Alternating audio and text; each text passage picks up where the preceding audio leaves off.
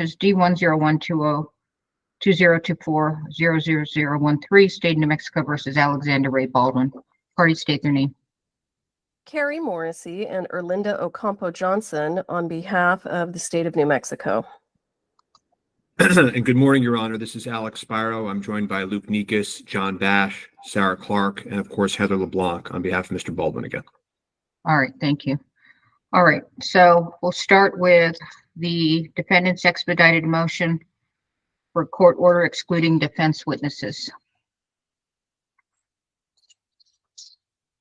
Go ahead. We have just one technical issue, which is Mr. Bash has not been allowed into the hearing. If he could be allowed in.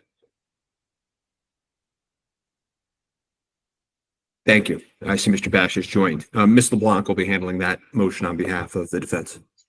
Thank you, Your Honor. And I will be arguing this first motion.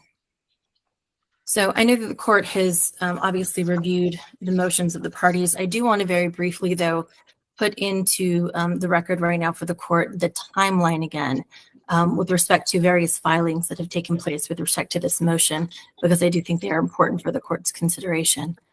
The first is that there was a deadline for witness list disclosure that was issued by the court, and that deadline was May 6th. On May 6th, both the state and the defense filed witness lists that added new witnesses. The state added 8 witnesses, and the defense added 9, and this was on the same day. Now, later this same day, the state inexplicably files a motion basically claiming that the defense has untimely disclosed these 9 witnesses and that we have been engaging in sandbagging by adding these 9 additional witnesses, again, keeping in mind that they had just added 8 of their own on the same day. Now, the defense does not reciprocate. We don't file any motions claiming that they've been sandbagging or that they've done anything improper, because both parties have in fact complied with the court's order and filed their motions by May 6th. Now on May 21st, we respond and we point out the absurdity of the state's position and of their request.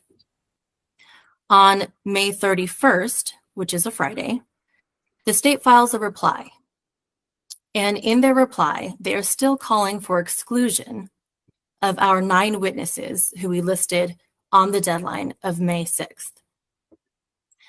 Now, at 6:52 p.m. on May 31st, that Friday, the state also files a notice of completion of briefing, which is basically informing the court that the matter is ready to be heard. There's no withdrawal of the motion. They are still maintaining their position and their request that our 9 witnesses should be excluded, the ones that we filed on May 9th. Now, at this point, the defense is aware that we have 8 days that were scheduled for trial. And with 8 days scheduled for trial, the state at this point has listed nearly 50 witnesses, and the defense had 26 that were listed on our list as well. Now, we know that there's no way that we could get through 76 witnesses in 8 days. It's not possible. And so trial is fast approaching, and so the defense recognizes we need to start preparing for trial. We need to start putting these resources where they need to go and be working toward trial rather than investigation. We have to switch gears. So acting in good faith and knowing the state's position with these motions that we've now filed and briefed over the course of the past month, the defense reviews the case and then makes a strategic decision that we can cut down our witness list significantly. And we proceed to file on Sunday, which was June 2nd, a written notice that we are withdrawing nearly half of our witness list. And so we consent to an exclusion of 5 of the 9 witnesses that the state has requested be excluded through their motion. And so we send a courtesy copy to the state of our notice of our intent to withdraw those witnesses, and we also send a new witness list to the state. Less than 3 hours after we sent those copies to the state, after the state now has this insight into defense strategy, and while the state had just hours before still been standing on their motion that our witnesses should be excluded, the state turns around and less than 3 hours later files an amended witness list, adding witnesses that they still have a pending motion to exclude. That motion is still pending, and yet they file an amended witness list adding witnesses that they are still seeking to exclude per their motion. The next morning, then, the state files a notice that they are withdrawing their motion. All of a sudden, there's no prejudice. All is well. All of these things that the state had declared to the court that they would suffer as prejudice by the defense's disclosure of these witnesses on May 6th is now no more. And in fact, they want to go ahead and add some of the witnesses to their own witness list. So we find ourselves, Your Honor, in the absurd position where the state has sought exclusion of witnesses by motion. And this is not through discussion. This wasn't correspondence through emails, through phone conversations where the state says, we think you should pull these witnesses. This is through motion practice. They have represented their position to the court, and they've represented their position to the defense. And they've notified the court, this matter is now ready to be heard because it is completely briefed. And yet within mere hours of getting a look at the defense strategy, the state tries to walk back their motion. Now, obviously, there are rules of criminal procedure that are in place. There are criminal procedure rules that govern time for filing, that govern various procedures throughout this process. And these rules presume that the parties will operate in good faith. They assume, in particular, that the prosecutors will follow their ethical duty, which is to seek justice rather than to simply secure a conviction at all costs. But however, there are times when rules are not sufficient, where perhaps the party is manipulating the court system. And in those times, the court has to look to other doctrines in order to ensure the integrity of the judicial system. And so we look for evidence of manipulation in the court system. And we can do that by looking at the first filing that the state had, where they moved to exclude the witnesses in this case. And in their motion to exclude, again, which was filed on May 6th, the same day that both parties filed their additional witness lists, the state lists out in details the prejudice that they will suffer. They say, even though we filed by the deadline, they point out to the court, there's only 8 weeks. We're only 8 weeks away from trial. The defense, by adding these additional witnesses, they don't have time to investigate this case.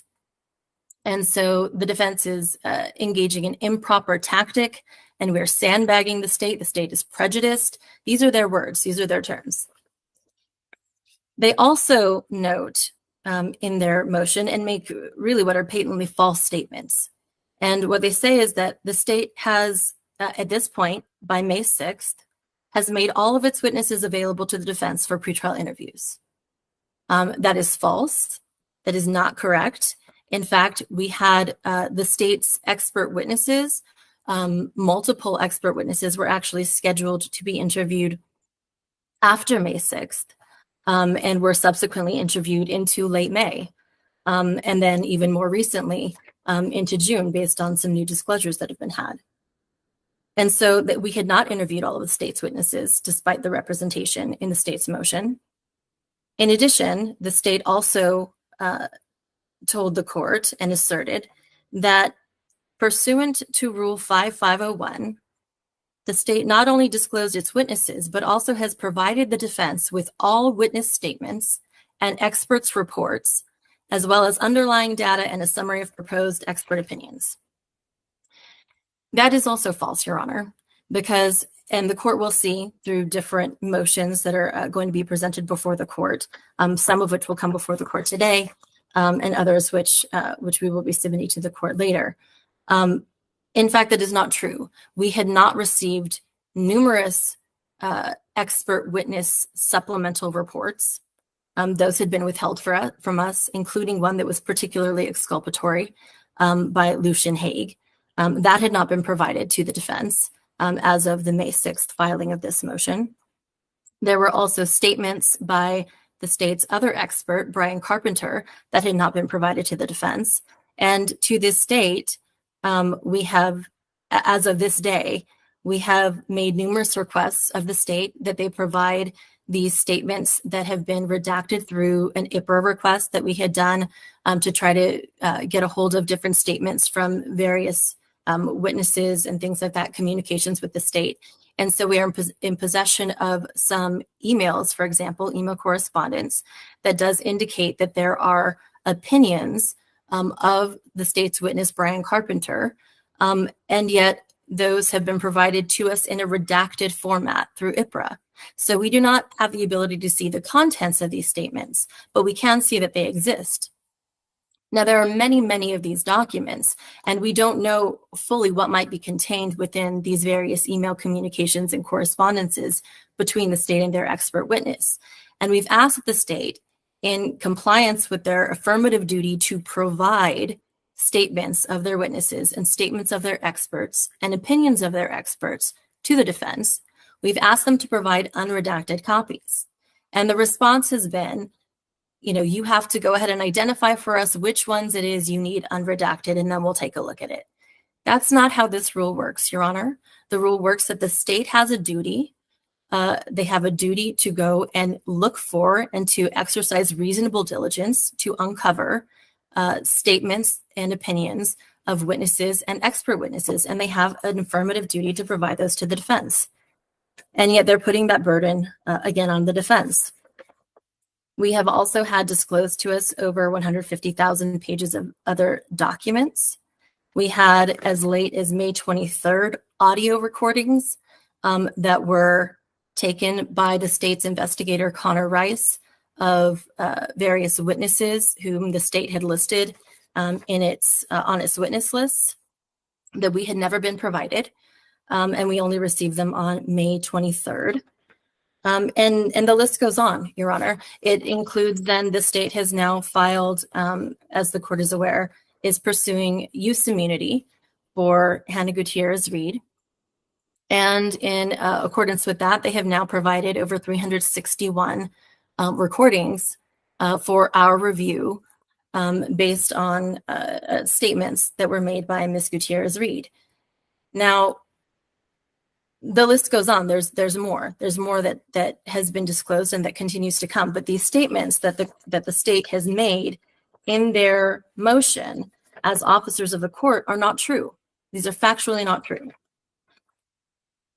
And so we are prejudiced. And this is why the doctrine of judicial estoppel would come into play, because this court needs to protect the integrity of the judicial process and prevent manipulation of the court system.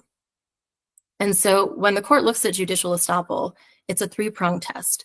The first two of which are part of the main test, if you will, and the third, while not necessary, is actually a part of the test that indicates that judicial estoppel is even more appropriate if that third prong is met. And so I'll go through those with the court now. The first is that the party against whom the doctrine is to be used must have successfully assumed a position during the course of litigation. The second is that the first position must be necessarily inconsistent with the position the party later takes in the proceedings. And then finally, while not an absolute requirement, judicial estoppel will be especially applicable when the party's change of position prejudices a party who had acquiesced in the former position. And so we'll start with the first prong. With respect to the first prong, Your Honor, the state has successfully assumed a position. The state took a position in a motion that witnesses should be excluded, and the defense, after full briefing of the case and in reliance on that position, the defense then conceded the state's the relief that the state had sought as to 5 of the 9 witnesses that the state was looking to have excluded. So the state was successful. In its motion, the state tries to indicate that that in fact a party must have already had the matter adjudicated by the court in order for there to be a successful position that was taken by the court. I'm going to go to the state's motion.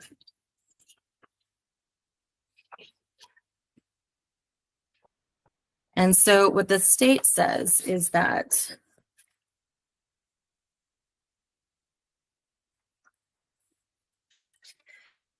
this must have already been adjudicated by the court in some way through some order by the court. There have been no arguments, is what the state says. The state says the record in this case is crystal clear. There were never any hearings or other judicial proceedings in which the state's initial motion to exclude certain defenses was adjudicated by the court. And therefore, their position is that that means that there was no, that we don't meet the first prong. However, that's incorrect, Your Honor. And if the court will look at the case that we cited, and it's Kuchan, which is a 2024 case, the site is 2024 NMCA 032. And when we look at this case in paragraph 14, the court notes that the respondent in that case did not successfully argue and therefore assume this position in a motion or at hearing. So the use of the word "or" clearly demonstrates that a party can assume a position either by its argument through a motion or also by its argument at a hearing. So it's either or. It doesn't have to be at a hearing. It can also take a position through argument in a motion. And this is further solidified through paragraph 16 of the same case. In paragraph 16, the court continues and states that the respondent could not be considered to have successfully assumed a position about the nature of the West Track until filing the motion for partial summary judgment. It doesn't say until argument of the motion. It says that upon filing of the motion for partial summary judgment, that is the moment at which the respondent could be considered to have successfully assumed a position. And that is what the state did in this case. They assumed a position in the motion that they filed, both the primary motion and then also their responsive briefing. They assumed they assumed a position. And they successfully assumed that position because the relief that they sought was granted effectively by the defense consent to that relief. The second prong, Your Honor, has, and I will actually point out the cases that the state cited for this principle. So that was the one that the defense cited. The state cited 3 cases in support of their proposal that that a motion has to be argued before the court and there has to be an order in order for there to be a successful assumption of a position. They cite O'Brien, they cite the Gabriel Vigil case, and then they cite a 2014 unpublished opinion, which is non-presidential. So I'll go over the 2 cases that are actually published case law. For O'Brien, in this case, this is a case where the court did apply judicial estoppel. And there did happen to be an order that was entered by the court. It was a pretrial order, but merely finding a case where estoppel was applied and where the court had entered an order does not indicate that the first prong can only be met where the court has entered an order, and that is not the holding of the case. It just so happened to be that in that case, there was an order that had been entered by the court, and therefore that met that part of the prong in the either or. So either in a motion or at a hearing. And so in this case, there was a hearing that was appropriate, but that does not say anything about the fact that one can also take a position through a motion. The Gabriel Vigil case, this one doesn't even deal with judicial estoppel. It actually involved the doctrine of collateral estoppel, which is a different doctrine. So collateral estoppel has a different test than judicial estoppel. And the purpose of collateral estoppel is to promote judicial efficiency and consistency, and the goal is basically to keep parties from relitigating issues from a previous suit. With judicial estoppel, we're talking about a purpose that has to do with protecting the integrity of the judicial process by preventing the parties from, and this is quotes from the various cases, from playing fast and loose with the court and ensuring that the party does not manipulate the judicial system. So in light of the fact that there is a 2024 case, which is the case that the defense cited, that precisely states that a party can assume a position pursuant to the first prong through motion alone, the question again is whether or not they were successful, and we submit to the court that they were. Now moving on to the second prong. The second prong says that the first position is necessarily inconsistent with the position that they take later. Clearly that is the case. Clearly that has been met. The state was first saying that there was prejudice by the inclusion of these additional witnesses on the defense witness list. The state's position was that those witnesses should be excluded, and now they have taken the exact opposite position, saying these witnesses should be able to be called by the state and there is no prejudice by their inclusion.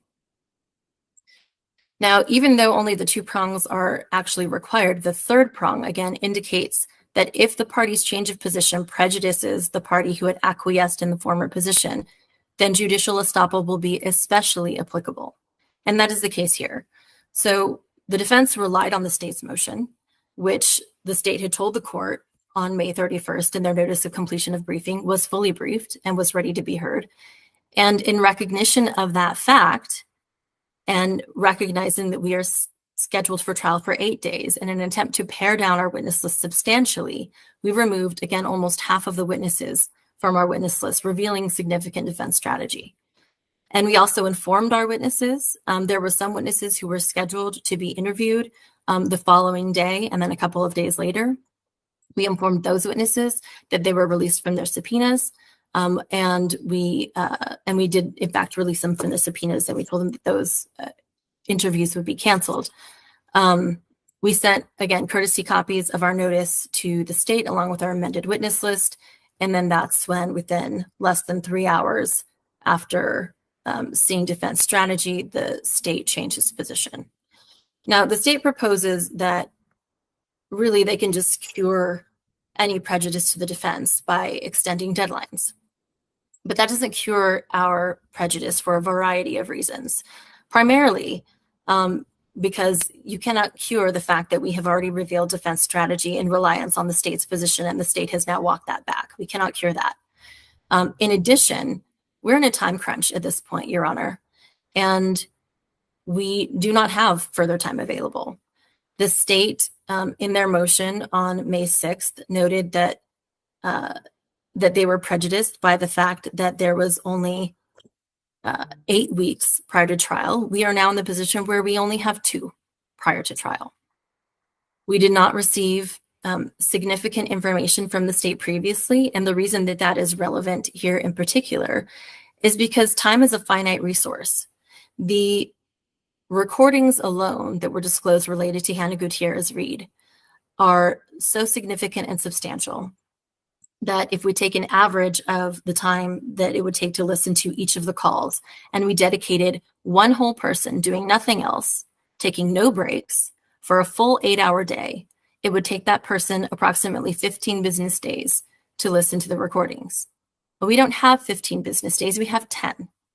And not only that, we also then have to look at the potential of having to interview Ms. Gutierrez Reed. So time at this point, Your Honor, is a finite resource, and the state is playing games to exploit that resource and to take time away from the defense where we should be spending our time in trial preparation.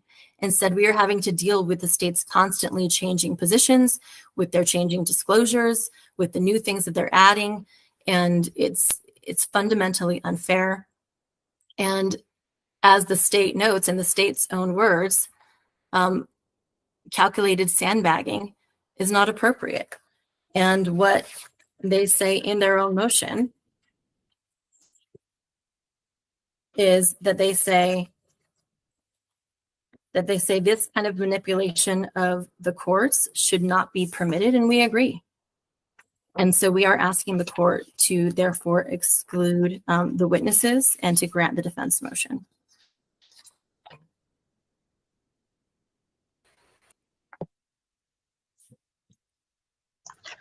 I have a couple of questions before I hear from the state. First, you talked about that you decided that you were going to limit your witness list, cut it down because you had to switch gears for trial preparation. The time for investigation was superseded by preparation. If I'm misstating that, tell me right now. No, Your Honor, that's correct. That is a big part of the consideration as well, which is why we were assessing our case in that moment to determine what needed to be done. And so you said that you made this strategic decision, and that, but I'm not clear, and that they know what your strategic decision is. Is it anything more than you eliminated a witness? No, Your Honor, we did not include any additional dialogue with the court or information in the pleadings, but again, we had pared down our witness list to almost half of what it was. And so I think that gives the state a pretty good idea of what we're going to be doing with the case. Okay. And so then you're talking about this sort of bait and switch is what you're saying, where on May 6th, they had a problem with your witnesses, and then on June 2nd, you took certain ones off, and then on June 2nd, they added 3 of the witnesses that you took off. And I'm not quite sure how that short time frame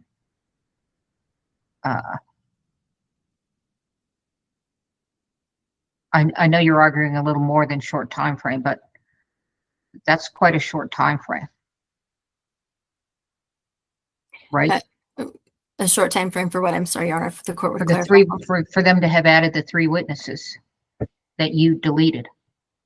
Correct. Yes, it was a quick turnaround. Right. That is correct. Within And hours. how do you explain that they have always added at the end any witnesses called by the defense, and that you had these individuals on?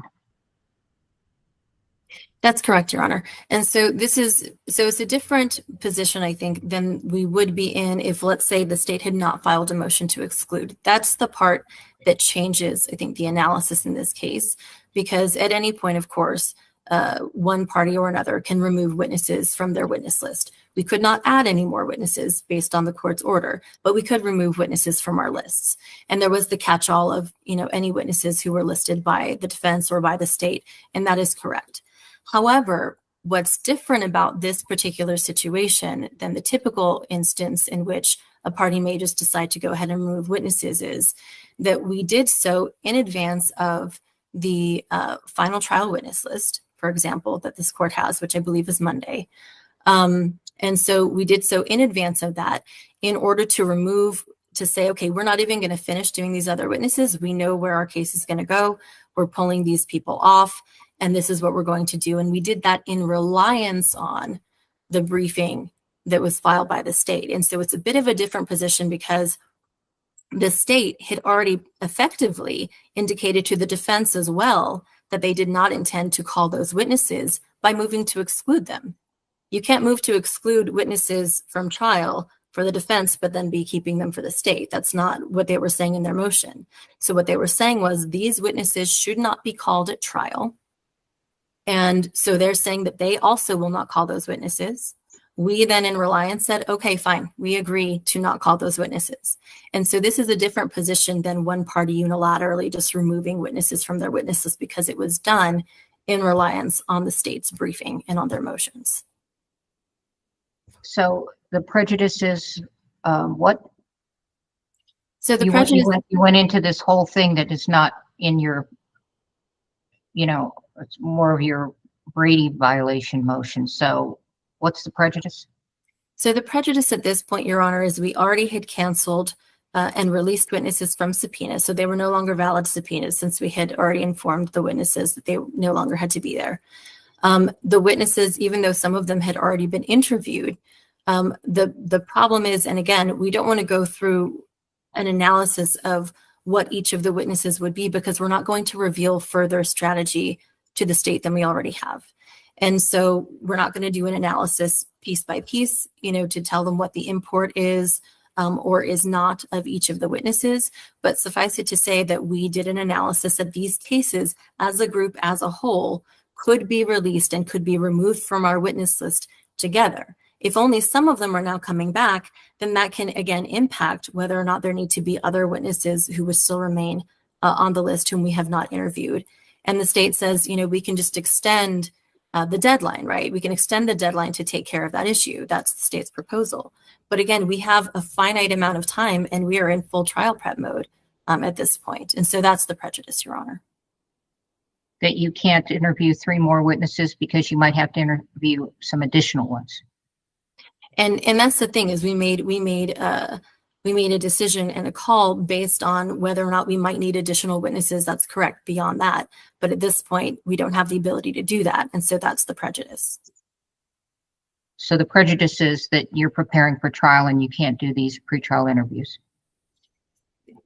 I'm trying to, you need to articulate it for me. Of course, absolutely, Your Honor. So that is certainly a part of the prejudice. And so it's multifaceted. So that is a part of the prejudice. The other part of the prejudice that is specifically related to the witnesses is in releasing or removing nearly half of our witness list. We also, again, some of these witnesses are interconnected. And so now we have removed 11 witnesses, and the state is now adding back piecemeal, which witnesses they want to put on. And it happens to be some of the ones that they had moved to exclude. Those are the ones who they've listed as being added. And so the prejudice is that it does impact our case and our presentation.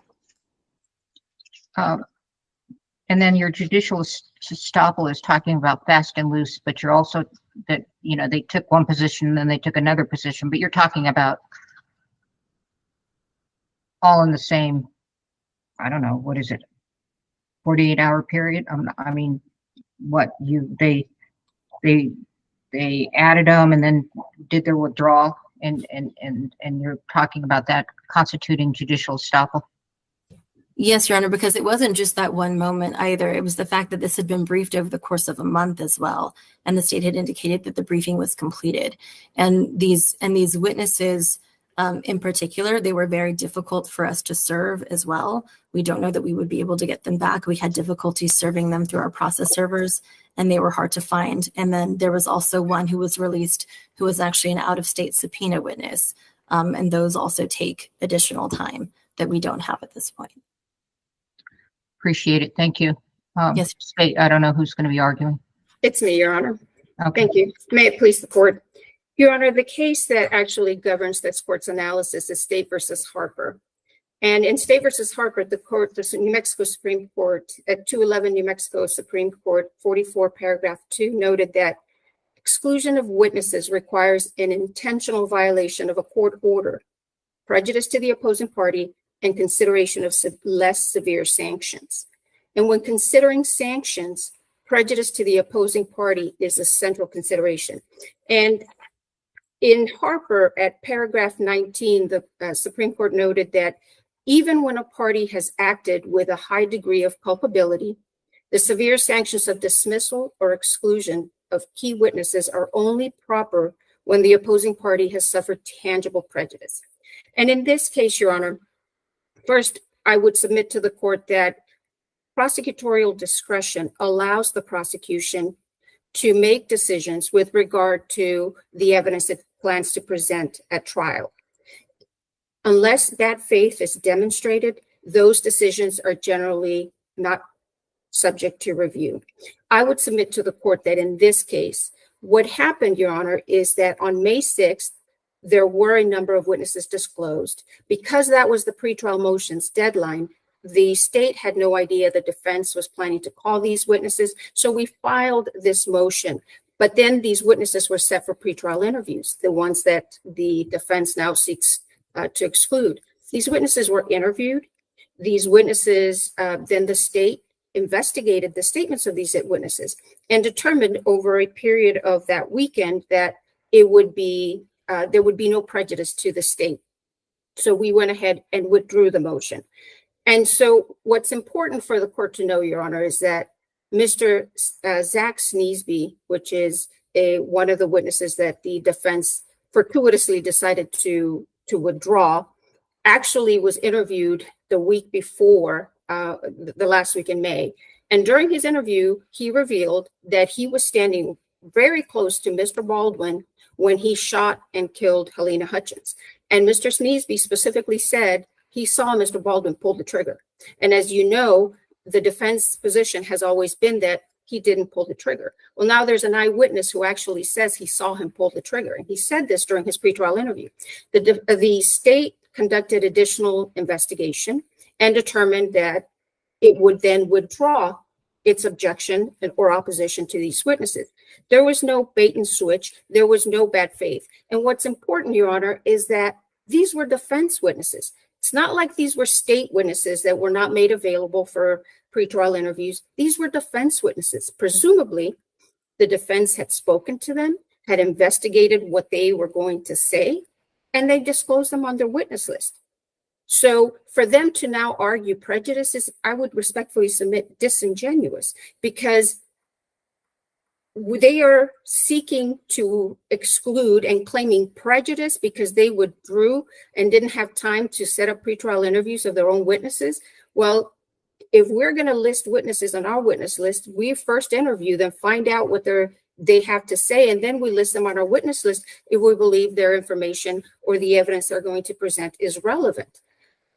On May 6th of this year, the state filed its witness list. The 45th witness, as the court noted, is any witness disclosed by defense, called as a witness by the defense, or listed on the defense witness list. The fact that the state then listed the witnesses the defense sought to withdraw on its witness list does not result in a violation of the rule, because we did, as the court pointed out, the 45th witness was any witness listed or disclosed by the defense. Your Honor, with regard to the prejudice, because before the court can impose the severe sanction of exclusion, the court has to find that there is prejudice. At paragraph 19 through 21 of the Harper decision, the court specifically stated, and I quote, "The requirement that any serious sanction against the state be conditioned on a finding of prejudice is well established in our case law. Prejudice must be more than speculative. Therefore, when discovery has been produced late, prejudice does not accrue unless the evidence is material and the disclosure is so late that it undermines the defense preparation for trial." These were defense witnesses, and that bears repeating. These were not state witnesses that the state suddenly disclosed a few weeks before trial. These were their own witnesses that the state put on the witness list on June 2nd. Therefore, Your Honor, under Harper, I would submit to the court that there has been no intentional violation of the court's order. In fact, there has been no violation of the court's order, and therefore the extreme sanction of exclusion is not justified. The state offered and continues to offer. We will agree to extend the pretrial interview deadline. If they wish to interview yet again, potentially their own witnesses, we have no objection to that. We have no objection to extending the pretrial interview deadline. And that would be the appropriate remedy in this case, Your Honor. With regard to the doctrine of judicial estoppel, I would submit to the court, Your Honor, that this is a doctrine that would not be applicable in criminal cases. And we cited to a case that could be analogous for that proposition, and that's State versus Arevalo. And that's 2002 New Mexico Court of Appeals 62 decision, wherein the New Mexico Court of Appeals refused or rejected the application of non-mutual collateral estoppel. And in that case, the New Mexico Court of Appeals, in citing Standifer versus United States, a U.S. Supreme Court decision from 1980, noted that the question whether the contemporary doctrine of non-mutual collateral estoppel basically is an unknown for New Mexico courts. Now, in New Mexico, with regard to criminal cases, the important interest in enforcement of criminal law and the public interest in the accuracy of justice of criminal results are not present in civil litigation. So what the defense is asking this court to do is to apply a doctrine from civil law to a criminal case. And we have different concerns, Your Honor. We have different concerns in a criminal case as we do in a civil case. And so as the court in State versus Arevalo rejected and refused to apply the doctrine of non-mutual collateral estoppel, this court must reject the defense invitation to apply this judicial estoppel doctrine to this criminal case. The state was not able to find any case where the doctrine of judicial estoppel was applied in a criminal case.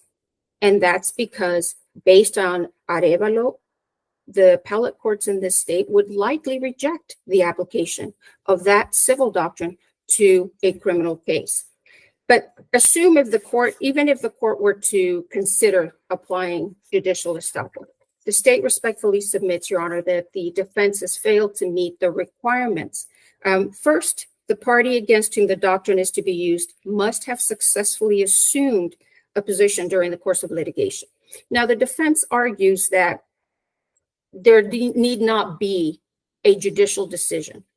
The state submits to the court that that is a prerequisite. And even the case that they cite to matter of state of Kuchan, at paragraph 14, the court specifically says, quote, under New Mexico law, a party successfully assumes or argues a position when the party takes that position before a judicial body, that position is at issue, and the party is ultimately successful.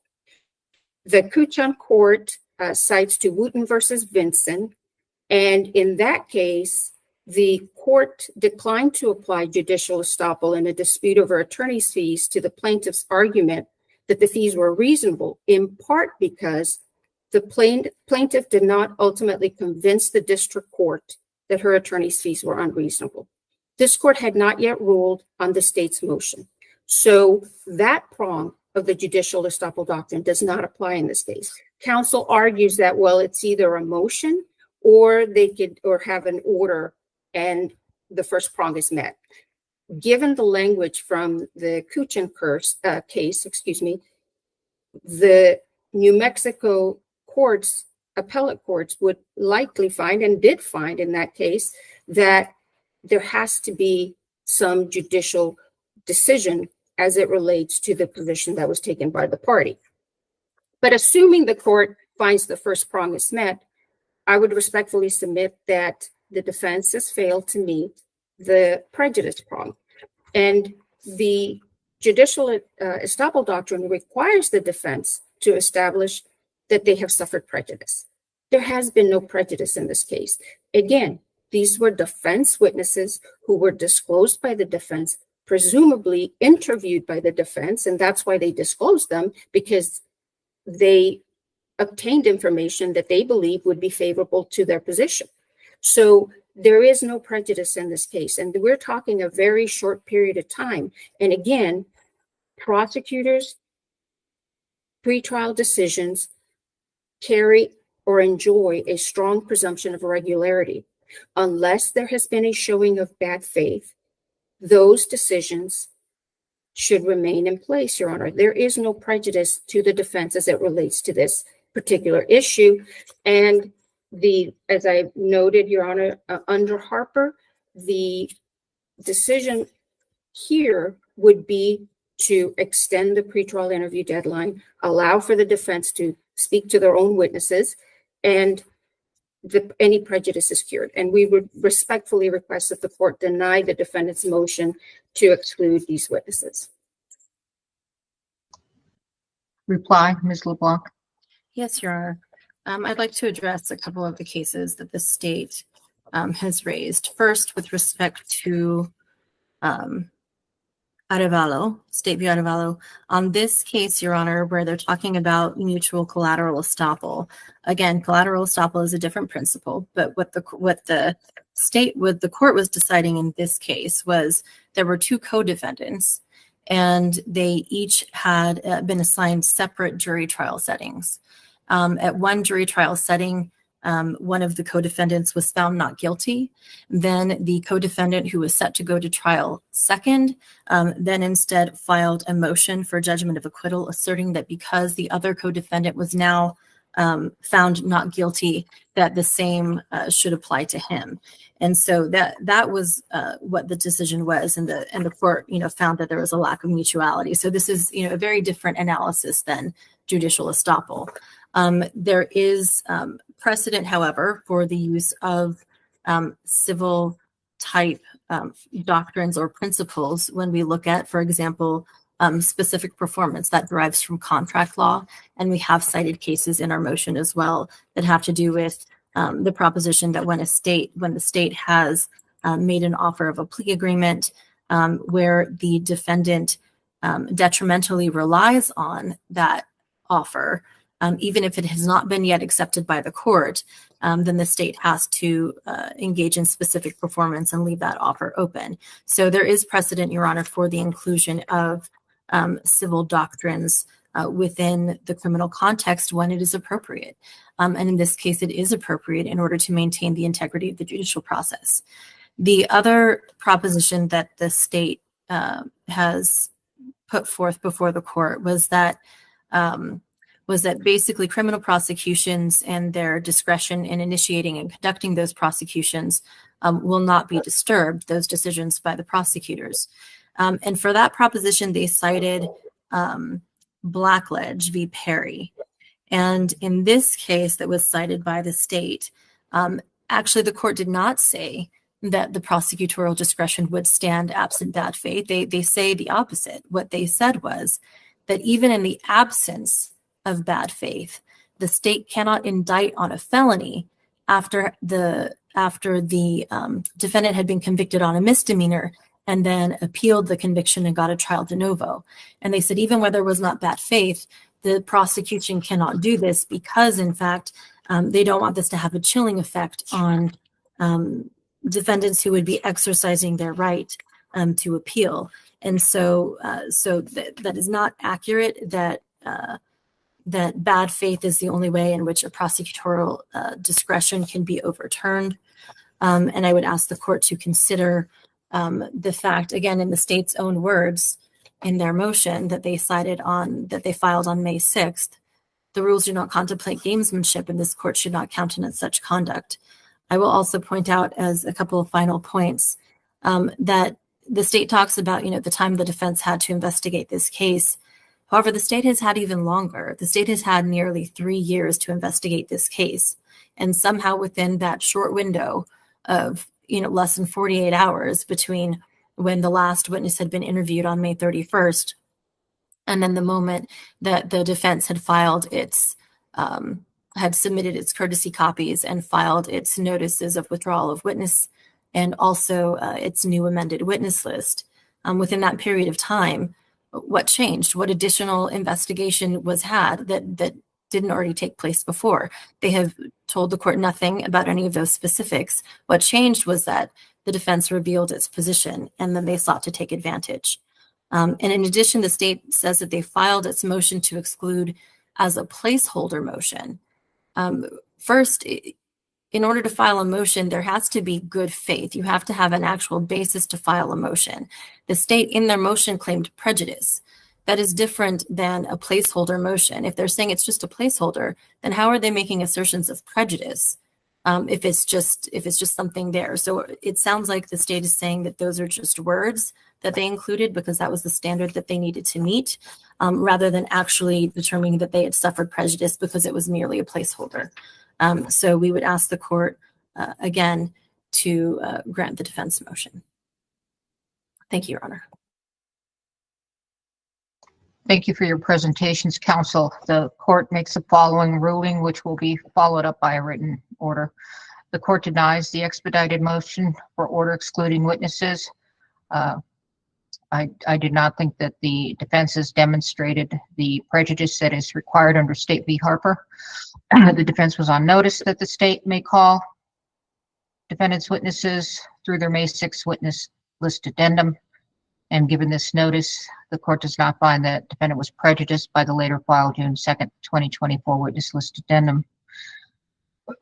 With respect to the judicial estoppel argument, that also is denied as part of this order because the doctrine is to prevent parties from playing fast and loose with the court by successfully arguing one position and then later adopting a position inconsistent with the first. And there, I don't think you've met the prongs of, first of all, they didn't successfully argue before the court, and also I don't think that there's the prejudice as contemplated by Hutchins. So you'll get these orders next week. All right, next up.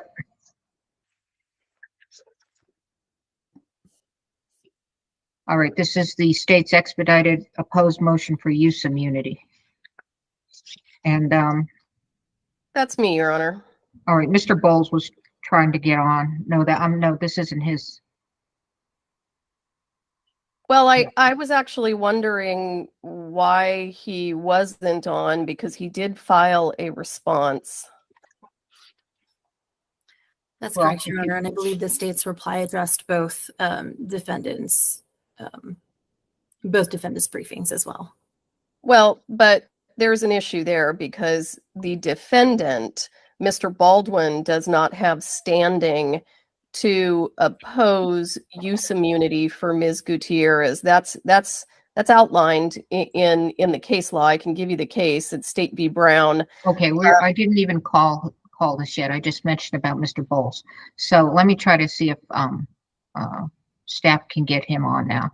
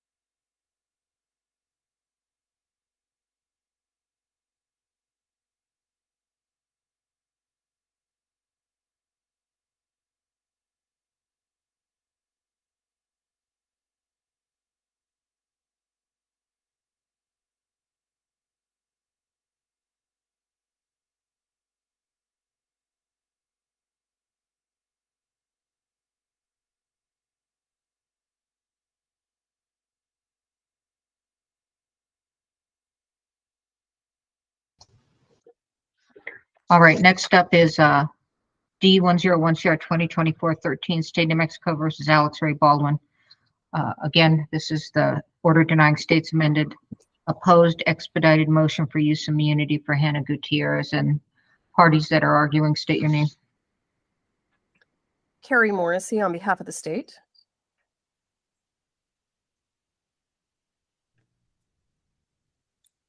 On behalf of the defense, it'll again be briefly Ms. LeBlanc, and I understand Mr. Bowles is on too.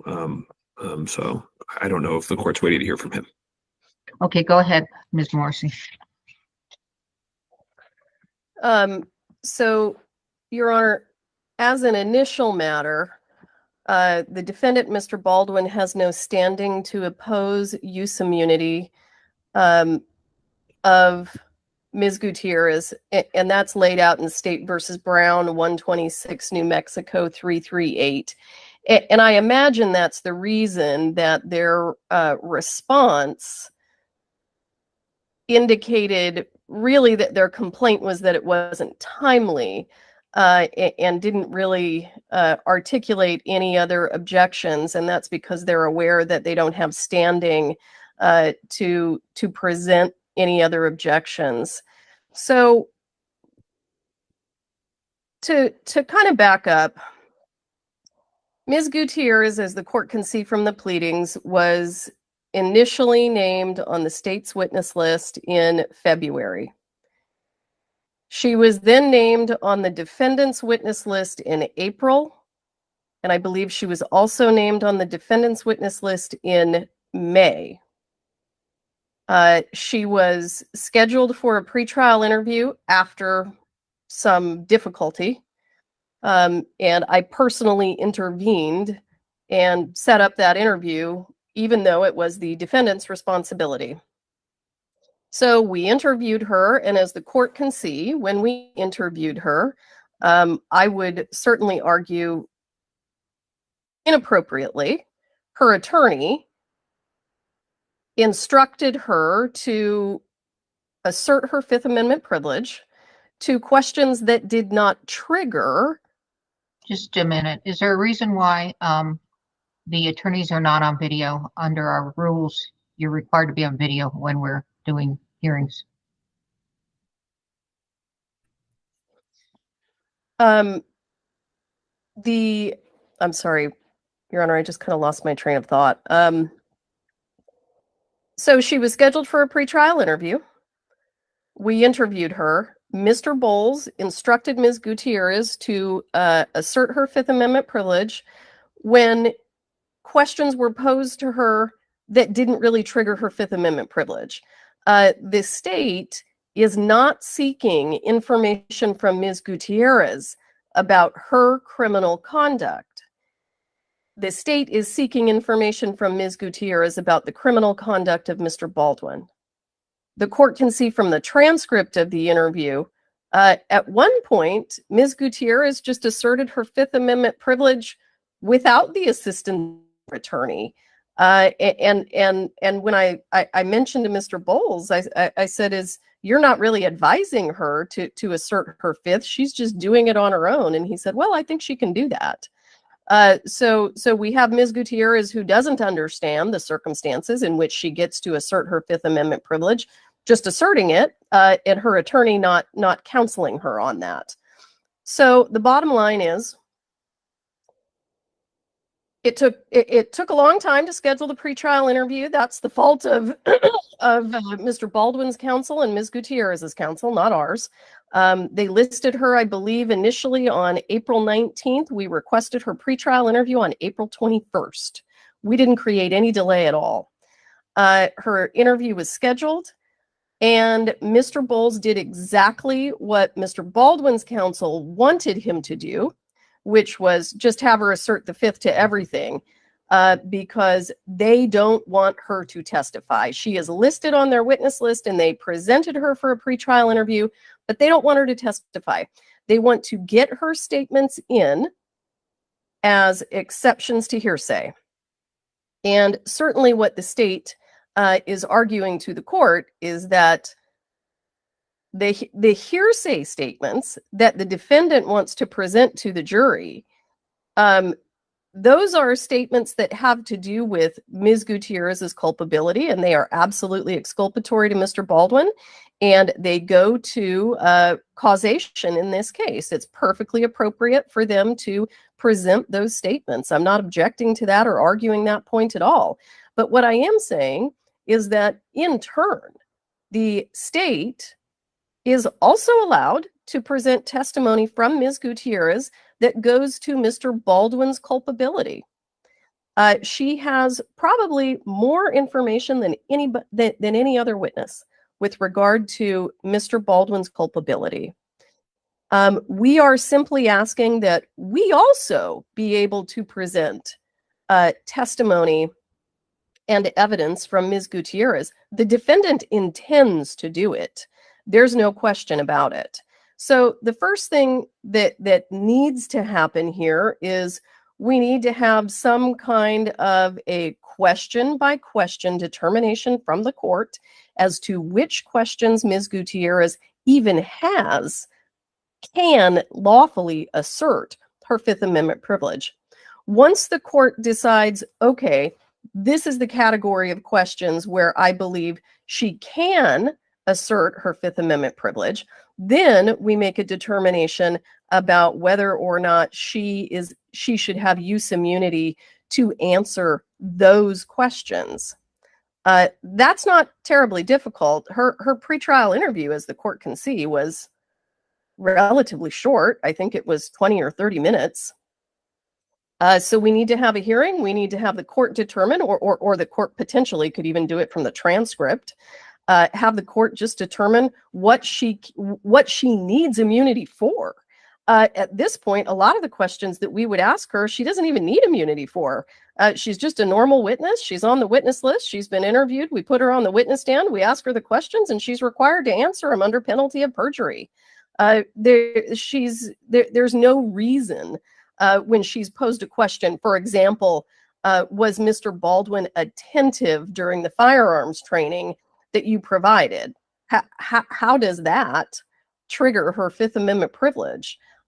What did your firearms training with Mr. Baldwin consist of? How does that trigger her Fifth Amendment privilege? So this is just something that we need to get ironed out so that the jury can have all of the information that the jury needs, that the jury is entitled to, and we don't create a situation where Ms. Gutierrez's statements only come in with regard to the exculpatory value they have for Mr. Baldwin. They also need to come in with regard to the inculpatory value that they have with regard to Mr. Baldwin. Thank you.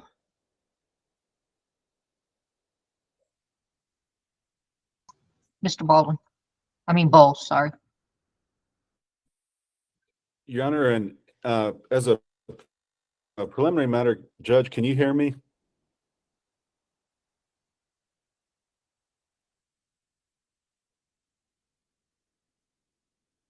Yes.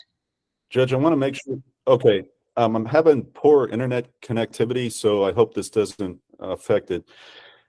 Judge, I want to start by saying that first of all, the assertion of privilege was on behalf of Ms. Gutierrez Reed, who wanted to assert her privilege. It wasn't on behalf of anybody else. She has a currently pending appeal, as this court knows, so she has a conviction that is not yet finalized, and the cases are very clear. She can invoke a privilege as to questions that may tend to incriminate her.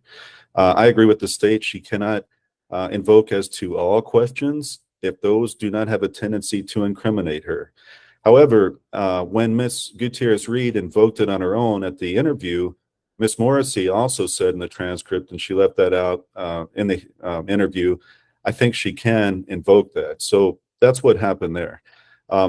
That was May 14th. Your Honor, preceding May 14th, on or about May 8th, it was a confusing situation because Ms. Morrissey had told me that on a Sunday, an email that she would stipulate to unavailability, or thought she would stipulate to unavailability, so that the statements can come in through that exception.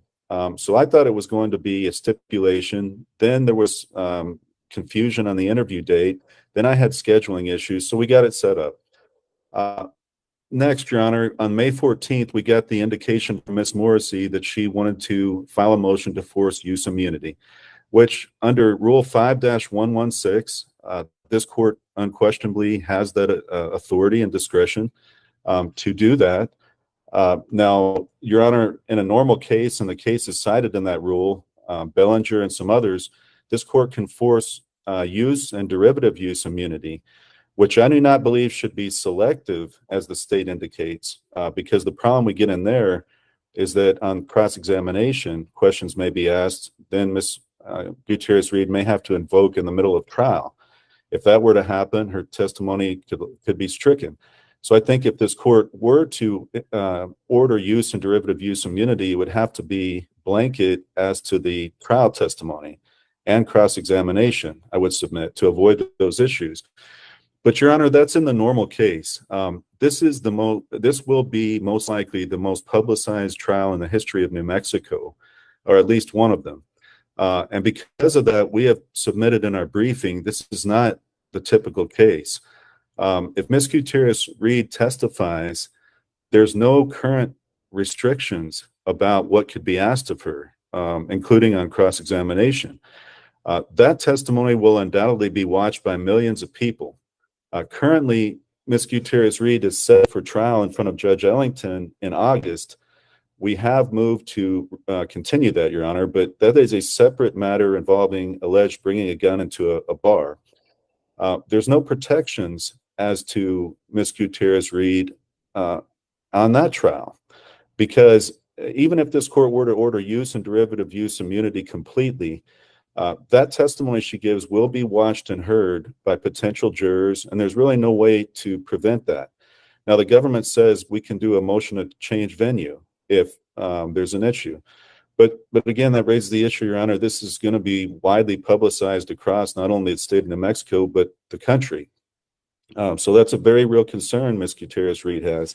She's also, and the state really didn't touch on the separate Ellington trial, Judge Ellington trial, but that is a very real concern of hers, that if she's asked on cross-examination questions related to that, it really imperils her ability later to defend herself in that proceeding.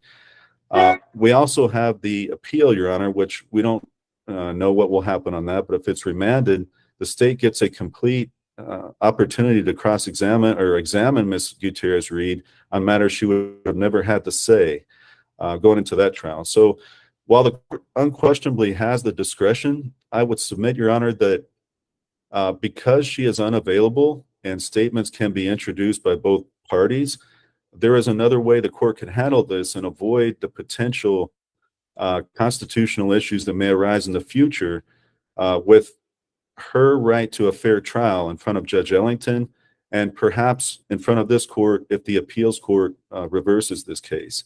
So I think there's another way this could be handled for the testimony to be obtained by both parties.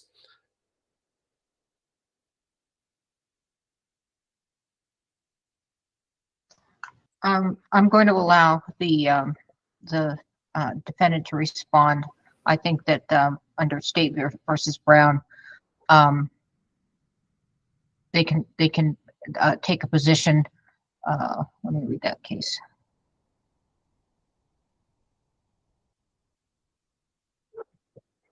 All right, so I think that you can oppose the motion, and I'm going to listen to it. Go ahead. Yes, Your Honor. So I will be brief. The issue that we have is with respect to the prejudice due to the timing of the state's request for use immunity. As the state has noted, Ms. Gutierrez-Reed was actually on the state's witness list as far back as February. She was also on the defense witness list. And the state could have made this application months ago because the situation is that Ms. Gutierrez-Reed did not testify in her own trial. And so there were no new statements that were available to the state after the trial that were not already available to the state for the past nearly 3 years. So they were aware of the situation. And they even, it sounds like from Mr. Bull's representations, the state even indicated that they were willing to stipulate to unavailability without taking her statement, which would have then, resulted in, the same position we would have been in without the grant of use immunity. But the state was aware of this. They were aware of this 50 witnesses ago. They were aware of this 3 years ago, and they had her listed. So at this point, the state now, as they're making all of these many numerous disclosures, they disclose us all of these, phone calls from Ms. Gutierrez-Reed, again, that we cannot possibly have the time to go through in advance of a pretrial interview of her, because what the state is indicating is they think she has much more information than the statements that have already been provided.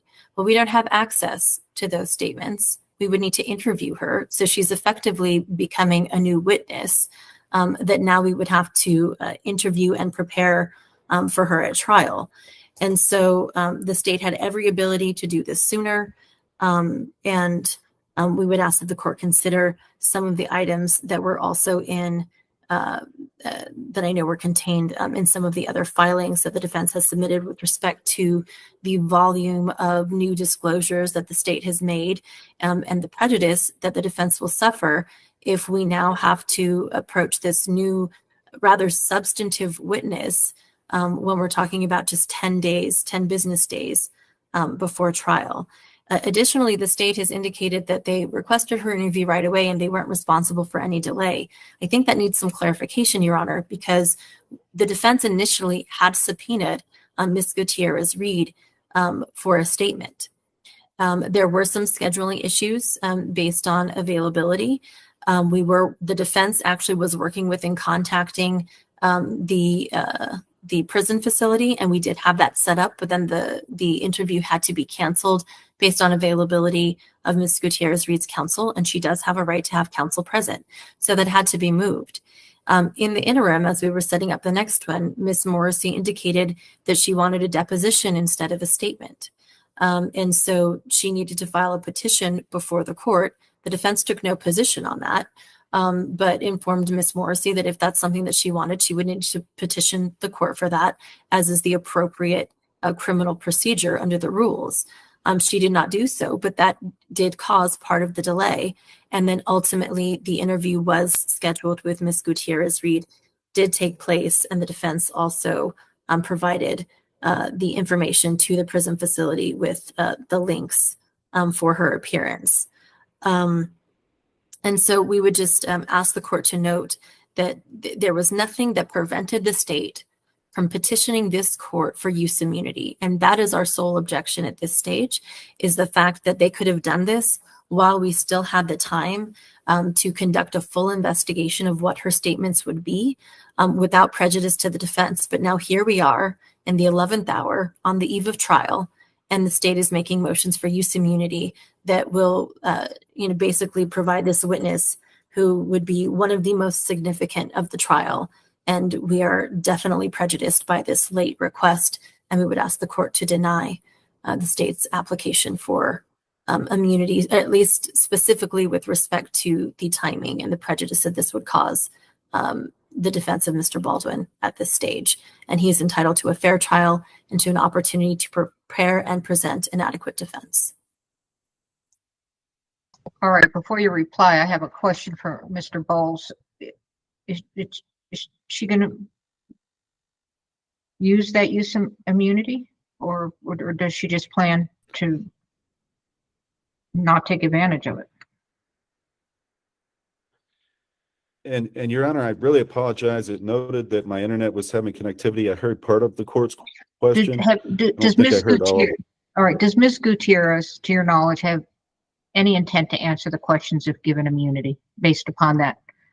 I mean, I'm looking at the interview. She didn't cooperate. Your Honor, she doesn't want to be cooperative in this case. I understand the court can order under use immunity, blanket use immunity testimony, but she does not want to answer the questions. Reply, Ms. Morrissey. Your Honor, if the court were to grant the motion for use immunity and Ms. Gutierrez were to refuse to follow the court's order, then she's held in contempt of court. Witnesses don't just get to refuse to follow the court's order. She refuses, she's held in contempt of court. We will be asking for additional jail time. That's how this goes.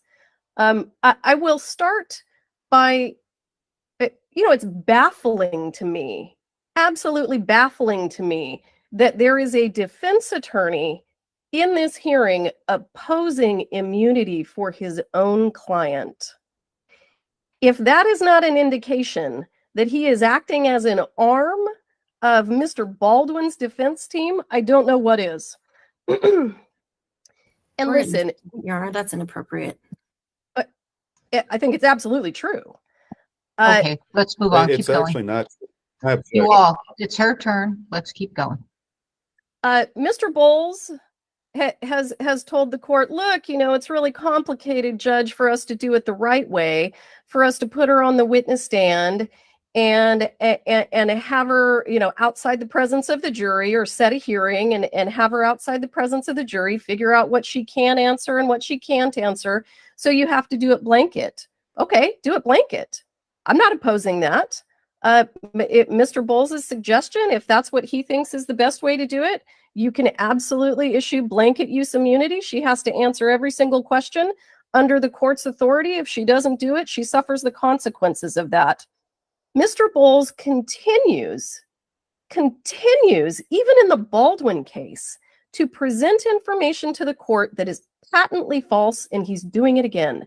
He is in this hearing telling this court that these lawyers, the defense attorneys and the state, are going to be able to ask any question of his client. Well, the rules of evidence only permit us to ask relevant questions of his client. Every lawyer who questions Ms. Gutierrez at trial will be subject to the rules of evidence, will be permitted only to answer appropriate, relevant questions, those questions that are determined by this court to be appropriate. The Ellington case is just a red herring. There is nothing about that separate case that is relevant to this case at all. I would be stunned if the court found otherwise. This is a completely different thing. It didn't have anything to do with her participation on the movie set. She was in the city of Santa Fe as just an individual. She wasn't working, and it's absolutely ridiculous. Not to mention the fact that Ms. Gutierrez has another case pending in front of Judge Ellington because of her own conduct. So we don't turn around and say, state, you can't use her as an incredibly important witness because she's got this other case pending. She has another case pending because she seems to have committed additional criminal offenses. That's kind of the way it goes. With regard to Mr. Baldwin's argument that there is prejudice based on the timing, let me tell you, Judge, I was not aware that I was going to need a motion for use immunity.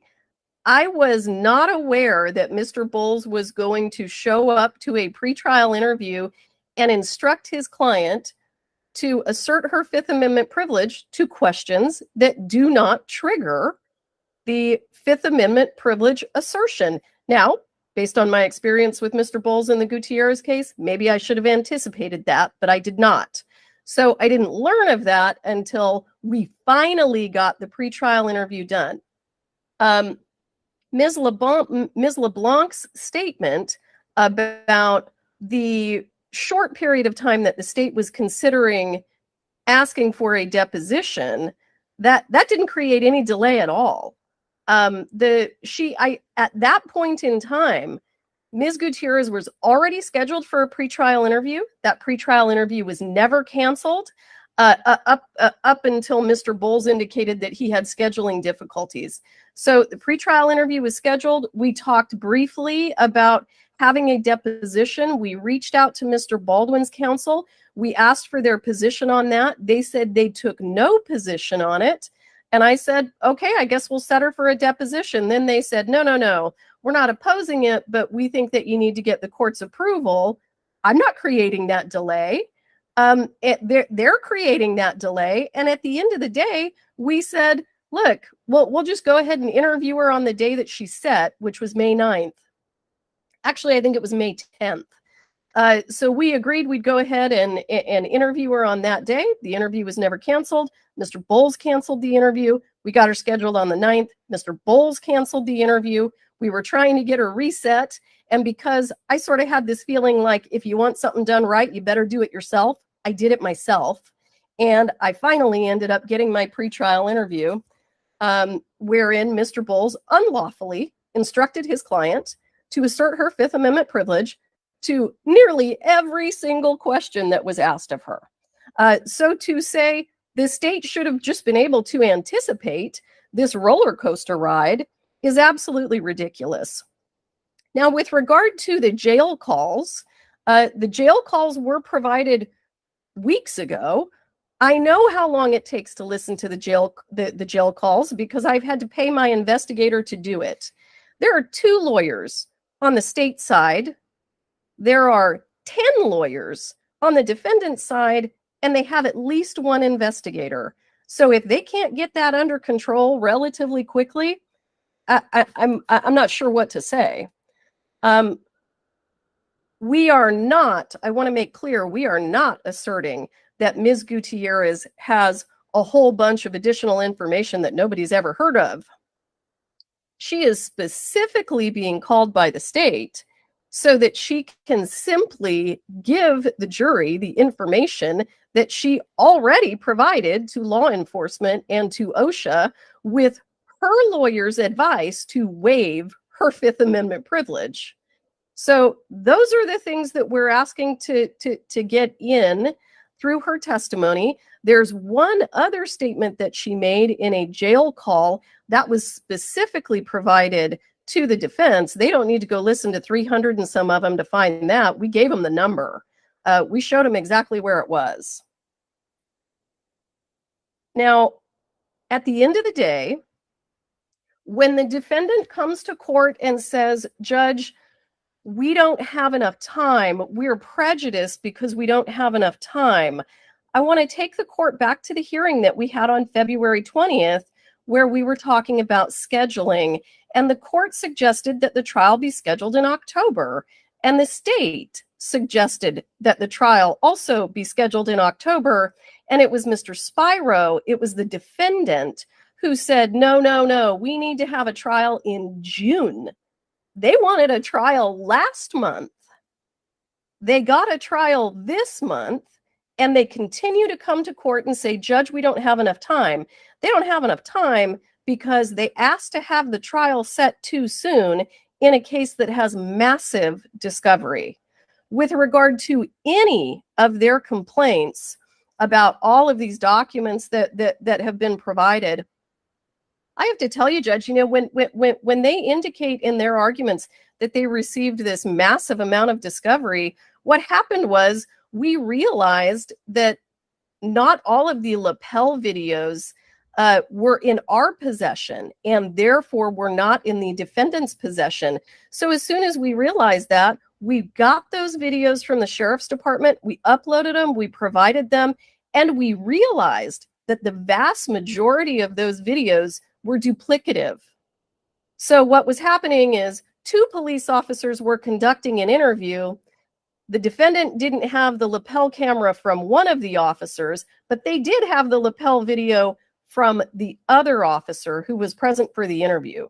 So a lot of their complaints about this stuff was coming in late, they're really over exaggerating any potential prejudice that they could have possibly had from any of that. And again, they asked for a June trial because of my objection. The court gave them a July trial when we were intending to have an October trial. So if they don't have enough time, there is a remedy. They can ask for a continuance. Thank you.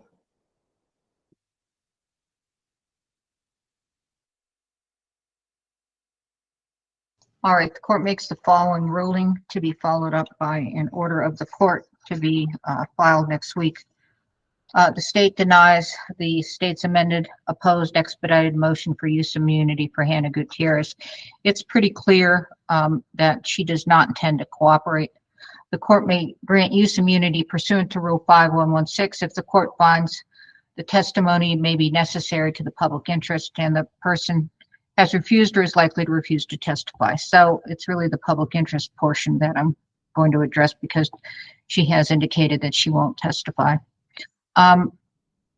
You've indicated that she possesses information about what she already told the investigators. I don't think that there is anything that, I mean, I haven't heard of anything that she might testify to that someone else could not testify to, even about her observations. Maybe, I mean, maybe the only portion is that talking about how Mr. Baldwin didn't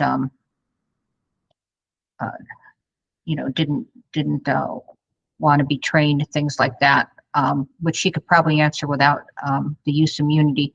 But, the state says, well, the simple solution after she refuses to answer, even though she's been given immunity, is that you can hold her in contempt. I'm not going to do a mini trial within a trial. And I think that when all is said and done, if she's going to be an unavailable witness, then we're at the 11804 evidence rule on unavailable witnesses. So I think you should prepare accordingly. If I could just ask a point of clarification. Yes. Given that the court is denying the motion, the state still can ask questions of Ms. Gutierrez that do not trigger her Fifth Amendment privilege.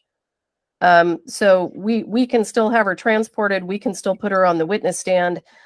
Does the court want to deal with what questions she has? She has the right to assert the Fifth to prior to trial, or do you just want to wait and do it then? Right. I mean, I'm forecasting based upon what Mr. Bowles is saying, based upon that interview, that everything is going to be a non-answer, and then there's the unavailability of the witness.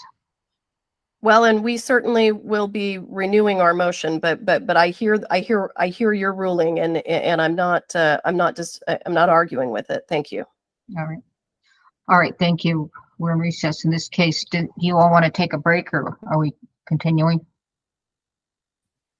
I see nods, but I don't know what that. I would like a break. Whatever's preferable to the court. Okay, we'll take a what time is it? 10. We'll be back at 11:15. Okay. Thanks. Bye-bye. Thank you.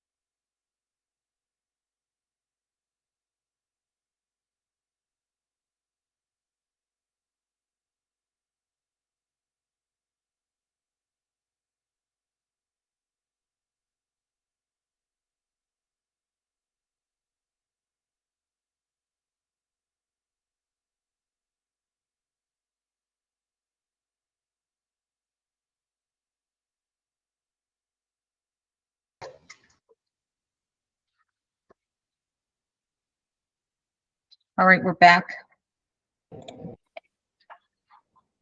I see that, I see that in Odyssey, the motion to dismiss indictment for destruction of evidence is listed twice. I think the first one is supposed to be the full and font. That's our understanding too, Your Honor. Okay, good. All right. All right, state's motion for in-camera inspection of joint defense agreement. State, the court is ready, state. Your Honor, at this juncture, I believe, this is Erlinda Johnson. At this juncture, the counsel for Ms. Hannah Gutierrez Reed responded that there is no written joint defense agreement. And so unless there is a written joint defense agreement, I think that moots the state's request for the court to inspect any joint defense agreement. So on the record, are you withdrawing your motion? Yes, Your Honor, but we would like confirmation from the defense that there is no written joint defense agreement. Well, notably I'm sorry. So confirmed. So confirmed. Okay, so confirmed. All right. So the state would be withdrawing that motion at this time. Okay, please prepare that paperwork. Thank you. All right, let's go into the full and font motion if we're ready. Are we ready? We are, Your Honor, and I will be handling that with the court's leave for the defendant. All right, thank you. All right, so the motion is, get my motions here.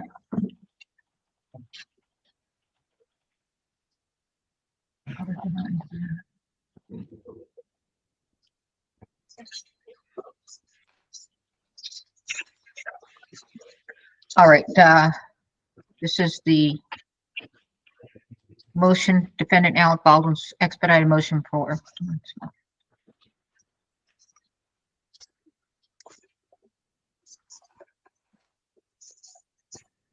motion to dismiss the indictment for failure to allege a criminal offense. Okay, thank you. Go ahead. Thank you, Your Honor. And I haven't appeared before you before. My name is John Bash. I'm one of the attorneys representing Mr. Baldwin, and it's a pleasure to be here. One bit of housekeeping before I begin. I know we have a motion later today that involves witnesses. If you had a sense of when that will be, we can go ahead and start notifying the witnesses to be ready at a certain point in time, if that would be helpful to the court. I believe after the lunch hour. This is probably going to take us to noon Mountain Time, this motion, or if it doesn't, we'll break at noon. And in other words, I'll call you back at 1, basically. Okay. Mountain Time. Thank you. Thank you, Your Honor. And with that, I'll begin. May it please the court. Yes. We have moved under Rule 5601D to dismiss the indictment for failure to state a crime. And our submission, Your Honor, is pretty simple. Under State versus Henley, which is the New Mexico Supreme Court's authoritative construction of the involuntary manslaughter statute, that's at 2010 NMSC 39. In order to convict a defendant of involuntary manslaughter under New Mexico law, the state must establish the defendant's subjective awareness of a substantial risk that his or her actions could cause harm to another person. It's a subjective standard. It differs in that respect from certain other recklessness offenses under New Mexico law. And our submission, the state, and I think we will show this, has abjured any ability to show that Mr. Baldwin had a subjective awareness of a risk that the firearm in this case was loaded with live ammunition. Without that essential piece, the state cannot establish the element of the offense. It's not a question, Your Honor, of evidentiary sufficiency. It's not a question of how different fact finders can view the facts. It's a logical, legal question. The state has said that guns kill people. That's true. They kill people when they are loaded with live ammunition. If the state cannot even allege the essential piece that he was subjectively aware of a substantial risk that it was loaded with live ammunitions, they cannot prevail. Now, Your Honor, there has been a dispute between the parties about the extent to which the state is bound by its factual assertions in the Gutierrez Reed trial, and I'm going to go into that in a little bit. But I don't think the court actually even needs to address that dispute. because the state's concession is on the face of the opposition that it filed to this motion. I direct the court's attention to pages 14 and 15 of that opposition. I think it was filed on May 21st. In response to our argument that they can't prove, and they haven't even alleged, that Mr. Baldwin was subjectively aware of a substantial risk that the gun was loaded with live ammunition, they don't say, yes, we can. And I'll get into this more in a second, but they say two things. They say, well, if he had done that, we'd be charging him with second-degree murder. That is a concession that they do not think he did that they cannot allege that, and they cannot prove that. Second, they point to a bunch of other stuff he did. And we'll talk about that, but none of that other stuff poses a danger to another person unless there's live ammunition in the gun. None of it does. They can't prove that element of the offense. They don't even claim to, and it's clear on the face of their opposition brief. So let me talk just briefly, Your Honor, about the full and font standard, because I know you're intimately familiar with it, but the parties have joined issue to some degree on what that standard provides. And the state's wrong about this, and I just want to clarify why they're wrong about it. The original full and font case back in 1995, as I'm sure the court knows, said there was a distinction between questions of fact and questions of law, and that a pretrial motion to dismiss under, I think back then it was 5601B, now it's subsection D, was only proper for questions of law. And the state kind of clings to this distinction between questions of law and fact. But critically, Your Honor, in 2016 and 2017, in the Pacheco and Platero cases cited in our brief, that's 2017 NMCA 83 and 2017 NMCA 14, the Court of Appeals rejected the distinction between questions of fact and questions of law. And you can see why. It's in any case where it's a question about the application of law to facts, you can always frame any particular issue as a question of fact or a question of law. So it's an unhelpful distinction. What the Court of Appeals said instead is take the undisputed facts in the case, whether alleged, whether the state stipulates to them, doesn't dispute them. Take those undisputed facts and ask, can the state on those undisputed facts satisfy the elements of the offense? And what the guidance that the Court of Appeals gave in Pacheco was that typically that inquiry will turn on this question. Can the state reasonably assert the availability of additional evidence to satisfy the elements of the offense? So it's no longer, Your Honor, an issue of whether it can be characterized as a question of fact or law. It's a question similar to motions to dismiss in the civil context of whether the undisputed facts show that the state cannot satisfy the elements of the offense. And just to tie the loop on that, the state suggests that mental state questions like recklessness, knowledge, intent can never be the subject of a successful full and font motion. That is incorrect. In the published 2013 decision in Moreta, which we cite in our briefs and is at 2014 NMCA 60, the Court of Appeals did an intensive analysis of the facts alleged by the state to determine whether a full and font motion should be granted on a recklessness issue. There it was abuse of a nursing home patient by a doctor. So it is just not true that mental state can never be the subject of a full and font motion. It is true that it rarely is, but you rarely have facts like this where the state doesn't even allege that the crucial link between action and someone getting hurt, that the defendant had subjective awareness of that crucial link. That's pretty rare, and that's why this case is different. So, elements of involuntary manslaughter. And I don't think the state disputes this point. Under Henley, and the Henley case says this twice on page 108 of the Pacific Reporter, the defendant has to have subjective knowledge of the risk, of the substantial and unjustifiable risk that his or her actions will cause harm to someone else. I don't think that's disputed in this case. The state can correct me if I'm wrong. Critically, that's different than the way recklessness works under a lot of other statutes of this state.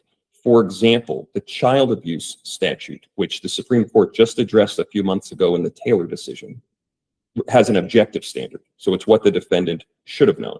That's not true on involuntary manslaughter. The Supreme Court has been very clear about this. It requires subjective knowledge. What did the defendant actually know about the risk? So just putting those two things together, the full and font standard and the elements of involuntary manslaughter, The state's position cannot work logically. On pages 14 and 15 of their opposition brief, in addition to numerous statements they made on the record in order to secure a conviction of Ms. Gutierrez, their position is that no one could possibly know that there would be live ammunition on this set. They do not intend to argue, if their briefs and filings and statements are to be believed, that Mr. Baldwin had any subjective awareness of a substantial, not just any risk, a substantial risk that that firearm was loaded with live ammunition. If not, they can't show that he was aware of a substantial risk that whatever he did, whatever they allege he did, could kill somebody or could harm somebody. Because a gun does not kill people unless it has live ammunition. It just doesn't work.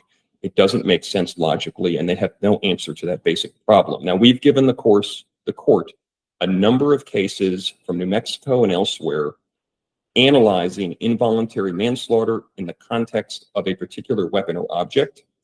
And although the postures were slightly different, the basic question was the same. Can these facts enable a reasonable jury to find involuntary manslaughter? And the courts closely analyzed the nature of the object. In one case, it was a knife. In one case, it was concrete, and what the defendant knew about the object, and found and analyzed it that way. And the same analysis has to be done here.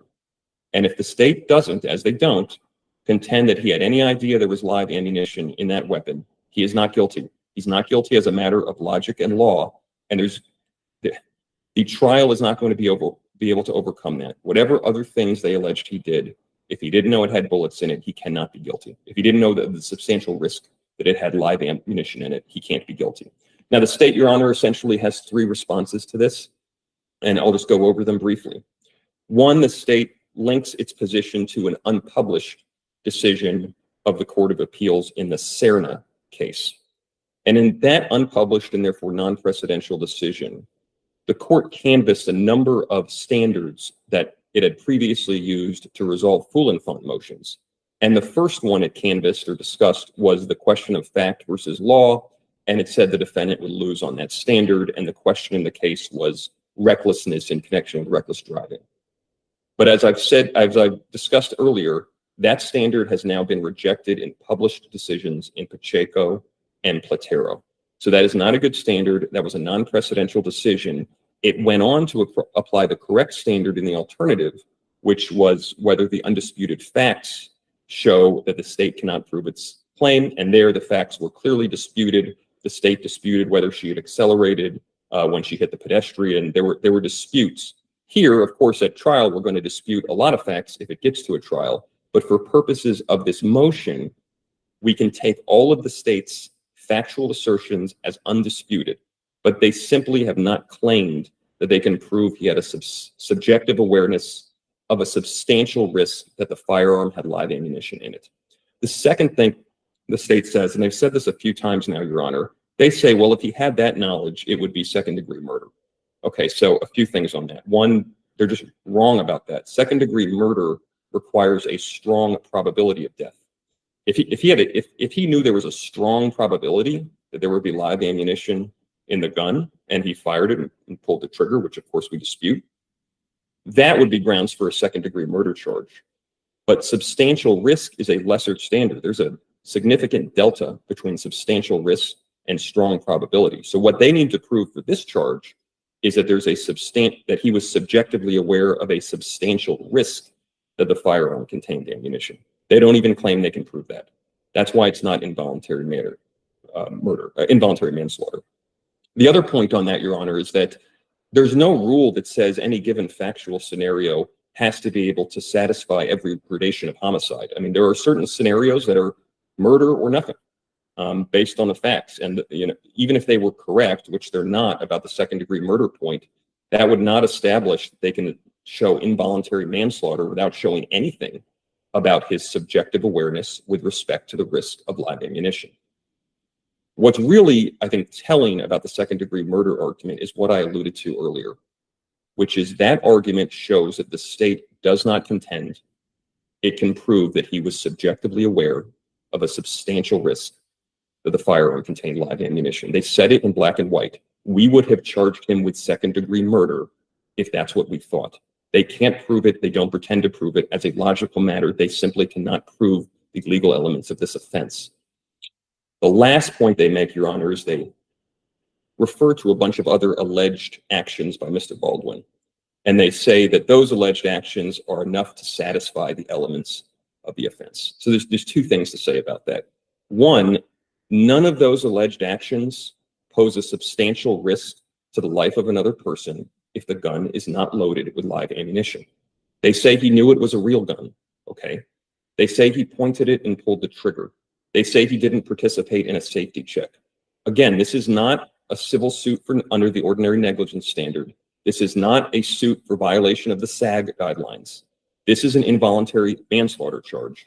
And under this state's law, that requires subjective awareness that what he's doing poses a substantial risk that it could kill somebody. Pointing and pulling a trigger when you have no awareness that the gun has live ammo in it, that there's no risk that it has live ammunition in it, does not pose that risk. Admittedly, this is an unusual case. Most people, when they encounter a gun in their home or somewhere, have reason to believe it might have ammunition, because ammunition typically goes with firearms. They're often preloaded with ammunition. In the typical defendant case, they're going to know that. But the reason the state won't allege that here is because it was a movie set, and this was a prop. And he was told by the people responsible for it that it was a cold gun. And the state told the jury, in order to secure a conviction of Ms. Gutierrez, that everyone on set believed it was empty. They told them that. They cannot come into this trial and say that he was subjectively aware. And to their credit, that's why they're not arguing that, because they can't. They know that's not true, and they know it would contradict what they said. So those are their three arguments. I want to briefly, and I just touched on it, talk about their prior representations. As I said, I don't think the court, to resolve this motion in our favor, even needs to get into that, because I think the state has effectively conceded in their opposition brief that they cannot prove that he was subjectively aware of a substantial risk that the firearm contained live ammunition. I think that's enough. But if the court does get into those prior representations, we've given the court a number of federal cases saying that it's a due process violation for prosecutors to take inconsistent views of the facts in two different cases arising out of the same event. Of course, there's exceptions if new evidence arises. For example, if they got an acquittal in the first case and they realized, no, we were wrong about that, we're going to take the jury's views to heart, and we're going to reassess our understanding of the evidence. That's not what happened here.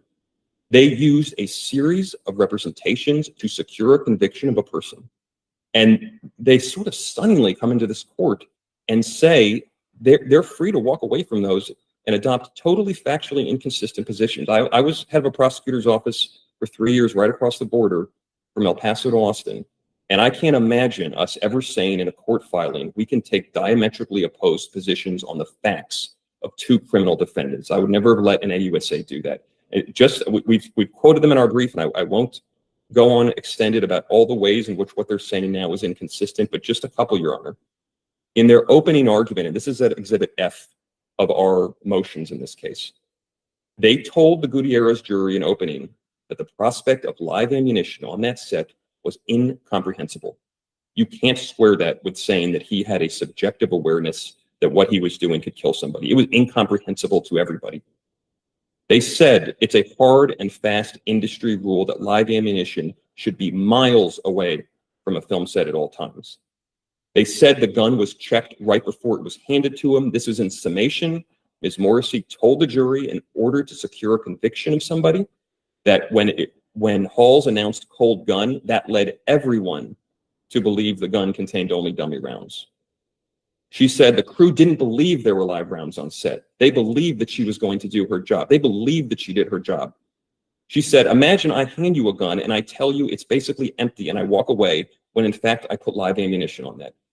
None of that is consistent with saying Mr. Baldwin had any subjective awareness that anything he did with that gun could hurt somebody else. It's totally inconsistent, and they should not be in the business of adopting factually inconsistent positions. Just a couple more, Your Honor, and then I'll get close to wrapping up my presentation because I know we have a lot to do on today. They've been inconsistent in other ways. In summation, the prosecution said it was completely foreseeable that Mr. Baldwin would manipulate the gun the way he did. But now they're saying that what he did was so out of bounds as to satisfy the standard of criminal recklessness. even though they said it was totally foreseeable on a movie set that he would do that. They said Ms. Gutierrez Reed had no supervisor when it comes to weapons and gun safety on the movie set. But now their claim is that Mr. Baldwin should have micromanaged her. At least I think that's their claim from these new producer theory allegations. So the state has been inconsistent. As I said, Your Honor, I don't think you need to go there because I think they've made clear on the face of their opposition brief that they will not try to prove that he had a subjective awareness of a substantial risk that the gun was loaded. They just don't think they need to prove that. And they said, well, we would have charged him with second-degree murder if that's what we thought we had to prove, or if that's what we thought he did. Two other quick ones. A lot of their brief, Your Honor, is focused on the SAG guidelines.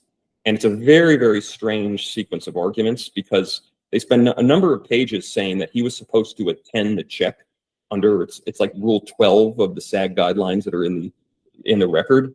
But I mean, if you just look at the face of this rule, it says the actor may attend the check. And if you look at the testimony they solicited from their own expert, Carpenter, at Gutierrez Reed's trial, he said this is just a dog and pony show, or it's to give a warm and fuzzy feeling to the actor. It's not necessary. And then you get about halfway through their brief, and all of a sudden they say, well, yeah, it's true. They don't actually require this. But this isn't a trial under the SAG guidelines. I mean, all that's right, but the SAG guidelines are totally irrelevant to this. I mean, whether he did the thing he can elect to do under the SAG guidelines has nothing to do with his subjective awareness that that gun in his hand could kill somebody. They also say, well, he's different than every other person on that set, every other producer, because he had the gun in his hand. He's not different in the respect that matters for this element, which is, did he know that the gun in his hand could kill somebody? If anybody on that set knew the gun in his hand could kill somebody, they would have said, oh, stop, this is crazy.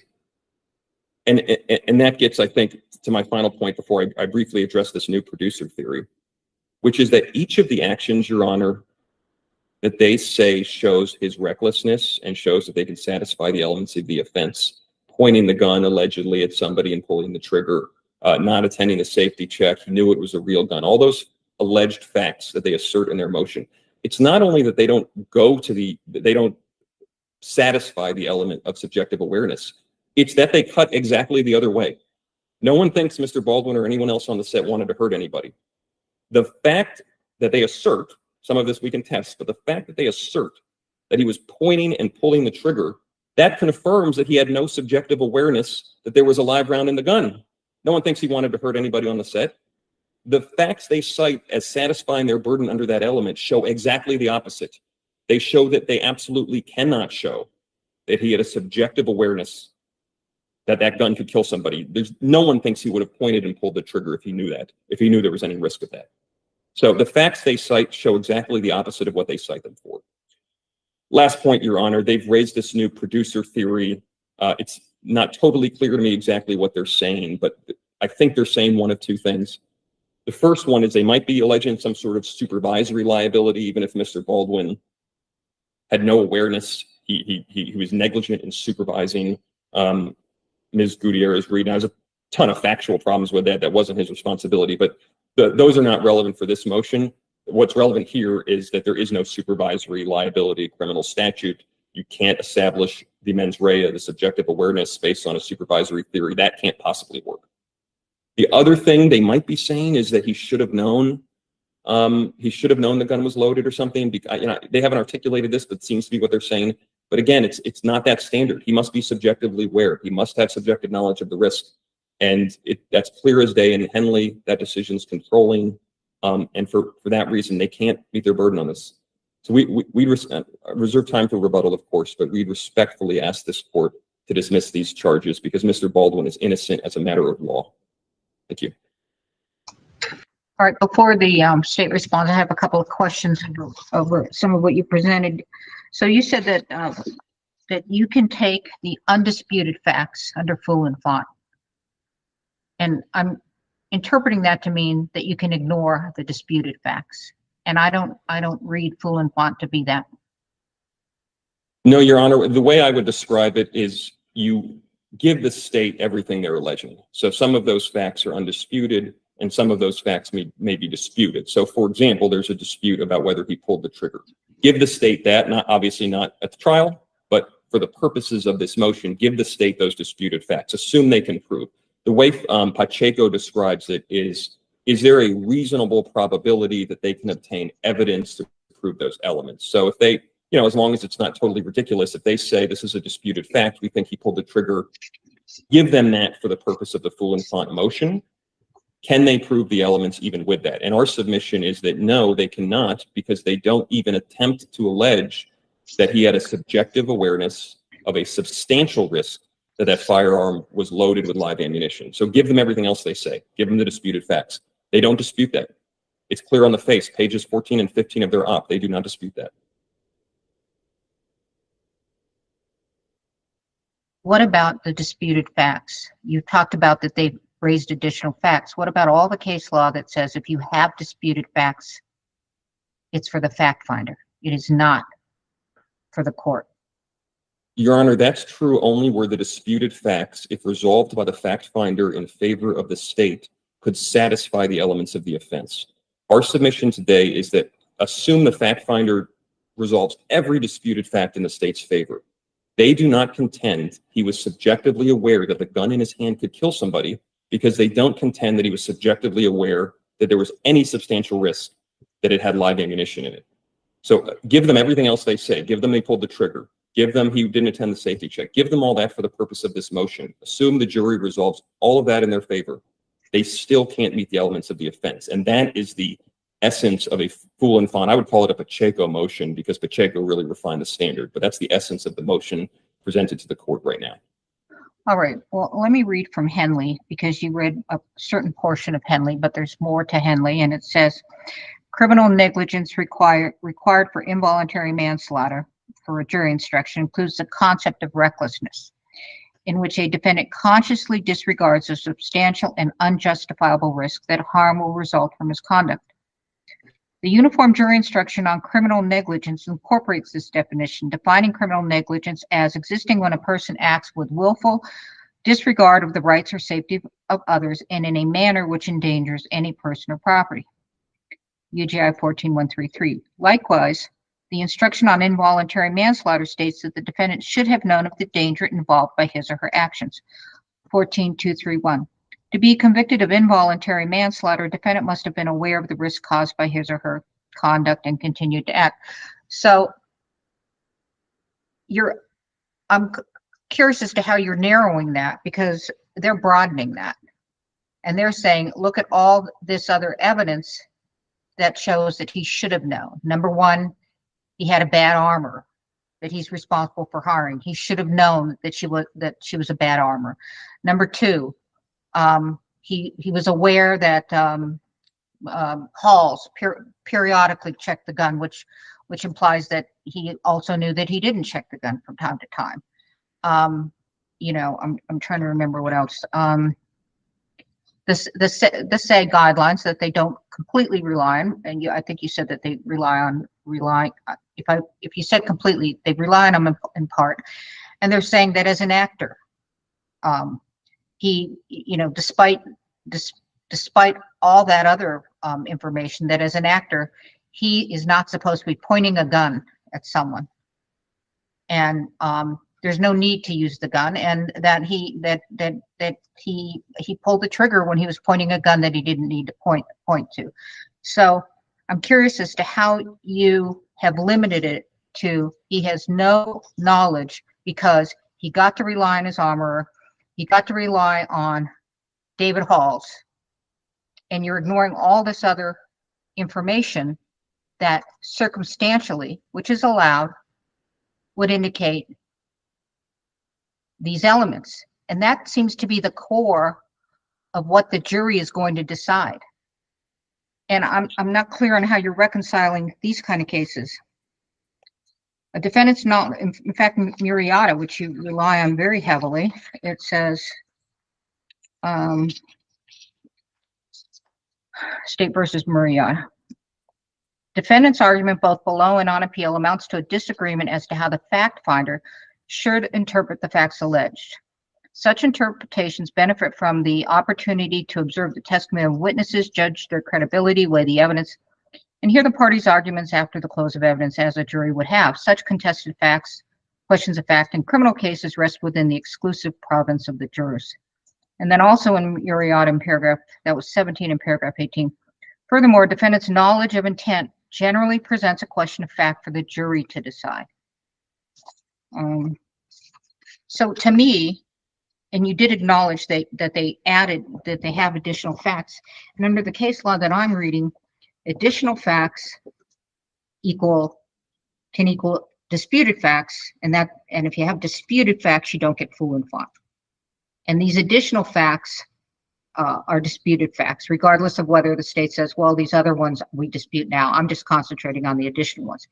And to me, it seems that this is at the core of whether the jury believes your facts about the armor and David Hall's and that he had every reason to be able to rely on them, and the state's alleged facts that he was a producer, he knew about, he should have known about the armor, all these things.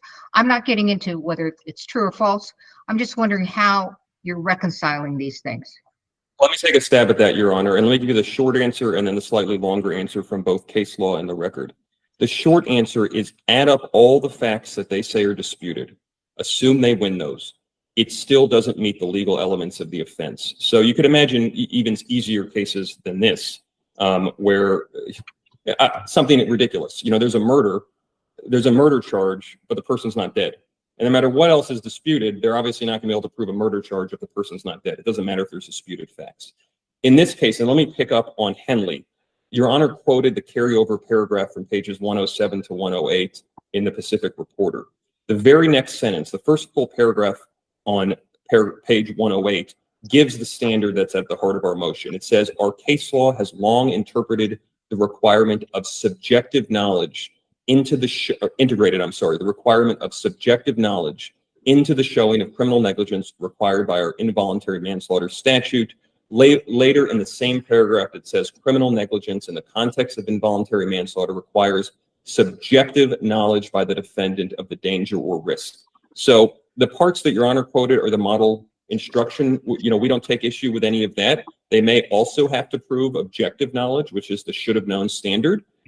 But the subjective component, whether it's an independent component or part of what willful disregard and conscious disregard means in this context, it's clearly a requirement of the statute. I don't hear the state to disagree with this point. I mean, they can read the case just as well as anybody, and I don't hear them to disagree that subjective knowledge is a requirement under the statute. Now, Your Honor asked about these different factual allegations, whether the Hall's check was insufficient and so forth. Our submission is that even if all those were true, just as a logical matter, if he is not subjectively aware of a substantial risk that there's live ammunition in that gun, and they don't allege he is, he cannot satisfy that element of the offense, because the only way that gun can kill somebody is if there's live ammunition in it.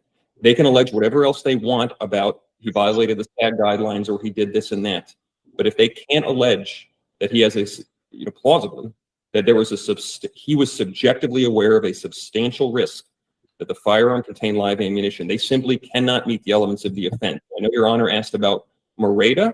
That case in the quote Your Honor presented says generally intent is a question for the jury, and we have no dispute with that. I mean, in most cases, recklessness, knowledge, intent, that's going to go to the jury unquestionably. But where this state cannot allege, does not even purport to be able to prove an essential link, namely that the defendant understood that his actions had a substantial risk of hurting somebody else, it should not go to the jury.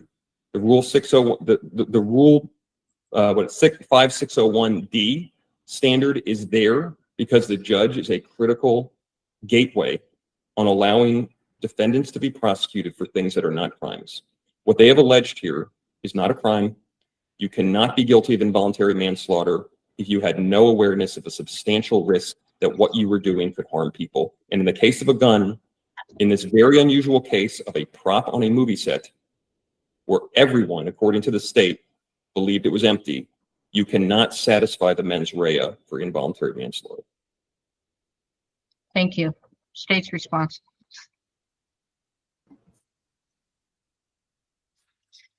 Your Honor, as a preliminary matter, I want to ask the court. I know that the defendant filed a request for supplemental briefing kind of along with a supplemental brief yesterday, and we provided our response to that at around midnight. Is the court permitting the additional briefing? I hear Mr. Bash arguing the law and the facts that are in the additional briefing. So I just want to know what I'm responsible for.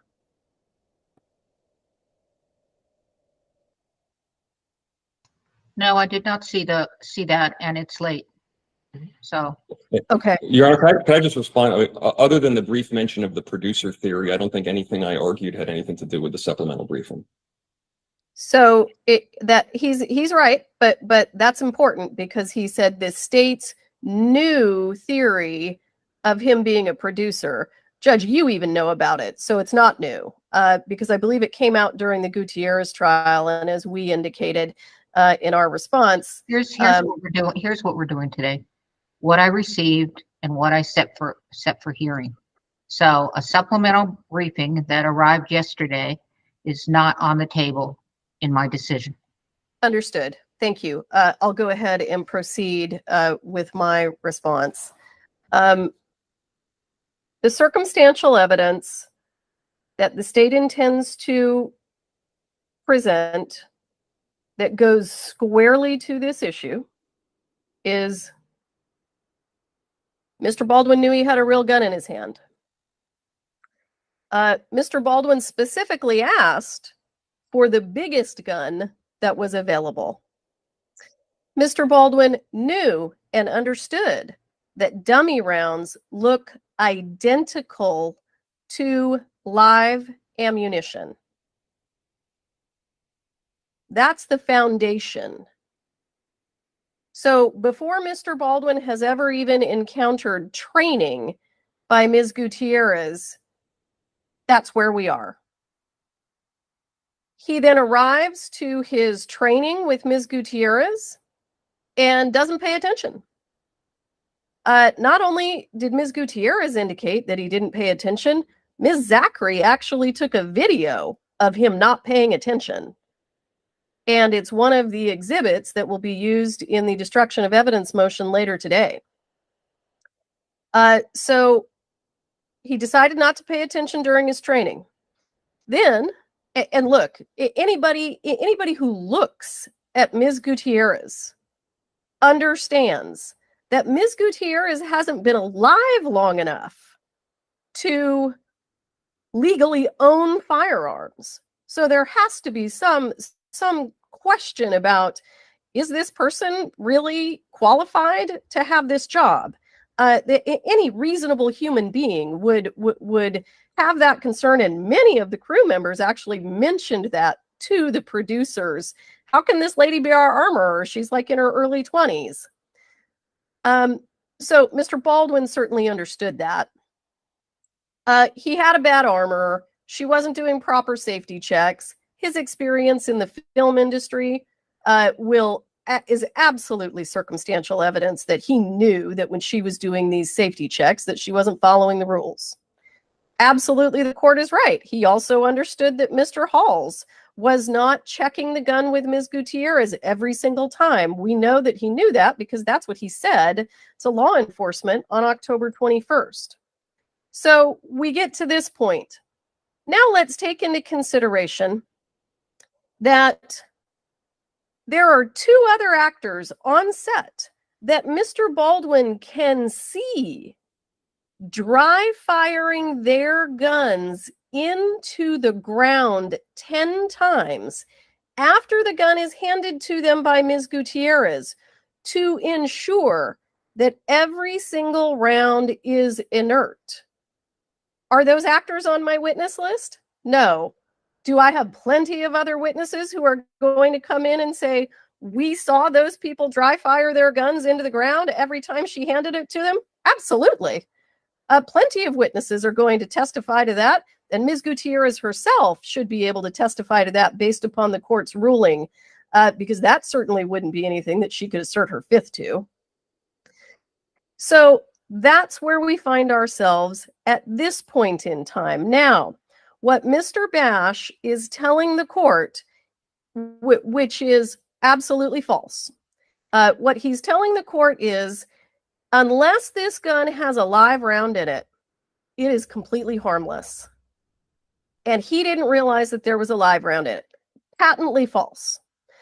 Mr. Baldwin himself, as I recall, had a conversation with law enforcement, and I may be wrong. I've read a lot of transcripts. He indicated an awareness that if he is handed a gun that has a blank round in it, but also has a barrel obstruction, that is fatal. That can kill someone and has historically killed people. I believe that that is the circumstance of the death of Brandon Lee that almost everybody who works in the film industry is familiar with. So Mr. Baldwin didn't necessarily have to know there's live ammunition in this gun. He had to understand that the gun is real. Real guns are dangerous. Dummies look exactly like live ammo. Even if there's not a live round on set and she put a blank in instead of a dummy and the gun had a barrel obstruction, Halyna Hutchins is dead. She's dead. And she's dead because he didn't participate in the safety check. And listen, we agree, and we have always agreed that under the SAG guidelines, which do not dictate New Mexico law, the SAG guidelines indicate that that is optional. He chose not to participate, and I'm sure that's a decision that he's grown to regret. So he chose not to participate in that safety check. Then he decided to point a gun at a human being, cock it when he wasn't told to cock it. We have plenty of video of him cocking guns when he wasn't supposed to, when he hadn't been told to, when the scene didn't call for it. And then, of course, he pulled the trigger, killed a woman, and seriously injured someone else. So that's the landscape, and the court is absolutely 100% correct. The defendant has spent pages and pages and pages and pages arguing, we don't agree. We don't agree to the facts. There are really no stipulated facts. The state isn't stipulating that in order for that gun to have killed someone, it had to have live ammunition in it. Everybody knows that's not true.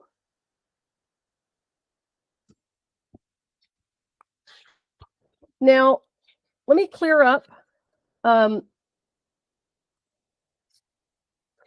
couple of other issues.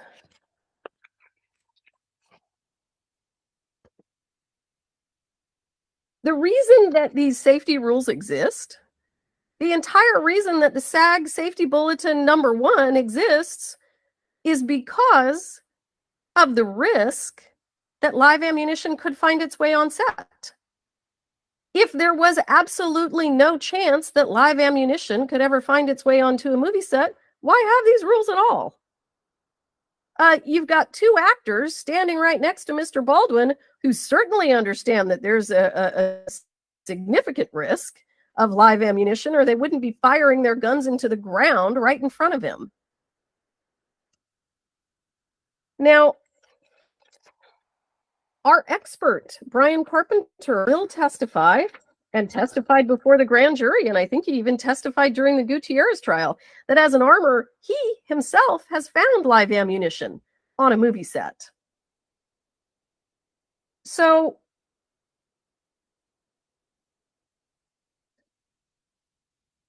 what Mr. Bash alleges with regard to the distinction between involuntary manslaughter and second-degree murder really, I don't think, gets him where he needs to be. If I am an actor and I have reason to believe that I understand that there is a substantial risk that there is live ammunition on a movie set, and I take that gun and I point it at a person and I cock it and I pull the trigger, that is second-degree murder all day long. We can argue about that all morning, but that's not going to change.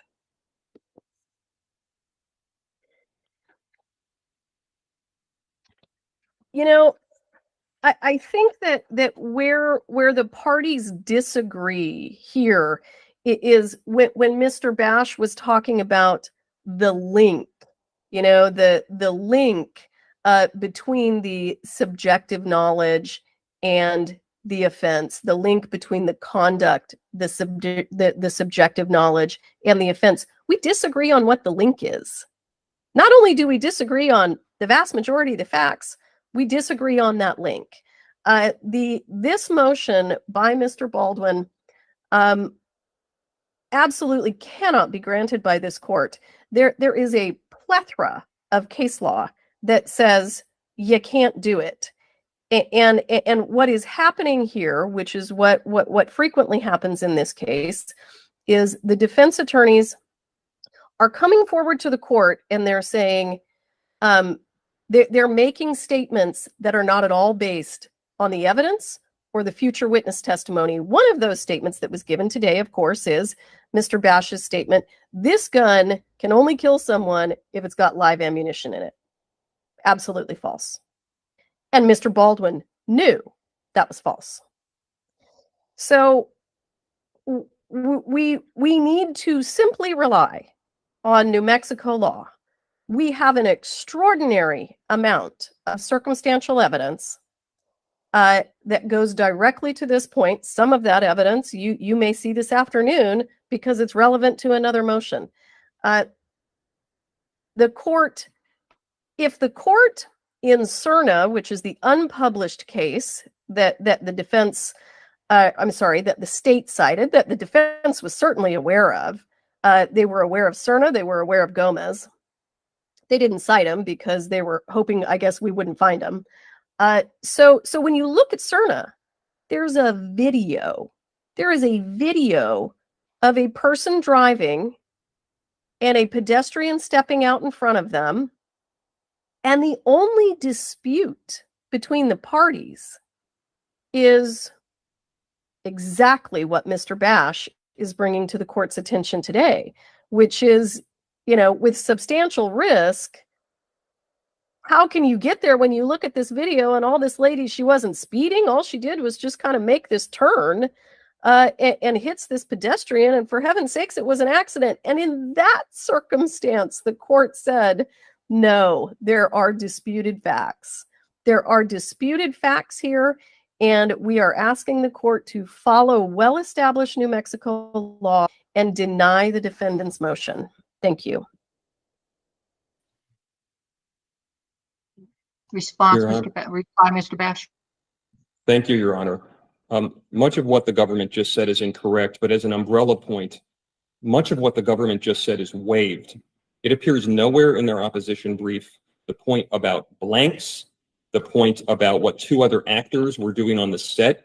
There's been a lot of sandbagging in this case. It's not proper for when we make an important dispositive motion, the state not to present those arguments in their written submission and then to debut them for the first time at argument. The arguments are wrong, and I'm happy to address them, and I will in a second. But a lot of the points you just heard are not found in the brief of the state, and that you can't raise something, an oral motion, for the first time without previewing it.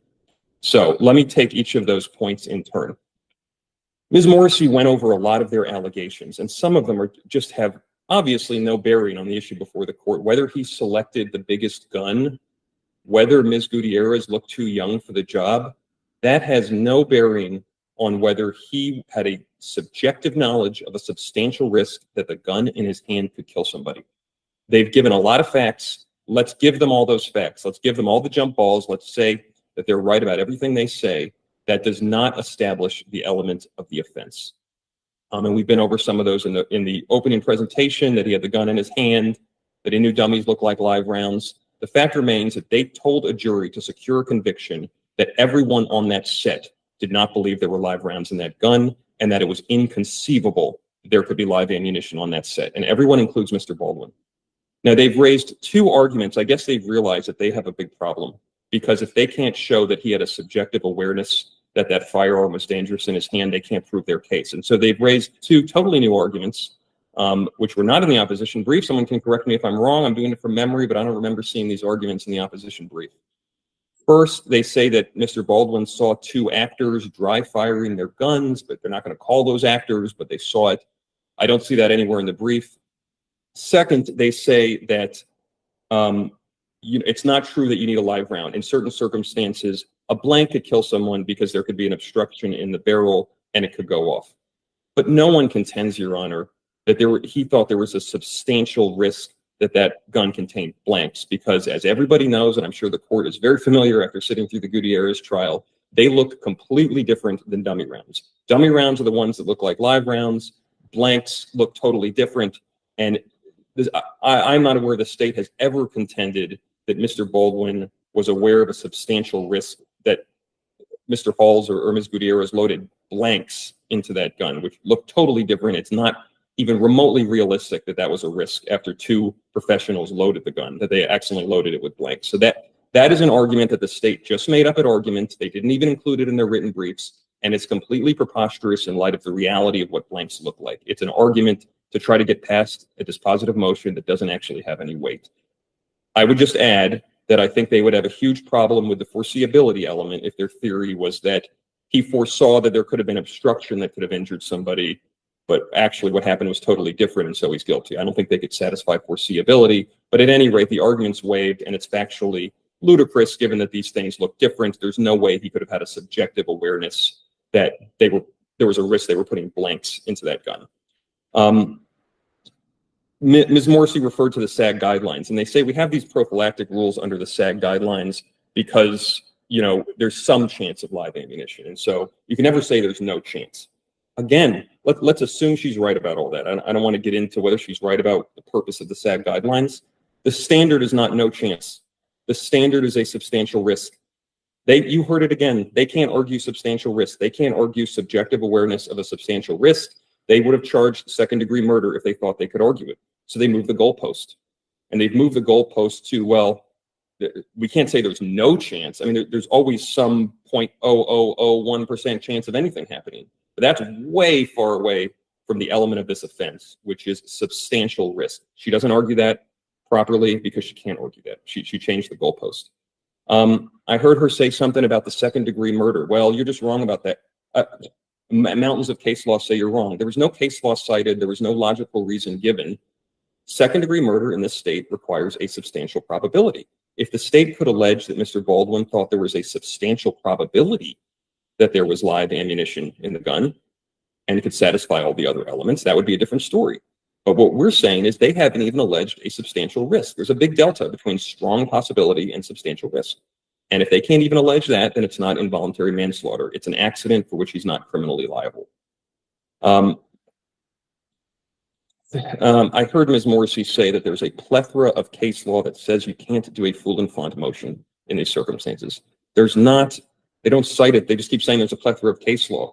Moreta stands for the exact opposite proposition. It says generally they're not going to be successful. We have no truck with that. Of course, generally, the prosecutors are going to be able to get intent to the jury. But this is an extraordinary case where they're charging somebody with an accident based on a movie prop when they told another jury that everyone thought it didn't have live bullets in it. This is an unusual case. And Moreta would have had one sentence of analysis if the rule was you can't succeed on a full and font motion on a question of intent. It didn't. It went very carefully through the allegations, and there was an attached affidavit, and it went very carefully through all that and said, okay, the state has enough here to prove the case. So they're wrong about that. And finally, I mean, Ms. Morrissey says, well, I know why the defense didn't cite Serna because they're scared of it. I mean, it's an unpublished non-precedential decision that alternatively applies a test that the Court of Appeals rejected in two published decisions. Okay, so it's not controlling. It does alternatively apply the correct standard, which is what the undisputed of facts allow the state to prove. And I mean, it was just a case with completely different facts. She said it's exactly the same thing. It's not.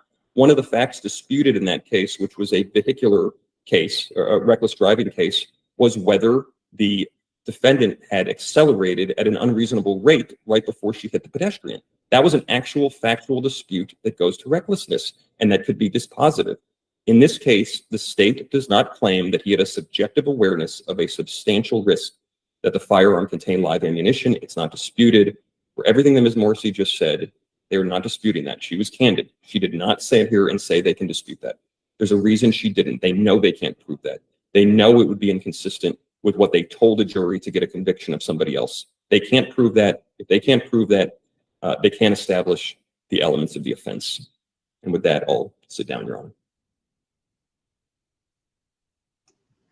Court makes the following ruling. The court denies the full and font motion of the defense. The court finds that, first of all, there does exist disputed facts before the court that are not capable of dismissal as a matter of law. The disputed facts are appropriately before the jury. The involuntary manslaughter talks about the defendant should have known of the danger, and I think that's really at the core of what is argued, that Mr. Bash is saying that there's no way he could have known, so there's no way he should have known. And Ms. Morrissey is saying here is some circumstantial evidence as to how or why Mr. Baldwin should have known.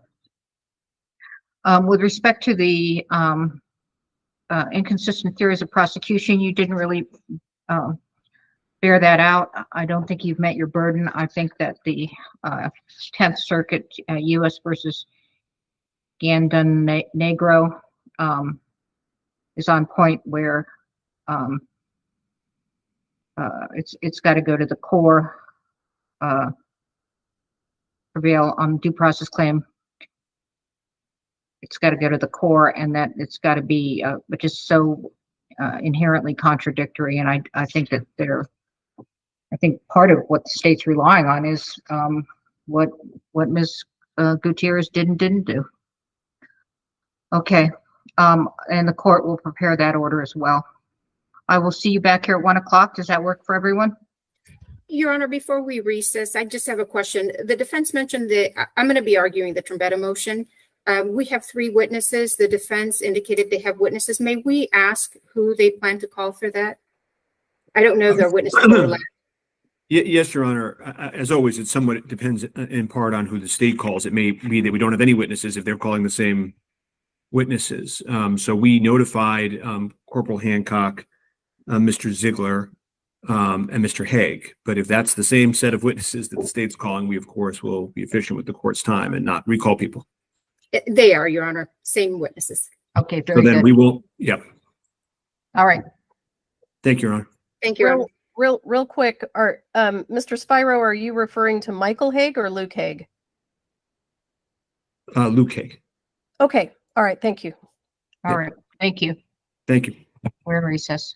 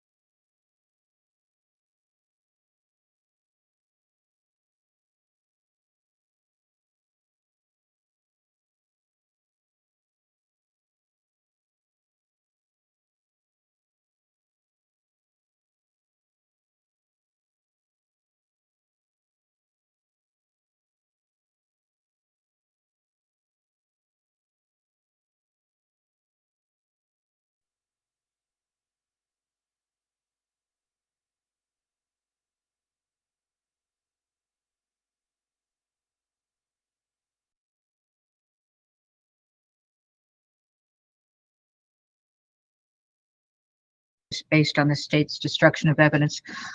I'm not clear when we recessed it. I got the impression that the defense was treating this as a motion to just suppress because they were sort of talking about the state going first. What are we doing? How are we proceeding? Yes, that was my understanding that the state would call these witnesses from the emails and the communications before the break. And that's not a problem, Your Honor. We're prepared to call them. Okay, all right. All right, so would you like us to proceed, Your Honor? Yes, please. All right. And I assume for the purpose of this, where I'm not going to have any objections to the exhibits that are part of the court record, and you don't have to lay the foundation or anything like that. They're all going to just be subsumed within the court record. I assume that's fine with all sides. The state doesn't have any objection to that, Your Honor. Okay, thank you. All right. So the state will call Alexander Hancock. I'm present. Will you raise your right hand? Do you swear affirm under penalty of law that the testimony you'll give in this case will be the truth, the whole truth, and nothing but the truth? Yes, Your Honor. All right, thank you. Please speak up. May I proceed, Your Honor? Thank you. Good afternoon, Corporal Hancock. Would you please introduce yourself to the court? Yeah, my name is Alexander Hancock. I am a corporal with the Santa Fe County Sheriff's Office.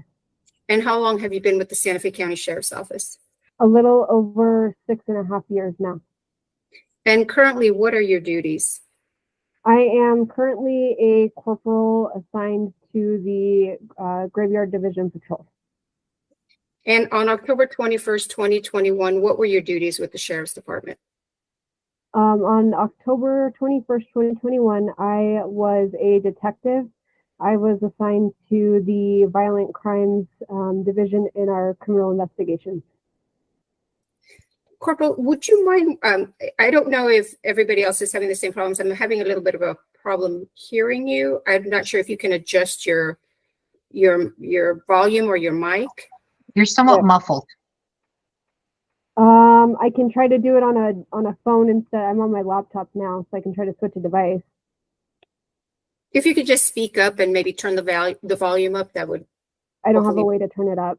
I'm on a laptop.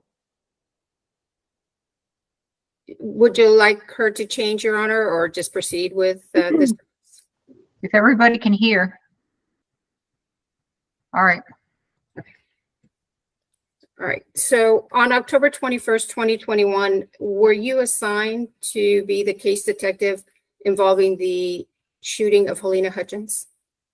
I was not originally assigned as the primary detective, but eventually I did take it over, yes. Was that shortly after the shooting on October 21st? About a couple weeks after. Tell me where this incident occurred. It occurred at the Bonanza Creek Ranch in Santa Fe County. And were you one of the responding officers to the scene on October 21st? Yeah, responding detective. And when law enforcement officers arrived on scene, was the firearm that was used to shoot Ms. Hutchins seized as evidence? Yes, it was. I'm going to show you what's been marked and admitted by stipulation as State's Exhibit 1.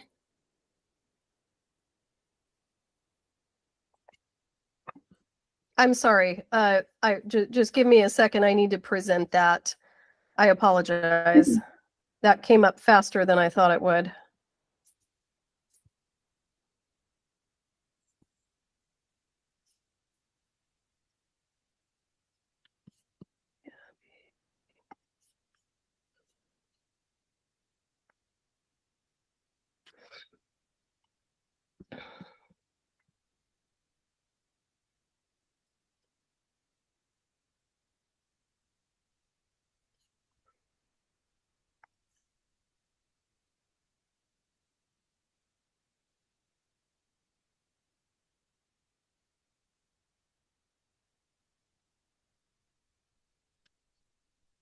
Bear with me here. I'm just having a technical difficulty. I thought I ironed all these out last night.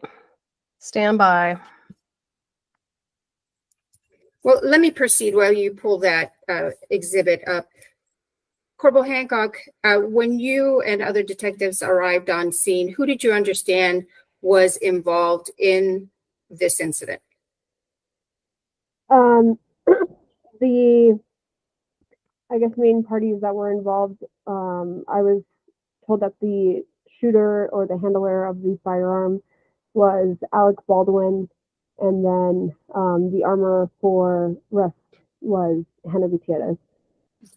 And do you know, or what is your understanding about where the firearm was seized by law enforcement?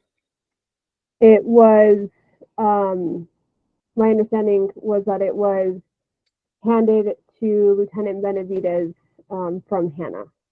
And what did Lieutenant Benavidez do with the firearm once he took it into his custody? He secured it in his patrol unit. And I'm ready whenever you are. Okay, go ahead. I'm going to show you what's been marked and previously admitted by stipulation as State's Exhibit 1. Oh, wait, now it managed to go away. I had it right there.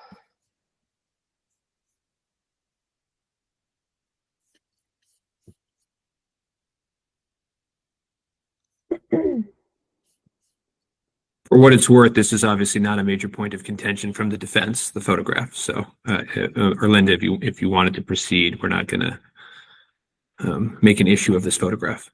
Thank you, counsel. There we go. Hang on, it's coming. All right. Okay. Do you Thank you. recognize this Exhibit Ira. 1? Yes, I do. And what is it? That is the firearm that Baldwin had used on Rust, and the same one that was handed to Lieutenant Benavidez. If we can go back to Exhibit 1.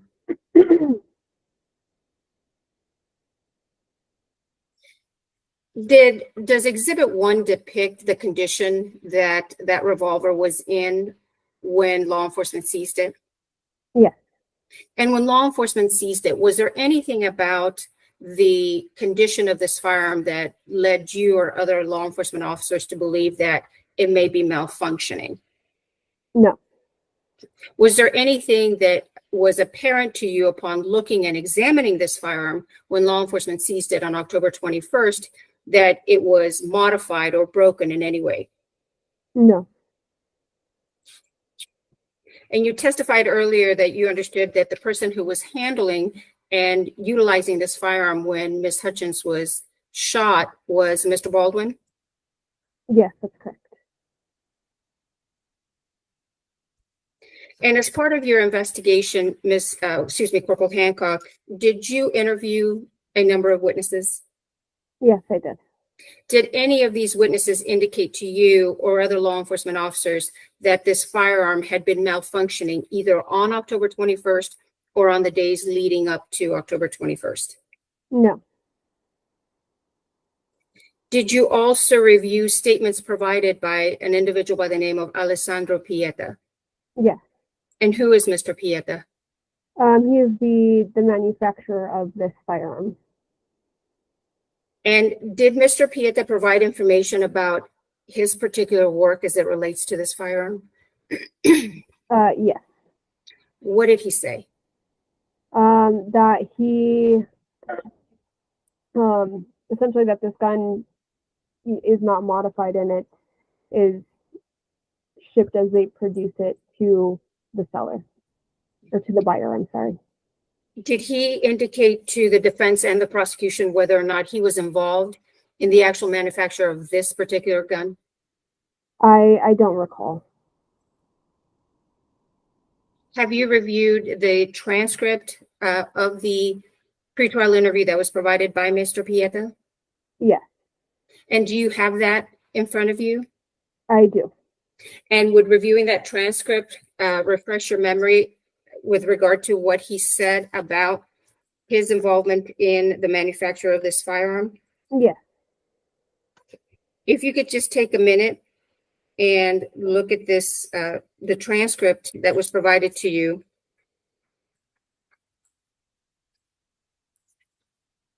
And on page 41, if you can review that and let us know when your memories refreshes to what he said about the manufacturer.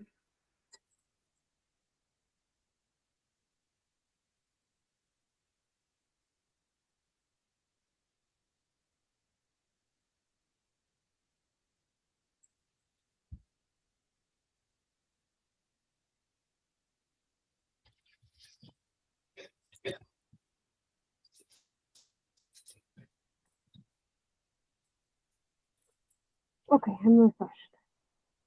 Okay. What did Mr. Pieta tell the parties about his involvement in the manufacture of this particular firearm? He had stated that he was the one that configured that firearm.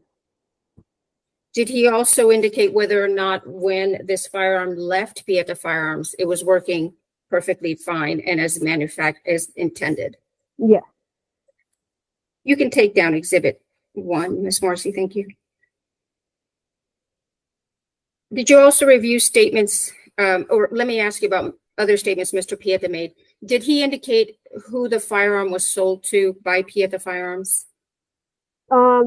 He had advised that it was sold to Seth Kenny, but that they used their, I guess, distributor or company EMS. And did you obtain information about whether or not EMF modified this firearm in any way when they received it? No, it was not modified. Now, you just testified that the firearm was eventually sold to Seth Kenny. Did you, during the course of your investigation and review of the different witness interviews, learn who sold the firearm to Seth Kenny? Yes. And who was that? His name was Justin Neal. And who does Mr. Neal work for? He, I believe he's a contractor, but he EMF is his client, and he essentially oversees all the sales of EMF. So to your knowledge and based on your investigation, can you describe for the court up to this point the origins of this firearm up until it goes to Mr. Kenny? Yes. So my understanding is that it went from Pieta in Italy to EMF, which I believe is located in California. I believe it was Los Angeles. And from there came to Seth Kenny. Did you also review information or statements provided by Seth Kenny about what he did with this firearm once he acquired it from EMF? Yes. And did he indicate, meaning Mr. Kenny, whether or not he had modified the firearm in any way? Not any modifications, just the putting back in the firing pin. I'm going to show you what's been marked as State's Exhibit number 6.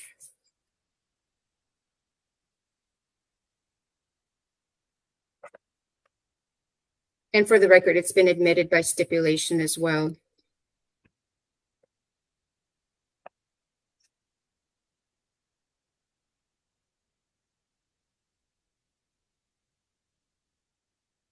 Do you recognize that email? Yes, I do. And who is that from? That is from Seth Kenny. And does he discuss what he did with this firearm once he obtained it from EMF? Yes, he does. And what did he state about what he did with the firearm? Let's see. Sorry, give me just a second.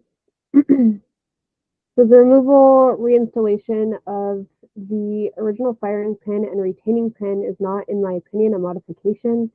Plus, the FBI tested and found it was functioning properly.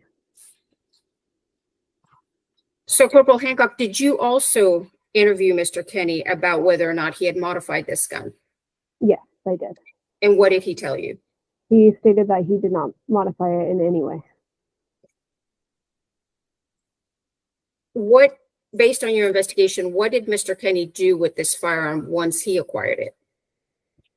After he acquired this firearm, he had another individual working on the set of arrest who was in Sarah Zachary is her name, had her go to PDQ Arm and Prop in Albuquerque and pick up this firearm and essentially retain possession of the firearm until it went to the set of arrest. And to your knowledge, approximately when did this occur?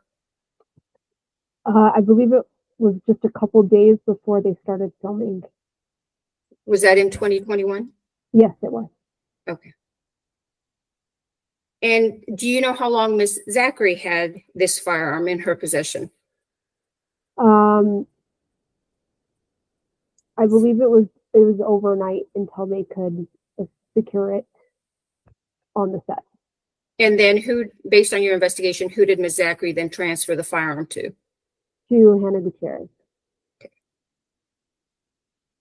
Did you also interview the defendant in this case, Alexander Baldwin, after the shooting on October 21st, 2021? Yes, I did. And at any point, did Mr. Baldwin tell you that this revolver had been malfunctioning or not working properly? No, he didn't say anything like that. Did you also review a statement that Mr. Baldwin provided to OSHA investigators about the revolver and whether or not it was working properly on October 21st, 2021? Yes, I have. And what did he say with regard to this revolver? He had explained to OSHA that there was nothing wrong with the gun. He didn't have any issues with the gun while he was there. And that the only problem with the gun that day was that it was loaded with a live bullet. Did you also review transcripts of a statement provided by an eyewitness to the shooting? The individual's name is Zach Sneesby. Yes. And during his pretrial interview, what did Mr. Sneesby say about his observation of what Mr. Baldwin did with the gun right before Halyna Hutchins was shot? He said that he saw him unholster the weapon with his finger on the trigger. He actually said that every time he was rehearsing that his finger was on the trigger of that firearm.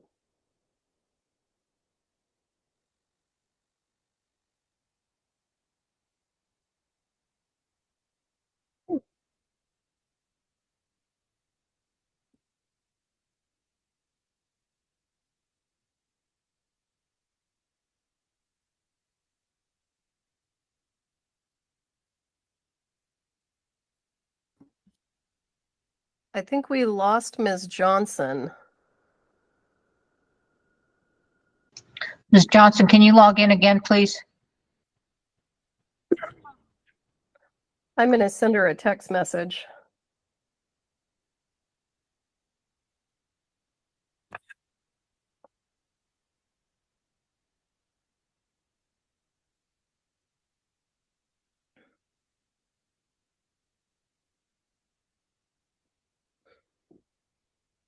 She says she's on it right now. She's trying to come back in.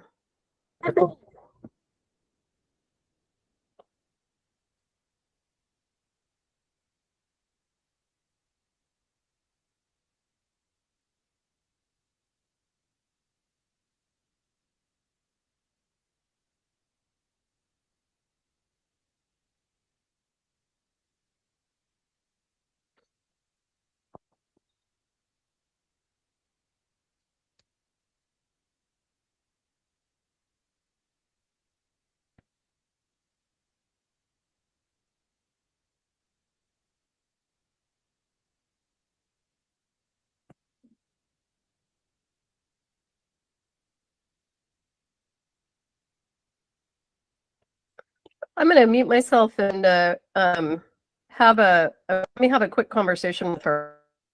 She's having some technical problem.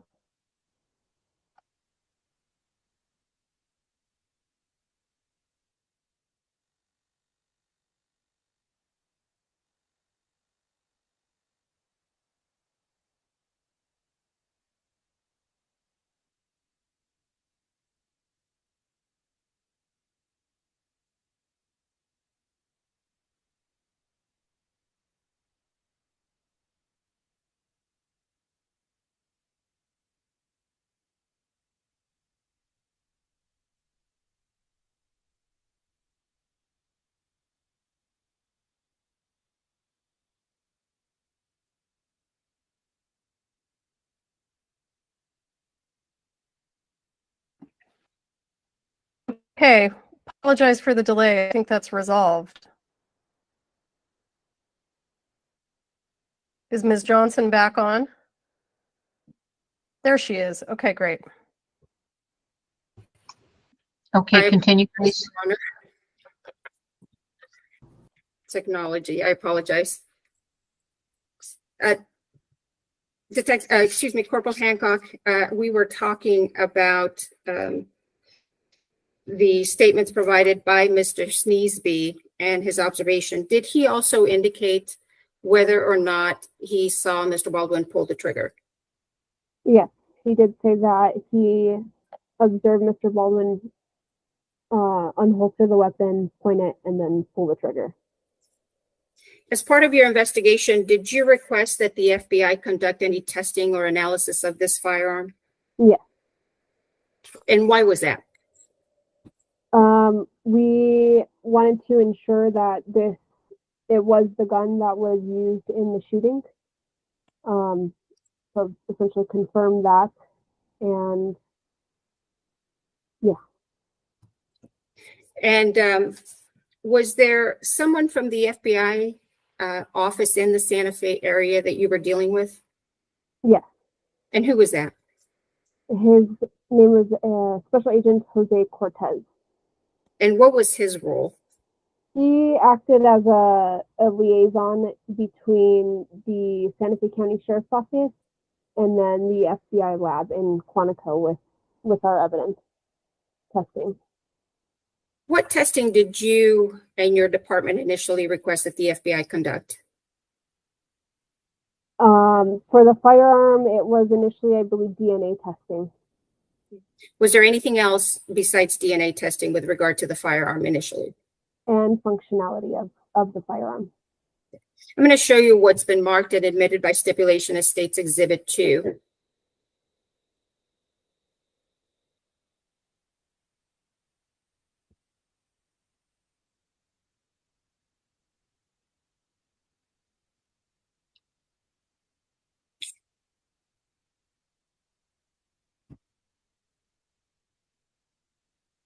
While Ms. Morrissey's pulling up that exhibit, let me ask you, who sent the request to the FBI for assistance? I believe it was the sheriff that ended up drafting the request for assistance on behalf of the Santa Fe County Sheriff's Office.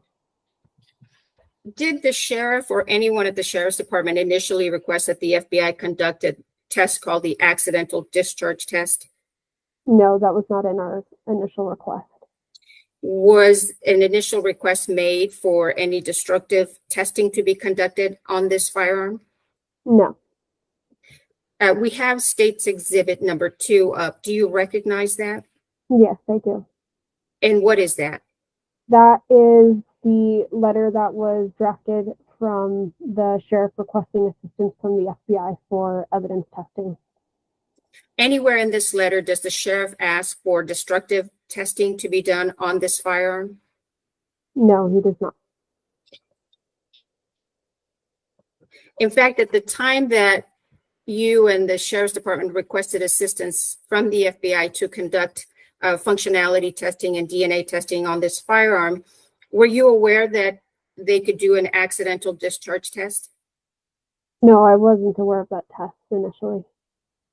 When did you become aware of the test? I'm not sure the exact date that we had become aware of it, but it was later on in the investigation. And who brought that possibility or that option to your attention? It came from the FBI. And what were you told about this accidental discharge test? We were made aware that if we proceeded with this test, that it could result in damage to the firearm. And did you and your department approve this test? Yes. And did you initially, did you request that other testing be done before the final accidental discharge test? Yes, we had discussed that with the FBI, that all of the other testing would be completed before we moved on to the accidental discharge. Did you request that the FBI photograph and examine and preserve the condition that the gun was in before they did the accidental discharge test? I don't think that's something that we specifically requested. I think that, however, they process is how they probably have their own policy and procedures on that. What was your understanding with regard to what the FBI was going to do before they did the accidental discharge test, as it relates to documenting the condition of the gun before they got to that last test? So I believe that was part of the functionality test, was that we wanted to ensure that the gun was operating properly prior to them doing that accidental discharge testing.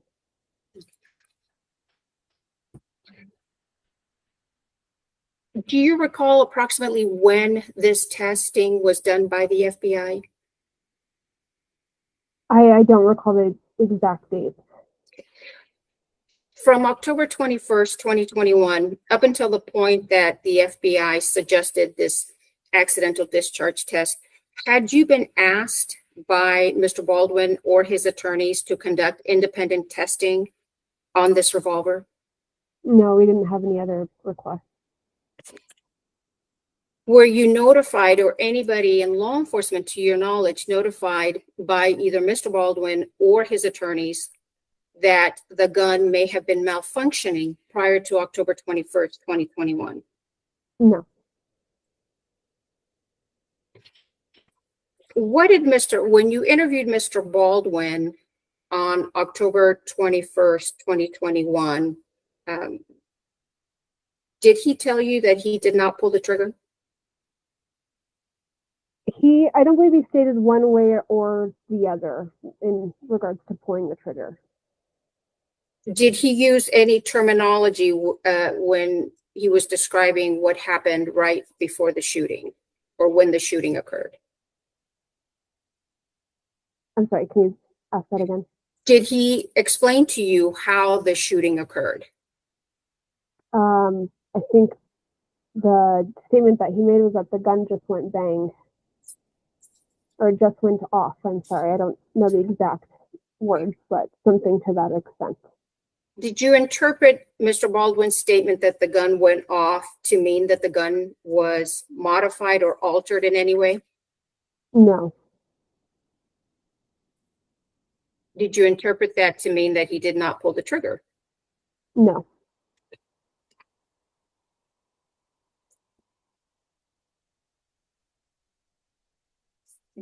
During your investigation, did you have any indication from either Mr. Baldwin, any witnesses, or his counsel that this gun had possibly malfunctioned? No. In examining or in looking at the gun when it came into your custody, did you have any indication to believe that there were any mechanical defects with this gun? No.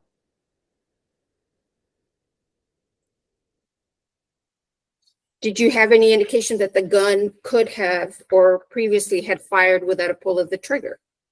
No. Why did you approve the accidental discharge test? We had decided to proceed with that test due to Mr. Baldwin. He conducted an interview, a public interview, and I forget, I believe it was with, sorry, I don't remember the gentleman's name. But during that interview, he had made a statement that he didn't pull the trigger on that firearm, which is why we proceeded with that test. What was your goal in requesting that test? So the goal of the accidental discharge testing was to see if, in fact, the gun would fire or discharge without a pull of the trigger. Did you approve the accidental discharge test so that the revolver would be damaged? No. May I have a moment, Your Honor, to confer with counsel? I think I'm ready to pass the witness. But if I could just have a moment. Yes.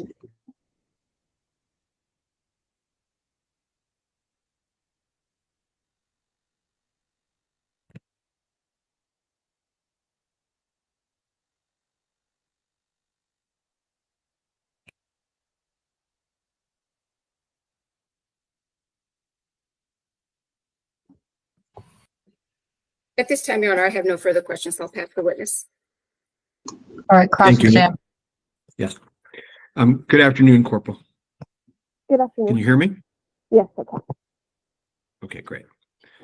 When you first described getting to the scene, you referenced Mr. Baldwin, and you said he was either the shooter slash handler of the firearm. Do you remember saying that he was the shooter or handler of the firearm?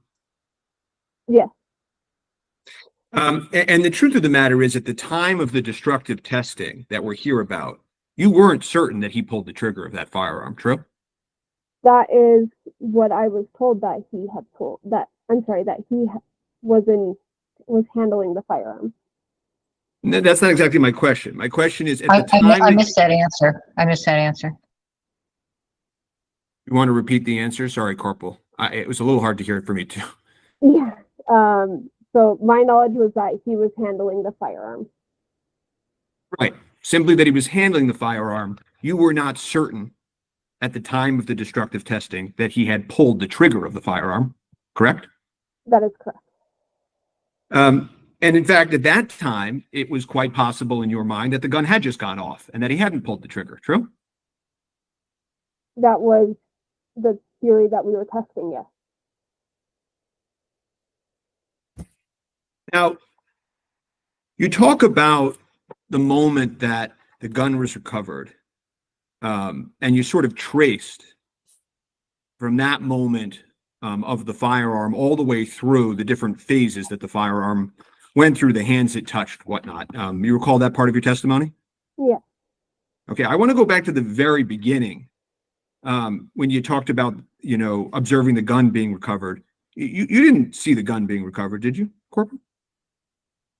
I wasn't present there, but through lapel video. Oh, okay. I missed that answer. Through the what? Lapel video, Your Honor. Yeah, I just wanted to clarify that for the court, Corporal, because when you testified before, and it may have been the way the question was posed to you, but you indicated that you saw the recovery, as I understood it, of the firearm. Did you not? Not physically. I was not physically present there. Okay. And you didn't inspect the firearm when it was recovered either, right? That's correct. Right. So when you're telling the court that you first found this firearm, recovered this firearm, and that you saw no modifications, that whole testimony, you didn't actually do that yourself, did you, Corporal? No, not myself. It was learned through the investigation. Okay. And that's sort of the same with everything that you said regarding the tracing of the firearm through its different phases here. You weren't in Italy with Mr. Pieta when he says he manufactured this firearm, correct? Correct. Right. And it goes from Mr. Pieta in Italy to EMF in California to Mr. Neal. I don't know if anybody knows where Mr. Neal is. Do you know where Mr. Neal has his shop? I do not know where he resides. Yeah. So it's to someplace nobody knows. To Seth Kenny in Arizona, I think, right? New Mexico. Was he in Arizona though when he got the firearm? I'm not sure exactly where he was. To Sarah Zachary in Albuquerque, right? Yeah. Spent the night in Albuquerque, right? The gun, Yeah. Sarah Zachary. Yeah. And then it ended up with Hannah Gutierrez Reed on the set of a movie film, right? Yeah. And then it was there for any number of days, weeks prior to the incident, right? Correct. Right. And you don't have any specific knowledge, frankly, about anything that occurred during any of those various stops with various people in various places around the world, do you? I wouldn't. I'm not present, but that's, it's part of our investigation is that we learn that. Well, certain people told you certain things, Corporal. You don't really know what happened with that gun in those various places at those various times, do you? That's correct. Had you submitted a firearm for testing in a homicide prior to this case? Yes, I have. In the homicide that you were lead detective on, that prior to this case, okay? Was that a homicide that involved a firearm? I have been involved in a couple homicide investigations involving firearms. As I understand it, prior to the investigation that brings us here today, there was only one homicide prior to this that you were the lead detective on that led to an arrest. Is that accurate? That's incorrect. Okay. How many were there? I apologize if I have that wrong. There was at least two that I was involved in that I can think of off the top of my head where the individual used a firearm. Yeah, sorry if my question was clear. I'm asking when you were lead detective, when you were in charge of the case file. At least two. At least two. And what two were those? So, I mean, what specifics are you looking for? I don't. Just what cases were those? What were the names of those cases?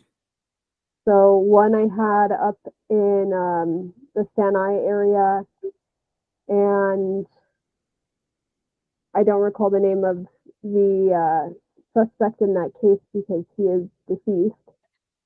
And then the other one that I had was a case here closer to Santa Fe, and the last name of that case was Grabe. And the circumstances, just in one sentence, of that case? It's ongoing. Pardon? It's still active. No, right, but just the circumstances. Were the parties known to each other? Was it a gang shooting? Just a sentence about what that case was. Just yeah, they were all known to each other, yes. Was it domestic? One of them was. The second one you're talking about where the defendant is not deceased? I mean, I wouldn't say it was a domestic matter. It was more infidelity matters. Okay. But the parties were known to each other? Yes, sir. It was not an accidental shooting? Correct. In this case, why did the gun get submitted to the FBI as opposed to state police, DPSO? Can you just explain that to me? At the time of this case, we had just explored options with the different labs. Our lab at that time had a pretty extensive backlog in evidence testing, so we were just exploring options to see if we could find somewhere where we could get results a bit faster. And what was the priority involved in this matter? Because it was a high-profile case. At the beginning of a week or so into this, as you're beginning to send things off for testing, and I see that your name is on the testing paper, or the DA's office, the prosecutors were already involved in this matter, right? That's correct. And they were involved in deciding what evidence to process and what follow-up interviews to do, correct? Yes, they were. You were meeting with the DA, then you'd meet with the FBI, and your technician, Marissa Popple, correct? Yes. You met with the FBI virtually and in person, right? That's correct. And nobody limited your resources at that time in terms of what you could or could not test, fair? Yes. So I want to now fast forward to April 2022 and sort of give the court a snapshot of where the investigation was at that point. I think I heard you say that, Mr. Baldwin never asked to test the gun. Did you say that? Did I hear that correctly? Correct. Okay, but Mr. Baldwin did volunteer multiple times to you to come back in and to answer any questions that you had, correct? Correct. And in those text messages with Mr. Baldwin, you never told Mr. Baldwin that you were going to submit the gun for destructive testing, correct? Correct. And the prosecutors were in touch with Mr. Baldwin's counsel, and they never told Mr. Baldwin's counsel that they were intending to present this gun for destructive testing, did they? I wouldn't know the conversations between the prosecutors and the defense. They never told, I apologize. They never told you that they, don't worry about the fact that the gun is destroyed. We told Mr. Baldwin's counsel, so they had every opportunity to view it, right? They never told you that, did they? That was not relayed to me. Okay. And so in April of 22, at that point, you have not conclusively determined how the live ammunition got on set, correct? Yes, that's correct. And you turned back to the gun in April of 2022 to do this further testing, correct? I don't know the actual date, but if that's what it states, then. And at that point, as we talked about it, as the examination opened, there were sort of two possibilities. One is that Mr. Baldwin pulled the trigger and discharged the weapon, and the other one is the possibility that the gun went off, and you were attempting to use your words, disprove Mr. Baldwin's statement that the gun had just gone off. True? I think I needed to further elaborate on what I had meant by that. So we needed to figure out how to disprove that theory or that statement. And that was the way that was proposed to us and what the FBI could do. Fair? Right. Like I said, I think that what I had said there was probably not a full statement or explanation in what we were trying to do. Well, that's the statement that you gave.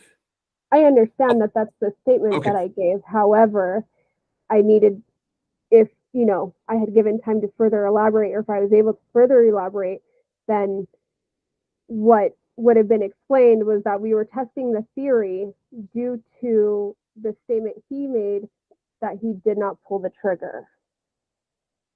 That's fine, Corporal. And I don't, I'm just going to break that down a little bit, though, just so that the court understands, right? That's what you said under oath, true? Right. Okay. And Miss Morrissey was the one asking you questions. She didn't cut you off or anything, did she, Corporal? No. Okay. And that was the statement you gave under oath at a trial where a person was facing homicide charges and ended up going to prison, true? Yeah. Okay, this wasn't some casual conversation. You were testifying under oath in front of a jury in the very courtroom you'll be testifying in this manner, correct? Yeah. Okay. Now,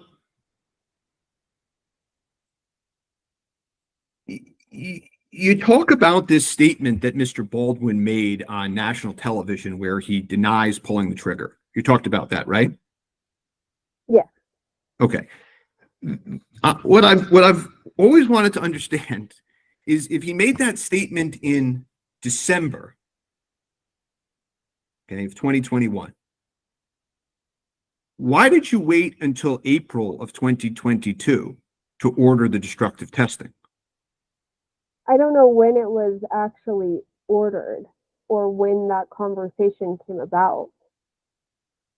I want you to assume, for the sake of this, okay, that the interview, which was broadcast all over national television, in which he adamantly denied ever pulling the trigger, right, happens in December of 2021 and is a matter of record, okay? I want you to assume for a second that the order for destructive testing is April 2022, okay? Can you explain to me why all of a sudden in April of 2022 there was urgency or need to order the destructive testing? Again, I think there's a lot of factors that go into that, though. Where the FBI was in their testing, when we found out that this test could be performed, it's not, I don't think it's as simple as he made the statement in December and then in April it was ordered. There's a lot of factors that go into that. It was an evolving investigation still at that time. And, I can't even recall the day that we were made aware that test was possible.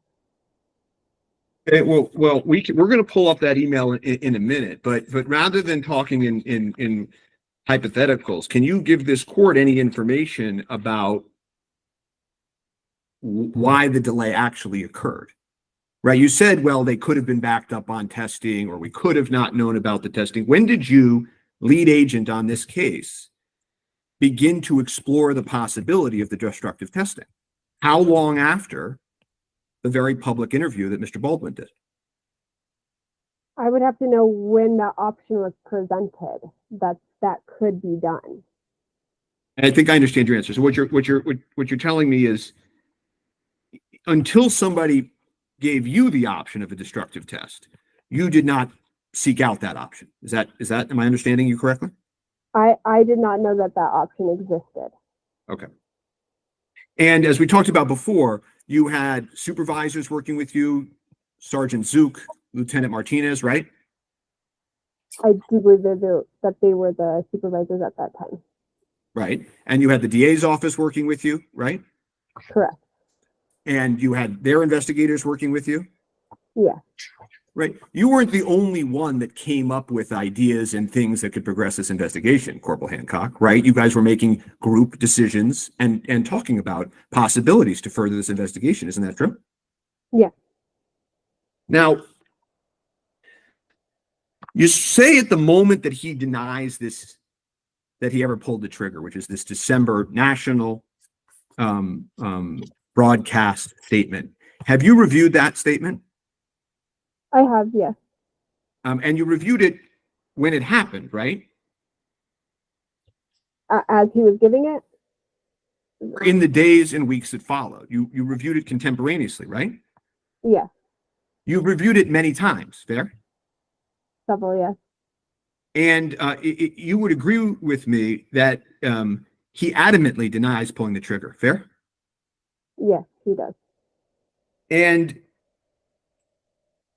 you knew, and I'm going to go back to before the accidental discharge. You know, when you were being directed by the prosecutors, some of the information you were providing to the court is stuff that you've learned in the past weeks, right? It wasn't all information that you knew at the time of the destructive testing, fair? That's fair. Right. So at the time of the destructive testing, you said, and in sum and substance, that there was no body and no information about a potential gun malfunction that was available to you. Right? Right. Okay. But Mr. Baldwin had said that he didn't pull the trigger, right? In his interview, yes. He had never told you yourself, Corporal, in sum and substance, that he didn't pull the trigger, that he didn't volitionally fire that gun? In my interview with him, he didn't state either way.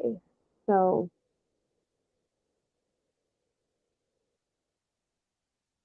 You knew there had been accidental discharges on the set, true?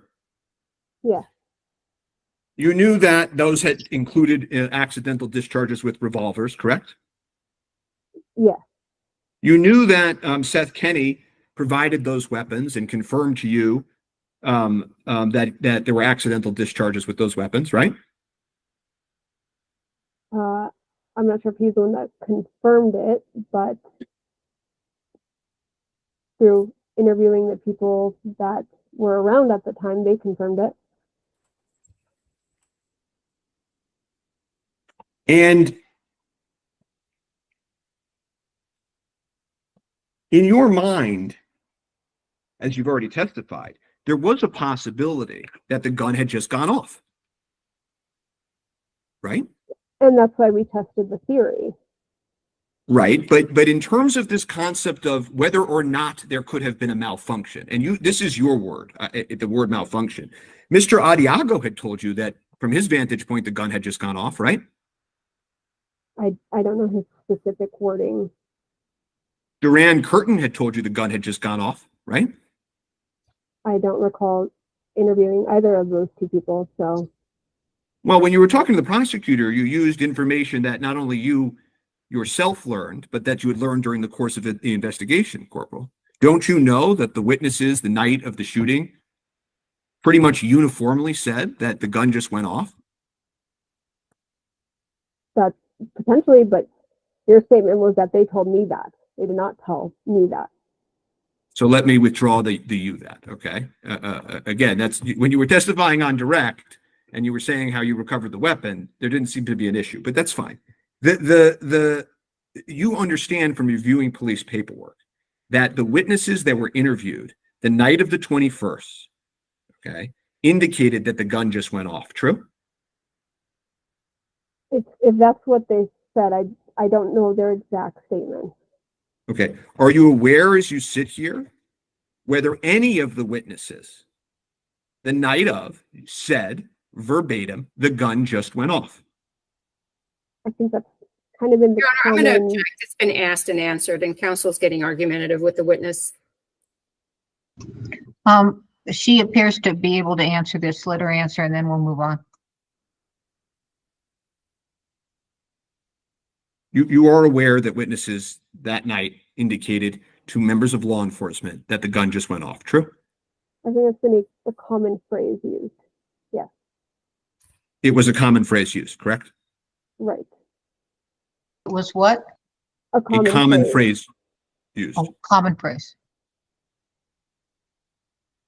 And Hannah Gutierrez Reed had told you that if you touch the trigger, it'll just send the hammer down. She told you that, right? Yes, that's how they would operate. She had also told you that she had trouble loading a firearm on the day of the incident, right? Yes, she did state that. And people had told you or law enforcement, that the firearm had a quote unquote hair trigger. True? I'm sorry, a what? Hair trigger. I don't know if that was the phrase used, but that's what they said. And that it was a sensitive gun, quote unquote. I don't recall that phrase either.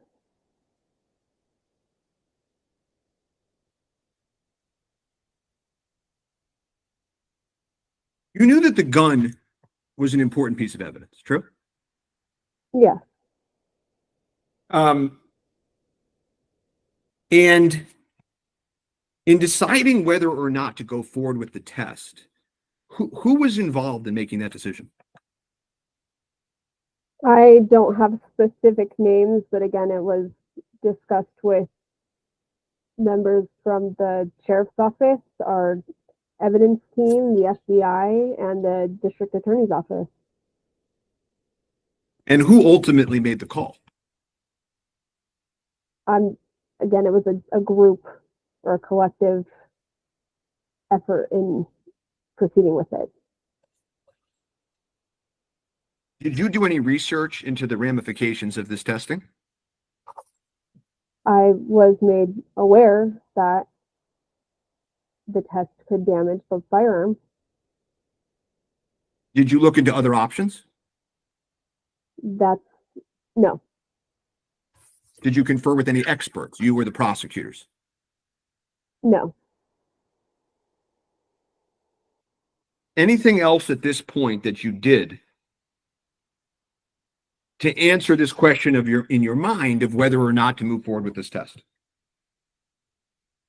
I'm sorry, can you state the question again? Sure. At this time, when you decide to go forward with this test, is there anything else that we haven't talked about that you did to help answer the question in your mind of whether or not to go forward with this test?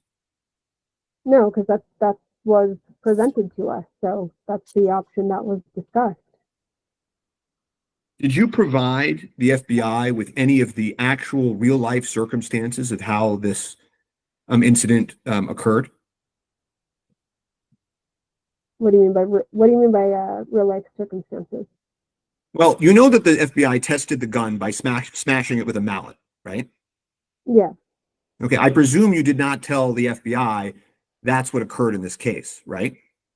That's correct. Okay, and you didn't tell them that the gun went off by being dropped either, did you? Correct. Okay, but did you describe to them the circumstances of how it actually went off? I didn't know the circumstances of how it went off. That's why we were testing functionality and then potential for accidental discharge. You didn't know 6 months into the investigation, any of the surrounding circumstances that might have informed the FBI's testing? I'm not sure I'm understanding your question.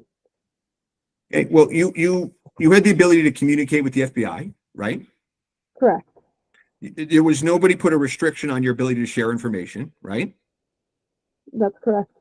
Okay. And they were deciding what test or tests to perform on this firearm. You understood that, right? Yeah. Okay. And so I'm asking you at that point, did you explain in any way, shape, or form the circumstances surrounding either the pulling of the firearm and what happened, the motion that Mr. Baldwin did, or any of the circumstances that led to the incident? Did you describe any of those to the FBI? There was actually very limited information given to them at when we had first started using the FBI for evidence testing. They weren't given all details of the investigation because it was still being learned. Well, at this point in the investigation, you had a case file, right? Yeah, Okay. And in your case file, you had the SFSO reports from the night of 10/21, true? I don't know exactly when they were done. They took quite a while to produce reports from this. You don't know whether within 6 months the reports from the night of were done? You don't know that as you're sitting here, Corporal? I'm sure that some of them were done, but the case was still under investigation at that time. I agree with you that the case was under investigation at that time, but I'm asking you, the reports from 10/21, the night of, those were already in your case file as of April 2022, 6 months later. Fair? I would think so, but Okay. there were a lot of people working there. If we could pull up what's going to be defense one, which is the exhibit that I want to talk to you about next, which is the email chain, as we're getting it up, between the FBI and Mr. Ziegler, who tested the gun, and of course you and Ms. Popple. And if we could blow up that top page. You see, it's April 21st, 6 months after the incident, right? Correct. Okay. And the email indicates from Mr. Cortez, who was your liaison at the FBI, right? Yeah. I spoke with Detective Hancock. That's you, right? Correct. Okay. And you would like to request the below, and we can go down, right? And it indicates, I think on direct examination that you said that the test could, was the word you used, could result in damage to the firearm, right? Yeah. Okay. But if you look down at this third paragraph here, it says, second sentence, we're tracking that this will alter the firearm and it will not longer be in the same physical condition that it was seized in. Do you see that? Yeah. And this is an accurate representation, I have no doubt, of what the FBI understood at the time. True? Objection, Your Honor, calls for speculation. Sustained. This is an accurate reflection of what you understood at the time, right? Well, the statement here is that it will alter the firearm and not be in the same physical condition. It doesn't state in here that it will be damaged. Okay. But you do agree with me that you understood prior to the testing that it will alter the firearm and it will not longer be in the same physical condition. You did understand that, right? Right, as it states here. Okay. And you're copied on this email, of course, right? Yes. And it says, enhanced test fire to verify if the firearm functions without pressing the trigger. Is that a fair assessment of what you were trying to accomplish? Yes. Okay. And at this point, you end up authorizing, you and the team end up authorizing the destructive testing, true? Accidental discharge, not destructive. Okay. The testing that ended up being destructive. You want to call it the accidental discharge test? That's fine. You ordered the accidental discharge test. Okay. Yeah. Okay. You do not ask the FBI to disassemble the firearm and to take pictures of it, do you? That's, again, I don't know their processes on how they run their testing. So I don't believe it was specifically requested from us. You did not ask the FBI to videotape the testing, right? I don't believe that was in the request. Okay. You didn't tell them we need to notify defense counsel of the target, right? Correct. You didn't go to a judge or anything like that, right? No. Okay. You didn't tell them to come back to you as the testing progressed and to check back in with you, did you? No. You didn't tell them to preserve what they were doing in any way, shape, or form, did you? No. And you understood, or you understand as you're sitting here now, that the test did alter the firearm, right? Yes. It did make it so that it's no longer in the same physical condition, right? Yes. And no one will ever be able to bring it back to the condition that it was in when it was recovered, right? Objection calls for speculation. If you know.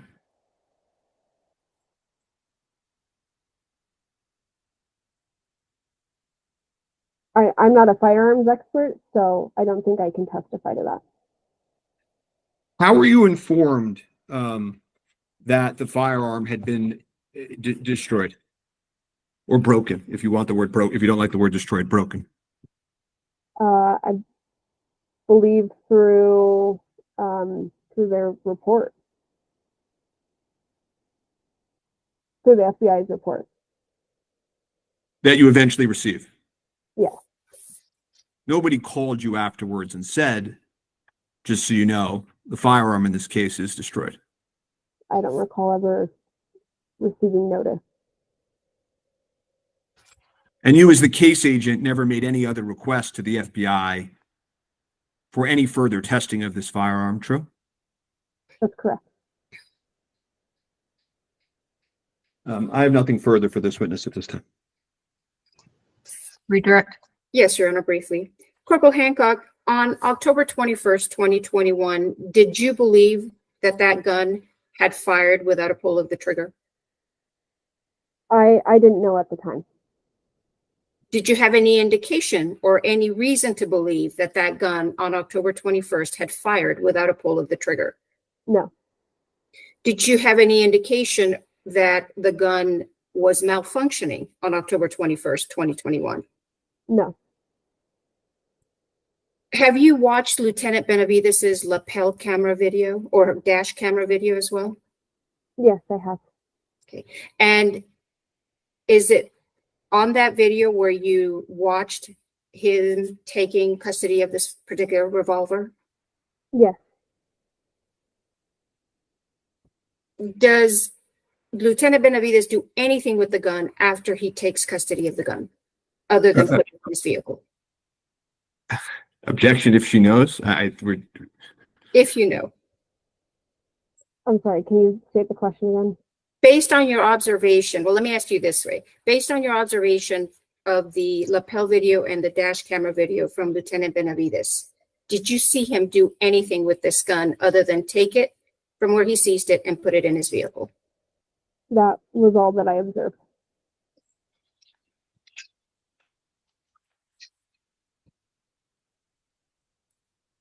Now, Mr. Spiro asked you questions about communication Mr. Baldwin was having with you after October 21st, 2021 via text message.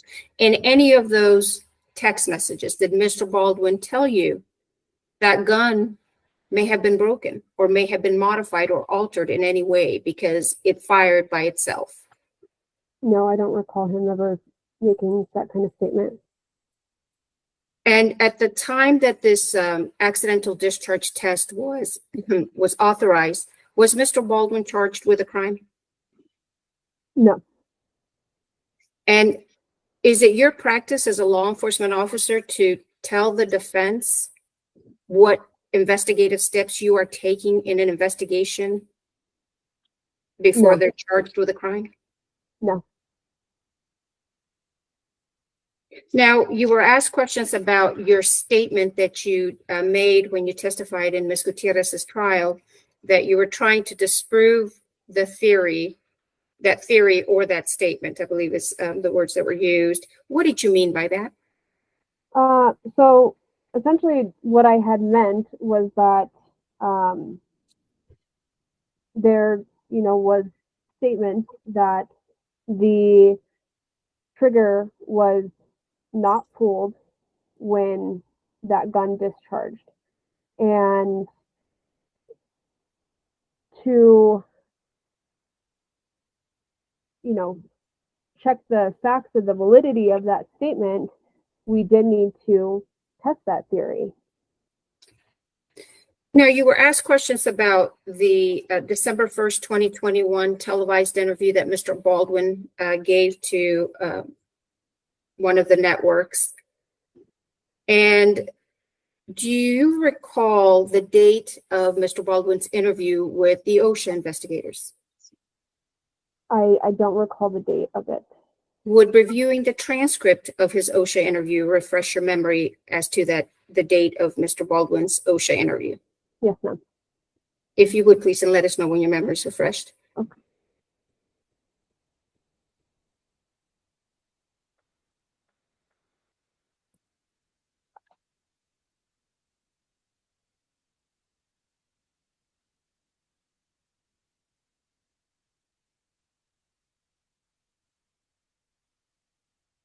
Okay, I'm refreshed.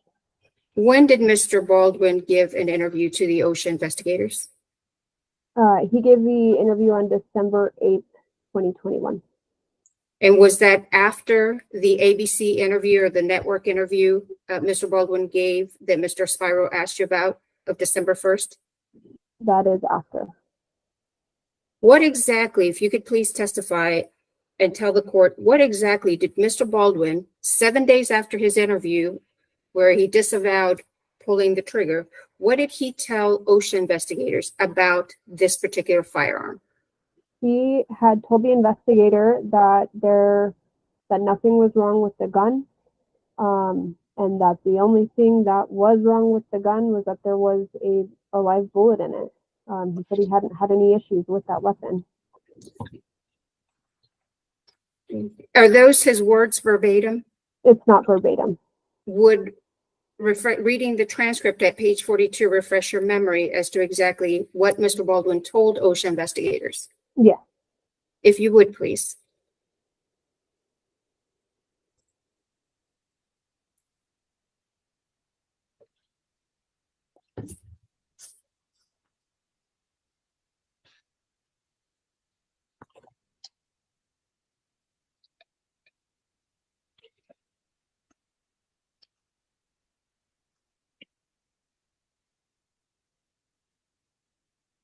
Okay. What exactly did he say when he was asked about if the gun had any mechanical defects? He said that it didn't. He said the problem didn't have to do with the gun, it had to do with the bullet. And that he said that there was no mechanical defects of the gun. Now, you were asked by Mr. Spiro about 2 other accidental discharges that had occurred on set. To your knowledge, based on your investigation, were either one of those with the gun Mr. Baldwin used? To my knowledge, no, they were not. Did you understand the phrase "went off" to mean Mr. Baldwin did not pull the trigger? No. Did you? I'm sorry, go ahead. I would just interpret that as the gun discharged. Did you understand the phrase "went off," that the gun malfunctioned?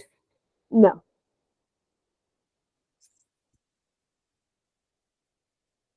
Were you offered any other options by the FBI after they did their functionality test and other testing? You were offered the accidental discharge test, is that right? That's correct. Were you offered any other tests by the FBI? That is all that I can remember them offering.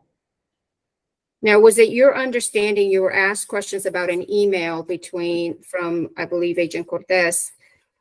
Did you understand that the accidental discharge test would definitively break that firearm, or that it might just possibly break it? That it would possibly break the firearm. Your Honor, at this time, I have no further questions. Thank you, Corporal. I have very brief follow-up, Your Honor. Any objection? Your Honor, they had cross-examination. I would object. We have 2 hours for this hearing that the court has allotted. We have 2 other witnesses waiting to testify. All right. No. Okay. This witness is excused. All right. We've got another witness waiting to come in.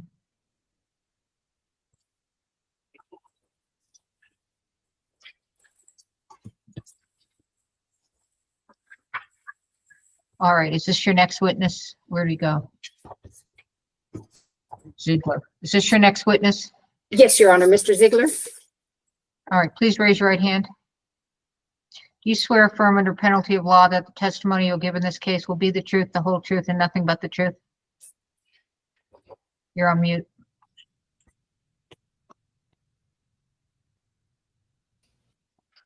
I do, Your Honor. All right. Thank you. Go ahead, Ms. Thank Johnson. you. Thank you. Mr. Ziegler, would you please introduce yourself to the court? Yes, my name is Bryce Ziegler. First name spelled B-R-Y-C-E. Last name spelled Z-I-E-G-L-E-R. And how are you employed, sir? I am currently employed by the Federal Bureau of Investigation within the Laboratory Division, and specifically I'm a forensic examiner in the Firearms Toolmarks Unit.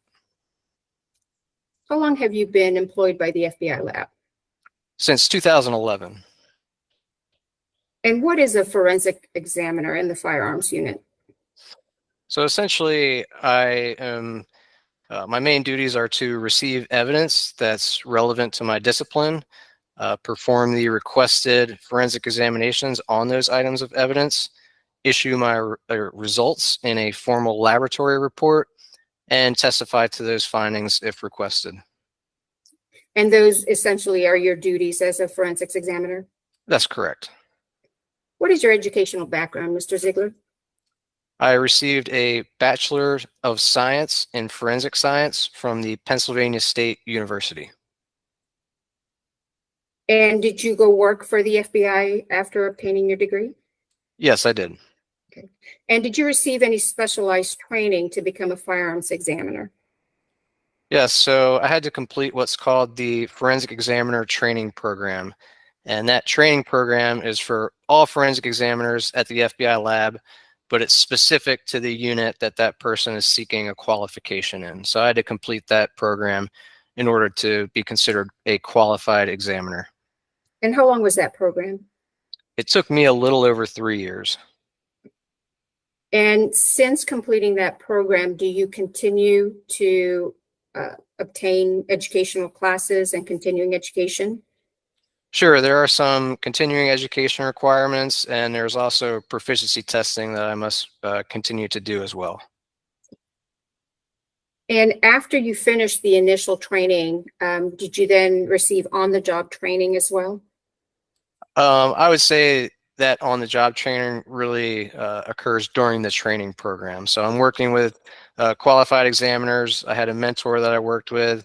I actually worked cases while in a training status, but all my work would be reviewed by a qualified examiner. So I'd say that that on-the-job type training occurs prior to the qualification. Does the FBI lab have protocols and standard procedures as it relates to firearm exams and firearm analysis? Yes, we do. Okay.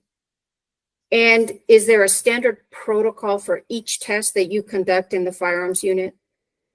Yes, there is. Some of the examinations are combined into a single protocol. Others have their own independent protocols. And do you follow those procedures when you're doing your firearms examinations? I do. Approximately, in your career with the FBI, approximately how many firearms have you examined? I would estimate that number to easily be in the thousands of firearms. Let's talk about your examination of the evidence revolver in this case, and we'll refer to it as the evidence revolver.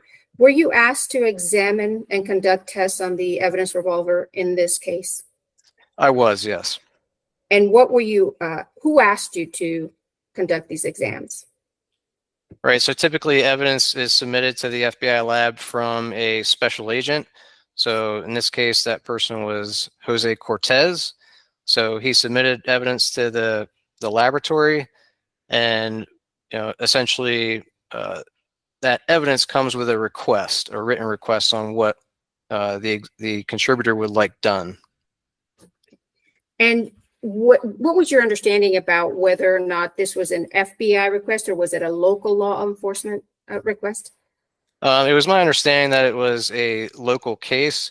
However, sometimes locals come to the FBI to ask for assistance. And is that routine? It does happen. Yeah, I'd say it's fairly frequent. What were you initially asked to do as it relates to this firearm? So specifically with the firearm, I was mainly just asked to assess its function. So that includes things like, are the safeties working correctly? Do I notice anything about the firearm that I may determine that I feel it may be unsafe to fire? So things like blockages in the barrel, bulges in the barrel, potential weak points within the firearm. So things along those lines. And is part of that function test also doing a test firing of the firearm? Yes, it is. Okay. And who did you receive this firearm from in your particular unit? So when evidence at the laboratory is transferred from one unit to another, it gets dropped off in my unit at a secure storage location. So that's a location that it's badge access only. So people have to have the proper, badge access in order to pick up those items. And then once it's dropped off in our unit, we receive a notification, and either myself or a technician will retrieve those items from that location to begin either taking notes or conduct the actual examination. Do you recall when you received the evidence revolver? In your unit? I do have my notes. I'd have to refer to that. If you would please refresh your memory with your notes, and then let us know when your memory is refreshed. Yes, so I can tell you that the exams, and when I say the exams, I'm talking about initial documentation. So just things like photographs, annotating the make, model, caliber, things of that nature. They began in April of 2022. I'm going to show you what's been previously marked and admitted by stipulation as State's Exhibit 3.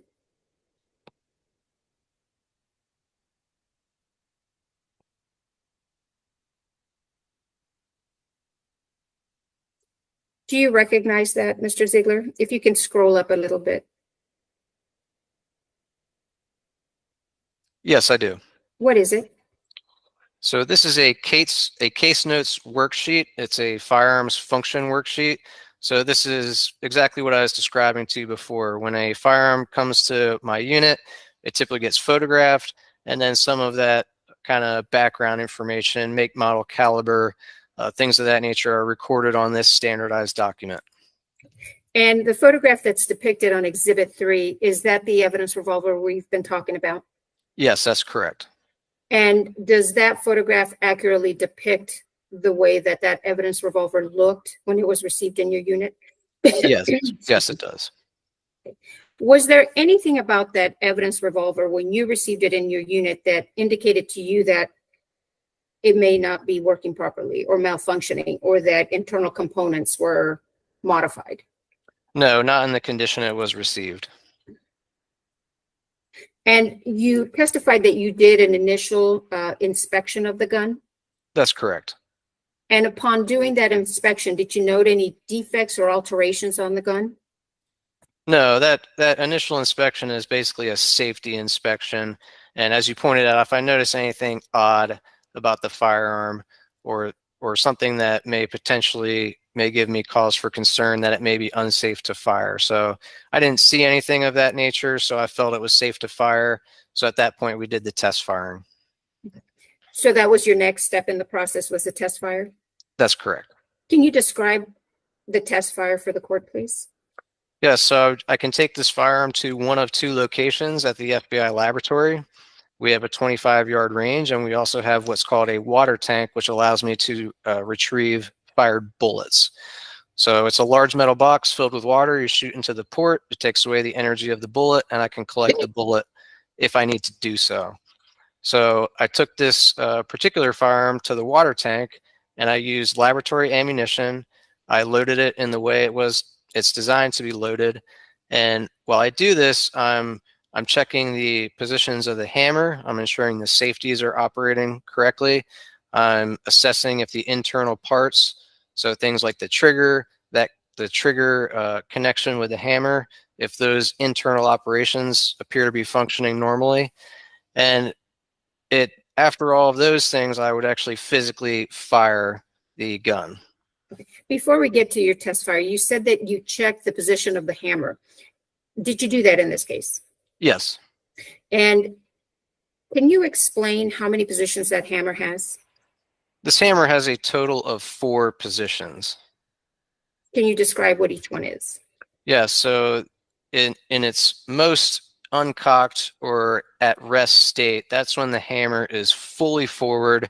It's as far forward as it can be, and it's essentially resting up against the frame of the gun. Now, as you start to cock the hammer, there are notches, and you can't see them in this picture, they're on the inside, but there are notches in this hammer that as you cock it, the rear portion of the trigger, which is called the sear, you can hear it click into those positions. So if I have my hammer at rest and I start to cock it, I'm going to hear the first click. That notch is called the quarter cock. Sometimes it's also referred to as the safety notch. If I continue to cock it further, you'll hear a second click. That's the sear dropping into the half cock notch, which is sometimes referred to as the loading notch. And if I pull it fully to the rear, I'll hear a third click, and that's where the sear is sitting in the sear notch. At this point, that is the position where this firearm would be ready to fire if the trigger's pulled. I'm going to show you what's been marked as State's Exhibit number 4. Do you recognize what's depicted on 4? Yes, I do. And what is it? These are photographs that I took depicting the 4 hammer positions that I just described to you. So you see how far it gets cocked back in each position from the side view, which is the column on the left, and from the top down, which is the column on the right. Okay. When the hammer was in the full cock position, did you experience at any point that the gun discharged without the pull of the trigger?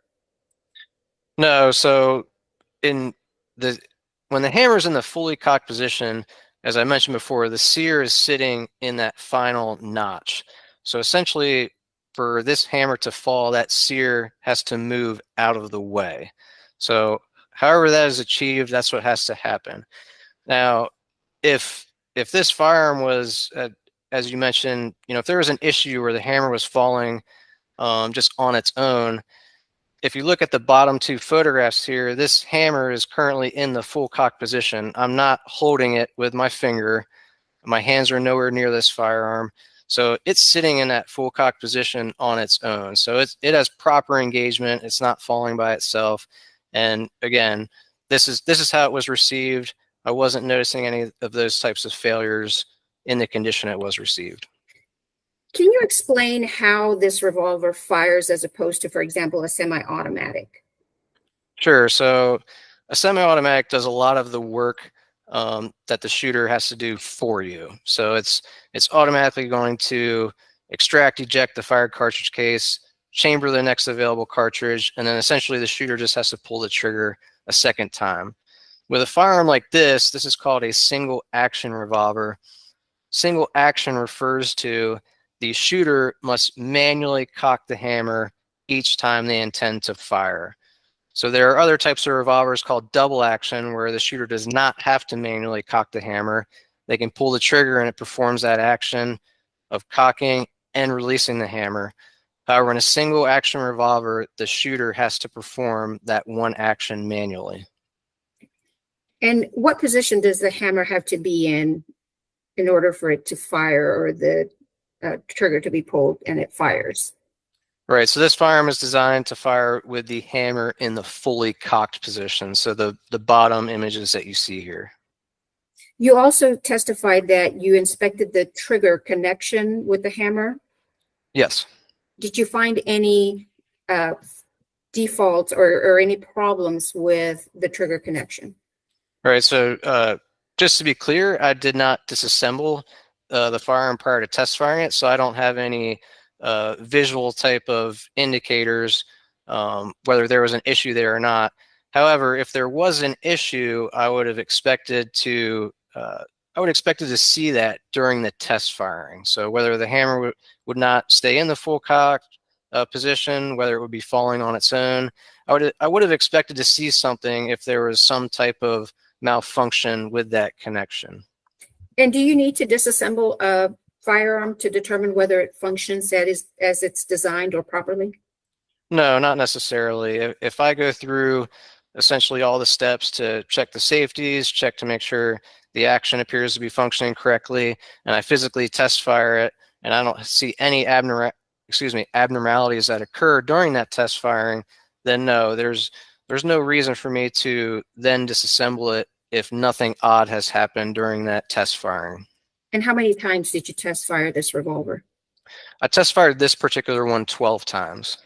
And during each one of those 12 times, did you observe any of these issues that you just mentioned that would cause you concern that maybe this gun could malfunction?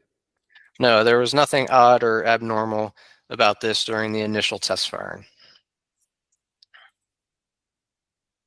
And when you did the test firing, did you check the different hammer cocking positions? Yes, I did. Okay. And at any point during each one of those 12 test fires, did the gun discharge by itself without a pull of the trigger? No. And you testified that you checked the hammer's quarter cock hammer position, right? That's correct. Did the firearm fire when it was in the quarter cock hammer position? So that portion of the testing I did during the later phase of accidental discharge testing. When I say that I checked the quarter and the half cock positions, those positions are designed so that if you're cocking the hammer, and if I cock it past the quarter cock notch, and if my thumb slips off the hammer, that quarter cock is meant to catch the hammer before it falls and makes contact with the cartridge. So when I say that I checked those positions during the function assessment, what I mean is I pulled the hammer past those notches, released it, and ensured that that safety mechanism was actually working correctly. So I did that for both the quarter and the half cock positions. And were the safety mechanisms working correctly? Yes, they were. When you had the hammer in the full cock position, did it hold in that position until you pulled the trigger?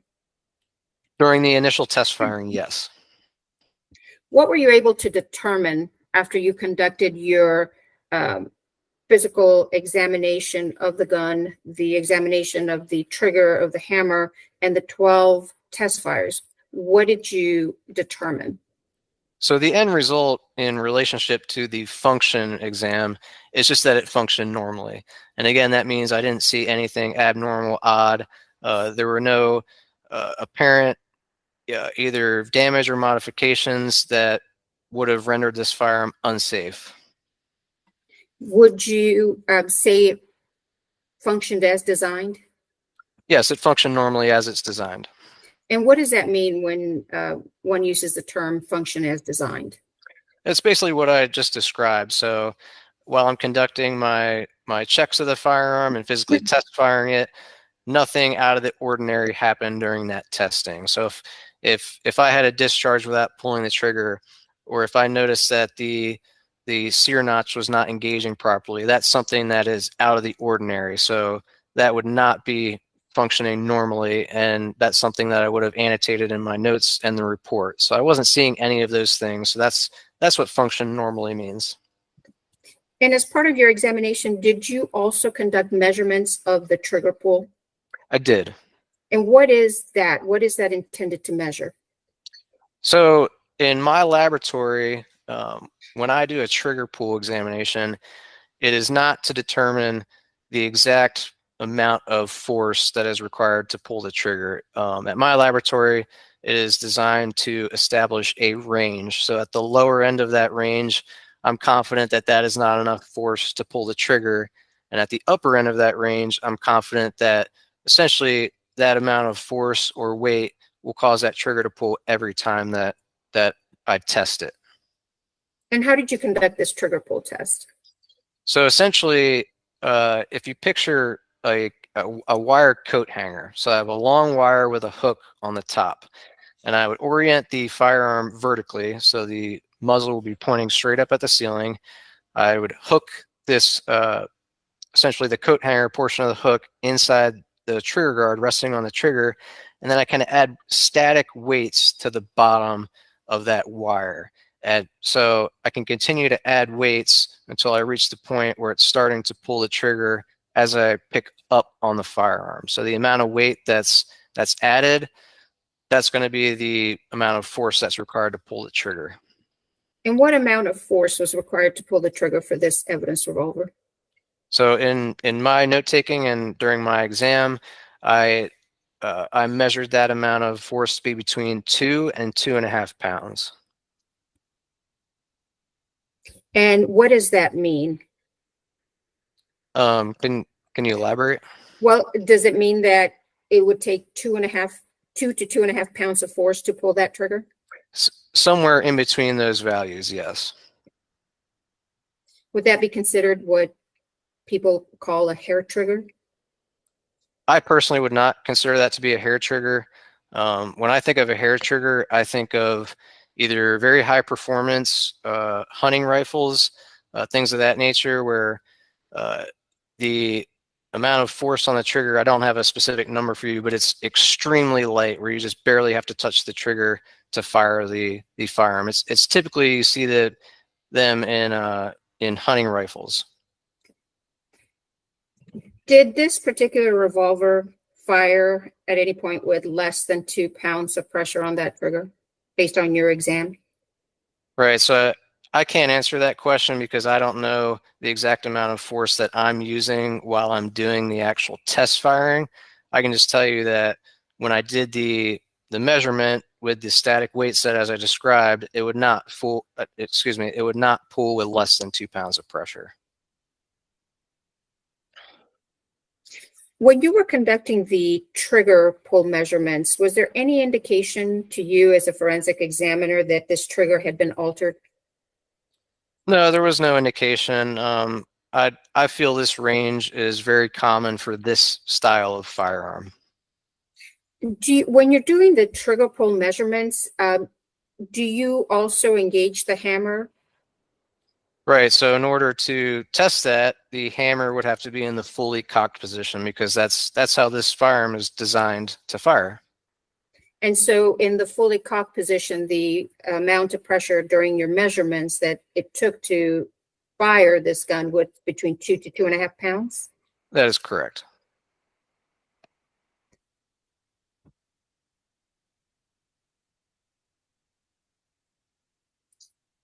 Did, after you conducted your physical exam of the gun, the trigger, the hammer, and your test fire, was another test conducted on this firearm? Yeah, so I did do some other exams with the ammunition, but if we're focusing specifically on the firearm, the next test is what's called accidental discharge. Before we get to the accidental discharge test, were the exams that you just testified about, were those conducted according to FBI procedures and protocols? Yes, they were. So what is an accidental discharge test? So in my laboratory, the accidental discharge test, it seeks to determine if I impart a certain amount of force to this firearm, is it even possible for this firearm to fire without pulling the trigger? And the way it's done in my laboratory is essentially I would take a rawhide mallet and I would strike the firearm on 6 planes. And when I'm referring to those 6 planes, if you pictured a cardboard box sitting in front of you, the 6 planes would be the front of the box, the rear of the box, the left side, right side, top, and bottom of the box. So those are the 6 planes. And essentially, when I'm striking this firearm with a rawhide mallet, the goal is to determine is this amount of force, this vibration, this shock, is that enough to cause the inner workings of the firearm to disengage and actually allow the hammer to fall and fire the shot. So this test is really designed to mimic if the firearm's been either banged into something or maybe hit with an object or maybe even dropped or something of that nature. Some type of force has been introduced to this gun. Now, before we get to your accidental discharge test that you conducted in this case, did you document, photograph the condition of the firearm before the accidental discharge test? Yes, so all the photos that you've seen so far were prior to that test.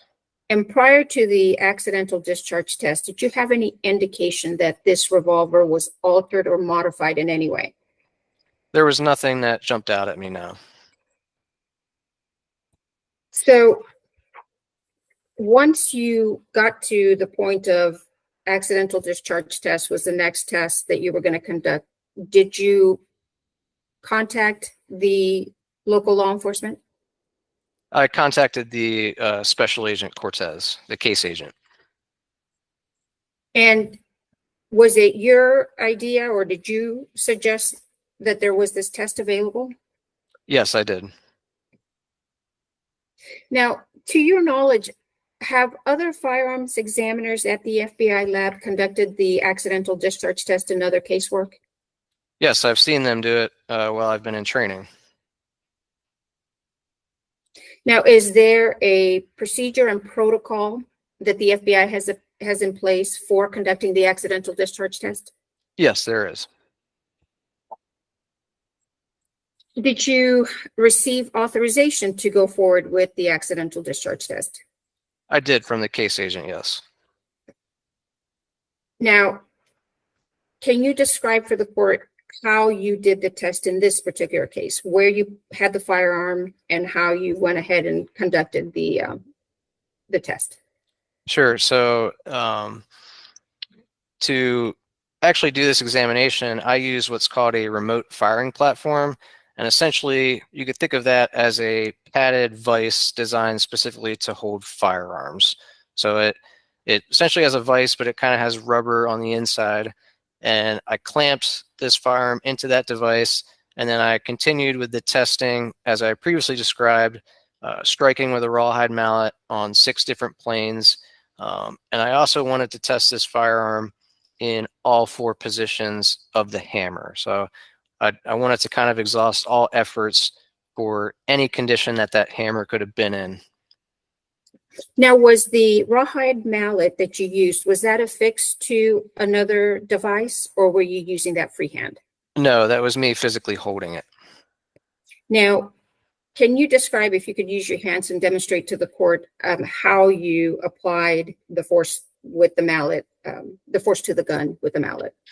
Right, so it would depend on which of the 6 planes that I was working with at that time.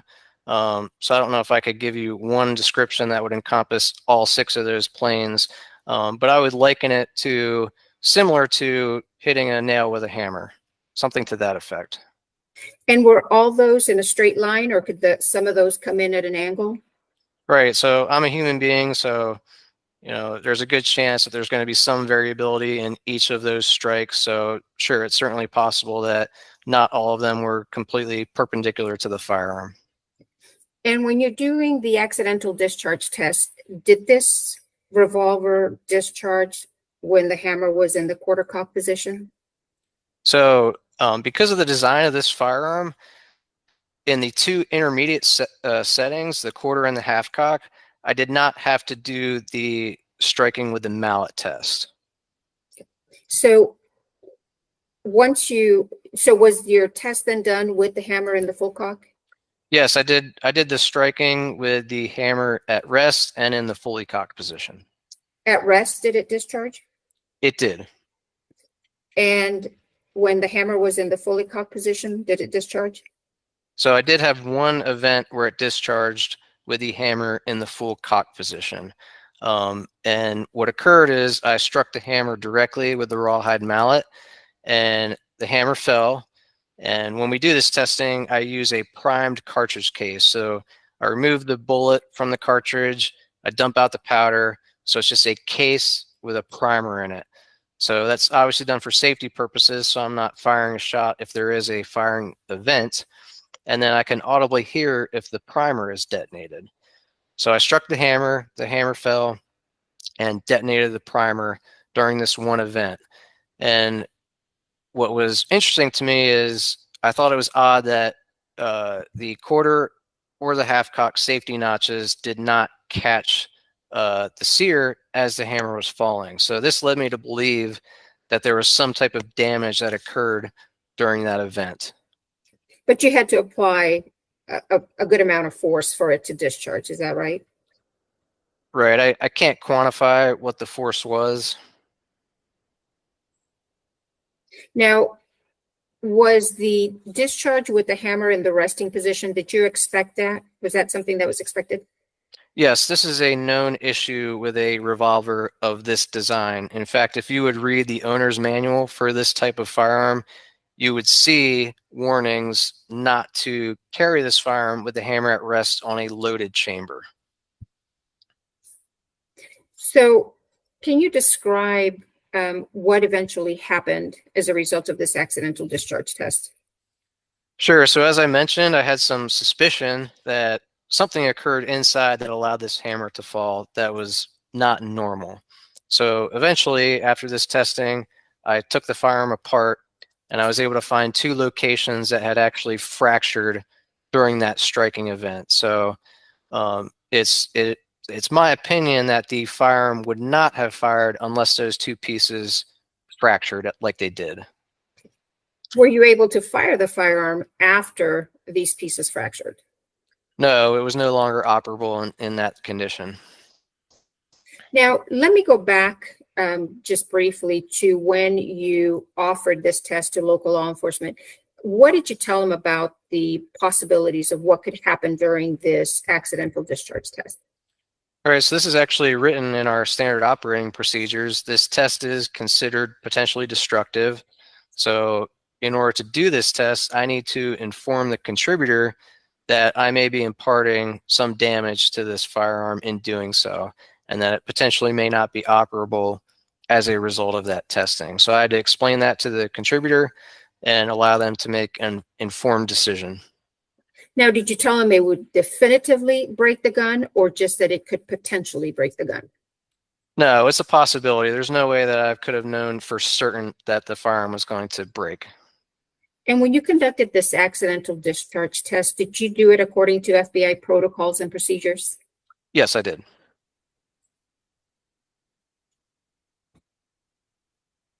Now, Mr. Ziegler, let me ask you, so even assuming that maybe some internal component of this revolver was modified before you received it in the lab, did the gun fire without a pull of the trigger before you got to that accidental discharge test that broke the gun eventually? That did not occur during my testing at the lab, no.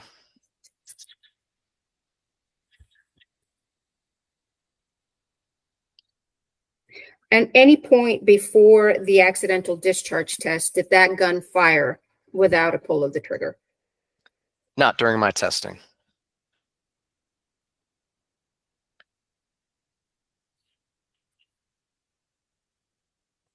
Was there any indication that the gun did not function as designed before the accidental discharge test? No, there was nothing odd or noteworthy about this firearm. As a forensics examiner for the FBI lab, have you had experiences in the past when conducting your scientific testing, evidence you've examined has been either modified in the process of the exam? Sure, that can happen. Can you give us an example of that? Sure. So one example could be if I'm asked to do microscopic comparisons on, say, a fired bullet, and there's also ammunition that's sent in with the case. And initially I would do test fires with laboratory ammunition. However, sometimes it's best, as far as how fired ammunition components are marked, typically the best ammunition that you have is going to be the closest to what was used in the actual shooting event. So there may be times where the ammunition from the laboratory is just not reproducing the same as the ammunition in the case. So I may reach out to the case agent and request their permission to consume some of the evidence ammunition to collect additional test fires. So I need their permission to do that because I'm permanently changing those items of evidence. I'm taking a live cartridge, I'm physically shooting them, so I'm detonating the primer, I'm consuming the powder, and I'm forever changing the bullet and the fired cartridge case. So they've submitted ammunition, but they're going to receive a fired bullet and a fired cartridge case in return. So that's just one example where, I may be permanently changing the evidence to do my examination, and I would need their permission in order to do so. Did you conduct this accidental discharge test to damage this gun? That's not the goal of the test, no. May I have a moment, Your Honor, just to review my notes?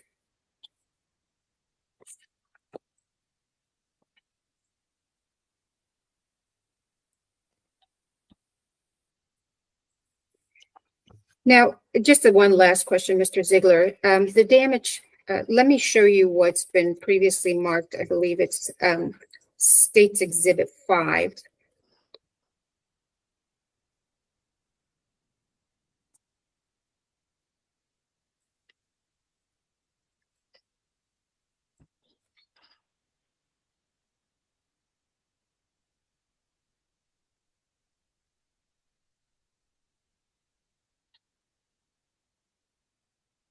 Do you recognize State's Exhibit 5? Yes, I do. And what are they, or what is it? All right, so this is rotated 90 degrees, but this is a photograph that I took, and this was after the accidental discharge testing, after I disassembled it, and this is depicting the parts in the condition after that test, and it's depicting the 2 locations that I found where portions of these parts actually fractured off. Now, prior to the accidental discharge test, did you have any reason to believe that these parts were in this condition as we see them on Exhibit 5? No, if they were in this condition, I would not have expected to function correctly. Are these pieces still available? The ones depicted on Exhibit 5? I mean, or when they left your lab? Right, I returned everything, in the correct packaging and all that. So as far as I'm aware, yes. I have nothing further. Thank you, Mr. Ziegler. I pass the witness. Cross-exam. Thank you, Your Honor. Good afternoon, Mr. Ziegler. Good afternoon. When you have this case on your desk, you have your case file and your comms log. Those are the 2 large packets of documents that you provided. Is that fair to say? The one is called the 1A. That's essentially the document repository, but that includes the comm log. Understood. And that includes the request for lab examination. Fair? That's true. Okay. And any other information that you get about the case, you traditionally get from the customer, the person requesting the testing. Fair? That's typically the way it works, yes. Wait, did they provide you, they meaning the Santa Fe Police Department or the prosecutors, any additional specifics about replicating what had occurred in real life when you performed these tests? No, sir. What about from the media? Did you learn anything about what happened ostensibly before you performed these tests?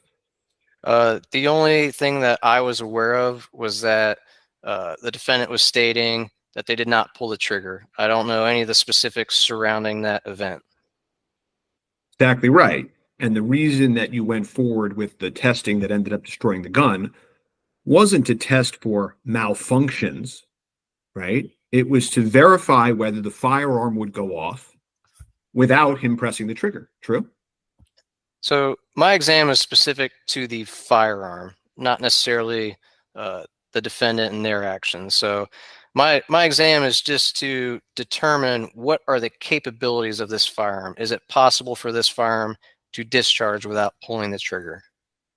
Right. So what you are testing for, though, just to be clear, because this word malfunction keeps getting thrown around, what you're testing for is whether or not the firearm will function without pressing the trigger. Fair? Specifically for the accidental discharge, yes, that is the goal. Right. And the reason you have to do that is because the physical exam that you spent some time describing And the little test where you just shoot it 12 times in the lab into the water or whatnot, that doesn't answer that question, does it? Which question is that exactly? The question of whether the gun is able to fire without pressing the trigger. Right. Again, I can only tell you about the results of my testing. So initially it functioned normally, and then the accidental discharge testing, beyond that.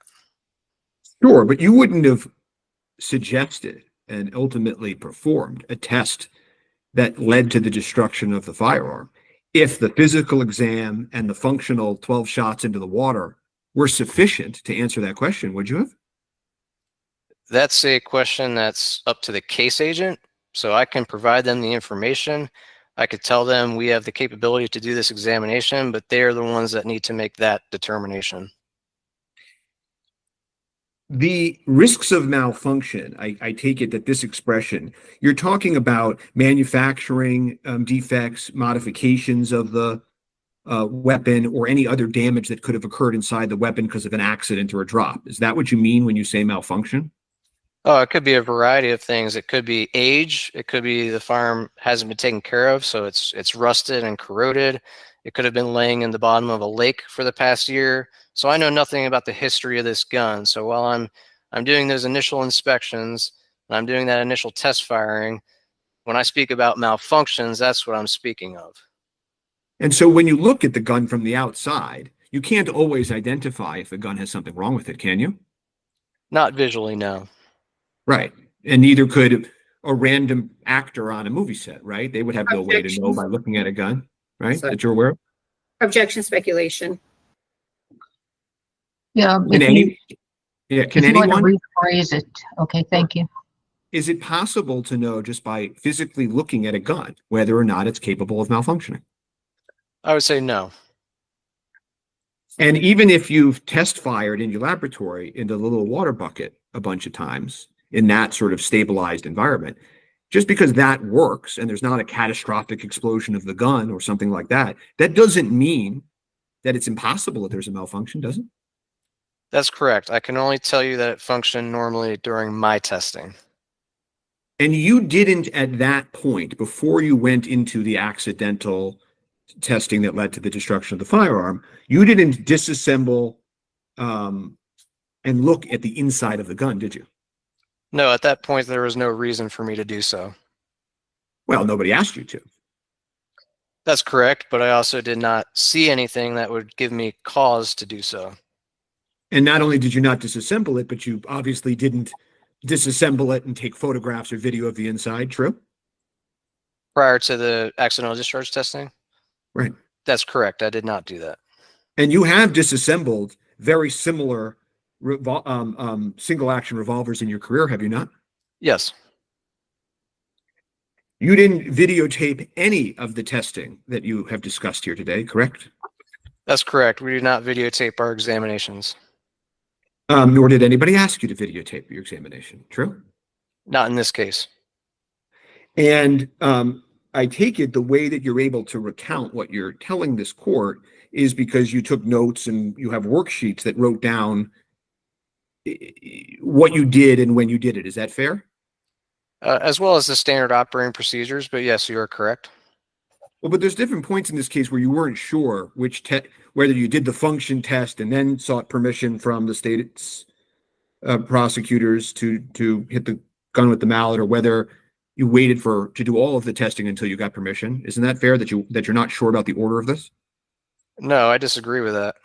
Okay. You're quite confident that you did the visual and functional test before asking for permission before they asked you to do the accidental discharge test. Is that your testimony? I see your question. Yeah. No, I can't tell you exactly when I did the function test, if that was before or after that conversation. However, it was before the accidental discharge test. Right. So I just want to make sure that you are correct. That's what I was getting at. I just want to make sure, that's clear to the court that despite your worksheets and the best of your memory, you don't actually know at what point you asked, or rather they asked you to perform the accidental discharge test. True? I do have messages in my comm log for the dates that I had those conversations. Right, but you don't. But as you just testified to about a minute ago, you don't know the order of what occurred when, as you sit here, do you? You specifically asked me if I knew if I function tested it prior to that conversation. So my answer to that is no, but I do know the order that I conducted the examinations in. Sure. I know that you conducted the functional test prior to the accidental discharge test, because after the accidental discharge test, the gun wouldn't function. Fair? True. Now, and the way you do keep track of this, even though you don't obviously know the exact order compared to the phone call with the prosecutors and the detective, or any law enforcement interaction you had, is you take notes as you're doing this. Is that fair? That's correct. Okay. And you take in the thousands of exams that you've done. You're a note taker. Fair? I'm not quite sure how to answer that. We have standardized note sheets that have mandatory fields that I have to populate. And in all of those examinations, the thousands you've done, the almost decade you've had at the lab, have you ever performed this test on a firearm? In a actual case? In an actual case. This is the first time. First and only. First and only. And the firearm cannot be tested now in the condition that it came to you in. Fair? Not in the condition that as a result of my testing. That's true. And it's not just, you've also said, by the way, that this examination and the report were fairly complex. Is that fair? I'm not sure where you're getting that from. Well, I'm asking you. We can refresh your memory, but I'm asking you, was the examination report here fairly complex? You wouldn't see the word complex anywhere in my report. Not in your report, but what about in an email transmitting your report, saying that sorry for the delays with the report, this was fairly complex? I would have to see that message. Okay. Do you dispute that the examination and the report were fairly complex? I'm not sure what you're referring to, because that could be speaking to the entirety of the evidence in the case, which was almost 200 items. So yes, I would agree that is a complex case. The information we've discussed so far, you mentioned on direct examination that there's a manual that comes with this firearm, right? That's correct. And this concept of the firearm going off without pressing the trigger is something that's actually discussed in the manual of the firearm. True? As far as I'm aware, that circumstance is only in that manual with the hammer in one particular setting. Sure. Thank you for that clarification. But it is true that the manual discusses that this firearm can go off without pulling the trigger. True? Specifically with the hammer at rest, you're correct. And you've said this isn't some phenomenon. This is something that's known about the design of these firearms. True? With the hammer at rest, you're correct. And well, in the owner's manual also says that a blow to the hammer resulting from a fall dropping of the gun can also cause the gun to discharge. True? With the hammer at rest, you're correct. Okay. Or if the hammer slips from the shooter's thumb, right? I would have to see that line to see what that is referring to. The manual also says that the person should not even touch the trigger because of this concern and sensitivity of the hammer falling. True? I would attribute that to general firearms safety. But it's in this manual. True? I don't specifically know that. Objection. Calls for speculation. And if he's referring to the manual, I'd ask that he give Mr. Ziegler an opportunity to review the manual. I'm not required to do that in a cross-examination. He said he reviewed the manual. I'm asking if he knows that. What was the question that she's saying is speculation? I guess that I just asked him, does the manual say that don't even touch the trigger because the hammer can slip in this firearm? Does the manual say that? Do you know that? May I answer? Yes, but you're assuming that he remembers. So If he doesn't remember, I understand that he may not All right. remember it. It's in his report and it's in the manual. So I'm just asking. All right. Thank you. I do not know that the answer to that.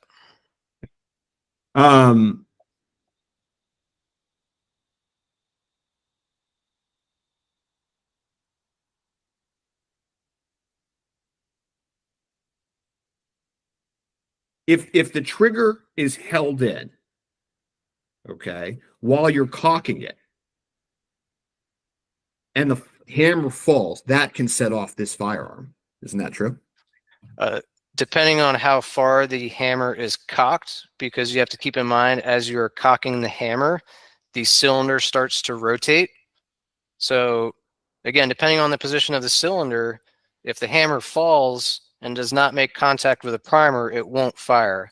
However, you are correct. If I hold the trigger in and I cock the hammer and I let it go, you may fire a cartridge in that method. And the manual says, and you know from your own experience, that you shouldn't load every single chamber on one of these revolvers because it's at risk. Fair? And that is referring to the hammer being at rest on a loaded chamber. Yes. Now, I understand you keep saying that, Mr. Ziegler. Were you prepped on that point before you testified here today? Objection, Your Honor. Argumentative. I'm allowed to ask a witness what their preparation was on a topic. Were you prepped on that topic before today, Mr. Ziegler? No, sir. I keep reiterating that because you appear to be insinuating that this firearm can fire with the hammer in every position, and you're using direct quotes from the owner's manual when those quotes refer to a specific hammer setting. So you weren't, were you, well, I'm asking you a different question now, which is, were you prepped on the issue of whether or not this gun could fire without pulling the trigger before today? We certainly had trial prep. Mechanism that we're describing, which you obviously can describe more artfully than me, is not the same on every modern firearm. Not every modern firearm can go off like what we're describing, true? That is correct. And there's actually examples of firearms similar to this firearm, right? And you've said you've disassembled very similar single action revolvers before, that if the sear was defective, the gun could accidentally discharge, true? That depends on many factors. Sure. I'm just simply asking you, is it possible that if a sear is defective on one of these firearms, it could accidentally discharge? Is that possible? It is possible, but there are also safety mechanisms within the firearm, to include this firearm, that would prevent that from happening. And I'm assuming that there's a caveat on all of these answers, but I'm asking just simply, assuming all other caveats, is it possible that, for example, that if the main spring on this firearm was loose, or there's a loose screw, it could accidentally discharge? I don't agree with the example you just used. What about if the notches are worn? That is a possibility. And we talked about, or you talked, I guess, on direct about the trigger pull. And just to make sure it's clear, at least in my mind in the courts, the trigger and the hammer, they interlock so that if one is moving, it has an impact on the other. Is that fair to say? That's correct. The hammer has notches and the trigger sits within those notches. So as the hammer is being cocked, the trigger is moving within those notches. Okay. And you would agree that the trigger weight on this firearm was on the low end of the range of trigger pulls. Fair? Amongst all firearms, amongst all single action revolvers, whatever denominator you want to use. As I testified previously, that I feel this range is in line with this type of firearm. Now, if you compare that to a double action firearm or some completely different firearm, then sure, it is lower than what other firearms are. Well, let's go to that easier example of a double action revolver, which is what many police departments use. Is that fair? I don't believe many people use revolvers anymore. Well, is a double action revolver a firearm that would take 10 to 15 pounds of pull force? Yes, I agree with those numbers. And isn't it true that the FBI's own website indicates that the standard trigger pull on a single action revolver is 4 to 6 pounds? I do not know that. Okay. Well, while we're continuing this exam, we can pull up and see if it won't refresh your memory. But if it was 4 to 6 pounds, that would be double or triple the pull force required on the gun you examined in this case. True? It would be approximately double, yes. And the pull the amount of trigger pull weight required, you don't know the genesis of that. Assume for the sake of this question that the trigger pull weight was lower on this weapon. You don't know how that occurred, right? You don't know whether that was the manufacturing or somebody altering it and customizing it, true? Can you rephrase that question? I don't quite understand that. Sure. While I'm doing that, if we can just show Defense Exhibit 2, just to refresh your recollection to the witness. Are you familiar with this? I have not seen this before. Okay. Well, maybe because we could, are you familiar with the National Institute of Justice, Advancing Justice Through Science Institute? Yes. Okay. And if you look down at trigger pull measurements and you look at the single action revolver, do you see that under typical trigger pulls, it indicates 4 to 6 pounds? I do see that. Okay. Does that, do you think that that is a fair number and characterization? Generally speaking, for single action in general, I would say it's typically between about 2 and 5 pounds. So you're saying that you disagree with this? To me, there are many types of single action revolvers. So it is my testimony that this type of revolver I feel is in line with the 2 to 2.5 pound force that I measured. Did you measure the distance that the trigger has to move? I did not. Okay. Do you know the distance that the trigger has to move in this firearm? No, sir, I do not.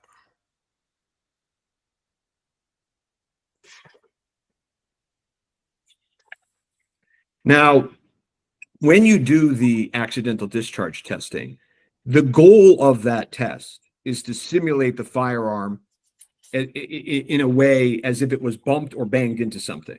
Isn't that right? That's correct. And if you have the ability, the accidental discharge test should replicate the real world situation as closely as possible, right? So the accidental discharge test, how we do it at my laboratory, it is lined out in the SOP. And then beyond that, if there is some type of extenuating circumstance that the examiner feels they also need to test, they could then go and do that. However, this is the way that I did it, the method that I use, that's what our SOP dictates.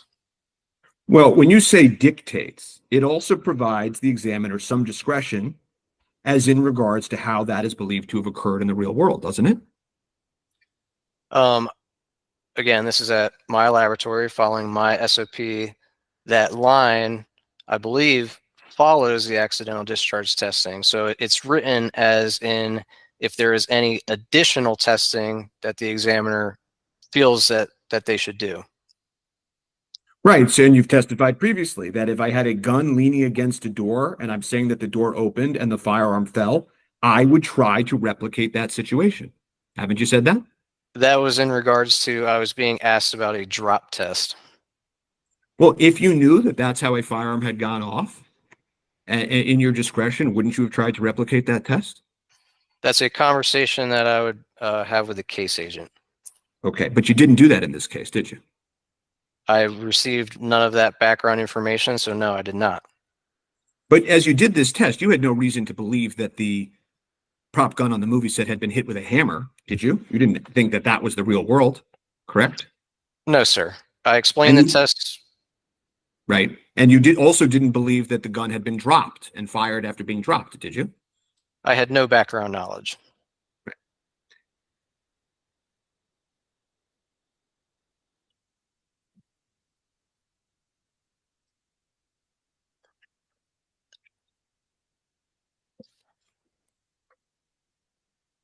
And there was no reason why, and no reason provided to you by the Santa Fe Police Department why you couldn't do, for example, a push-off test prior to the destructive testing. Nobody gave you a reason why you couldn't do that. True?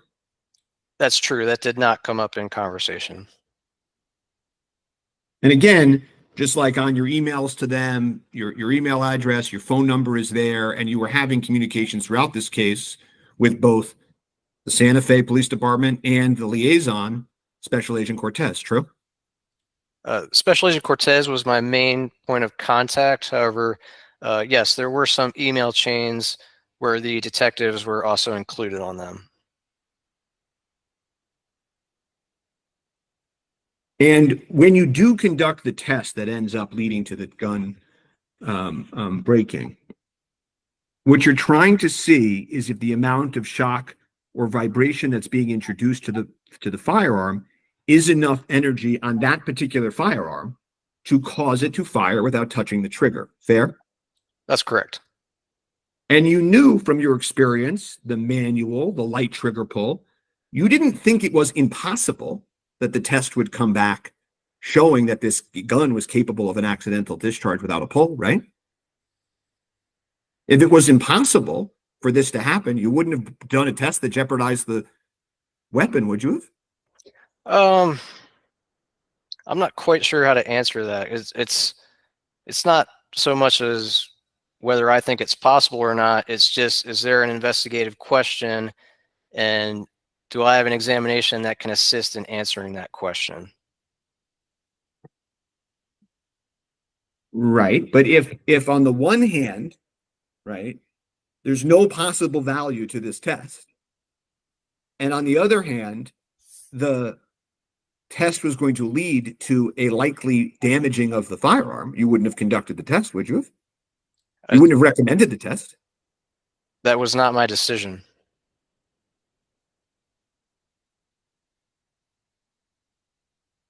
And did you consider any other tests, like the push test, before embarking on the test that led to the destruction of the firearm?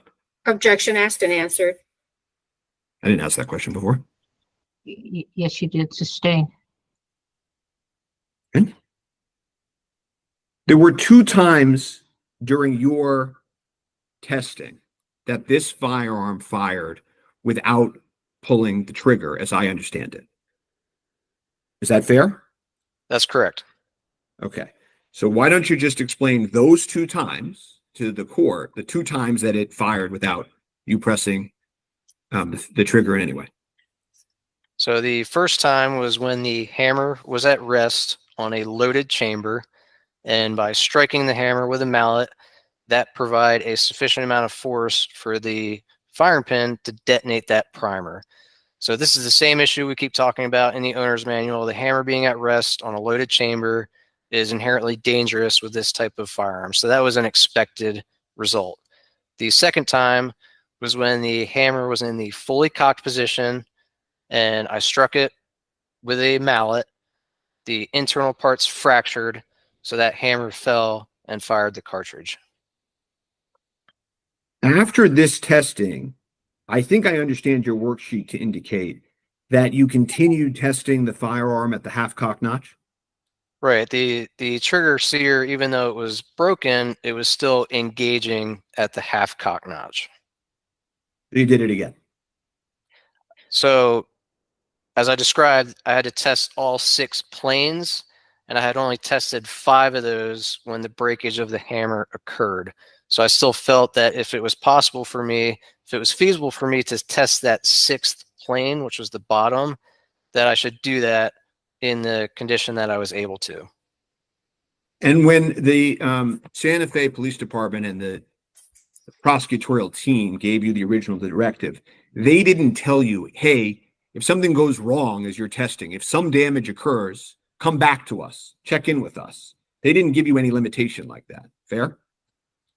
I don't recall that occurring, no.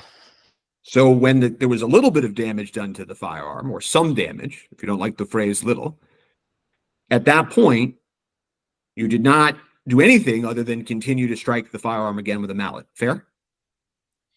The damage that you're referring to, those internal parts had already fractured at that point. Well, do you think that the final mallet strike might have done further damage? Not necessarily. Well, I know not necessarily, Mr. Ziegler, but it's possible that it did, is it not? It is Objection possible. asked and answered. I don't believe I asked that question either. Isn't it possible, Mr. Ziegler, that the following sixth hammer strike caused additional damage? I should answer. Yes, that is possible.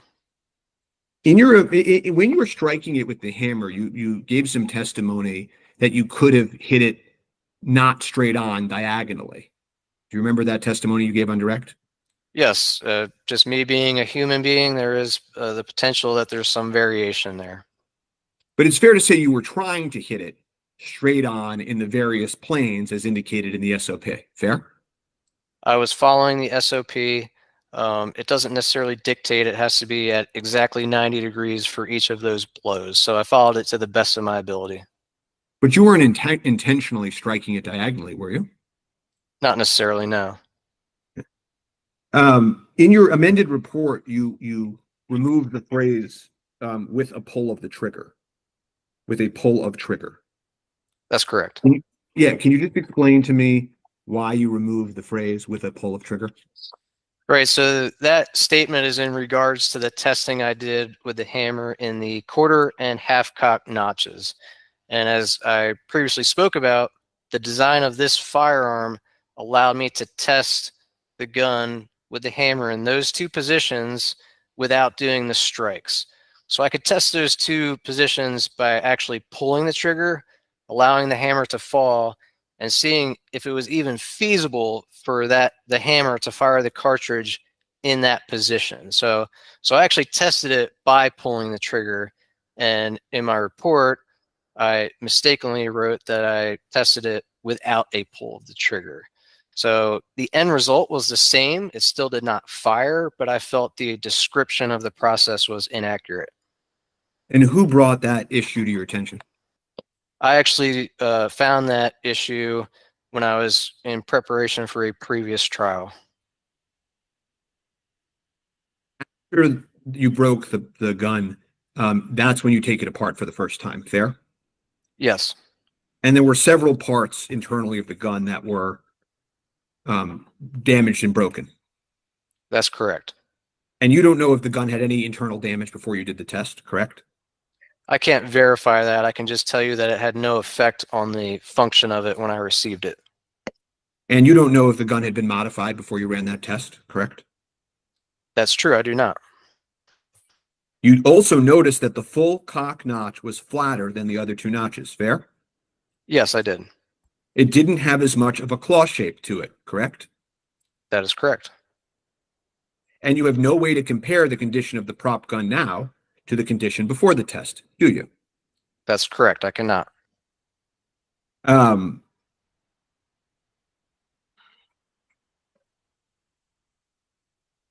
even after performing the test, you don't know whether it's possible for the gun to have fired without the trigger being pulled, correct? Can you repeat that? Sure.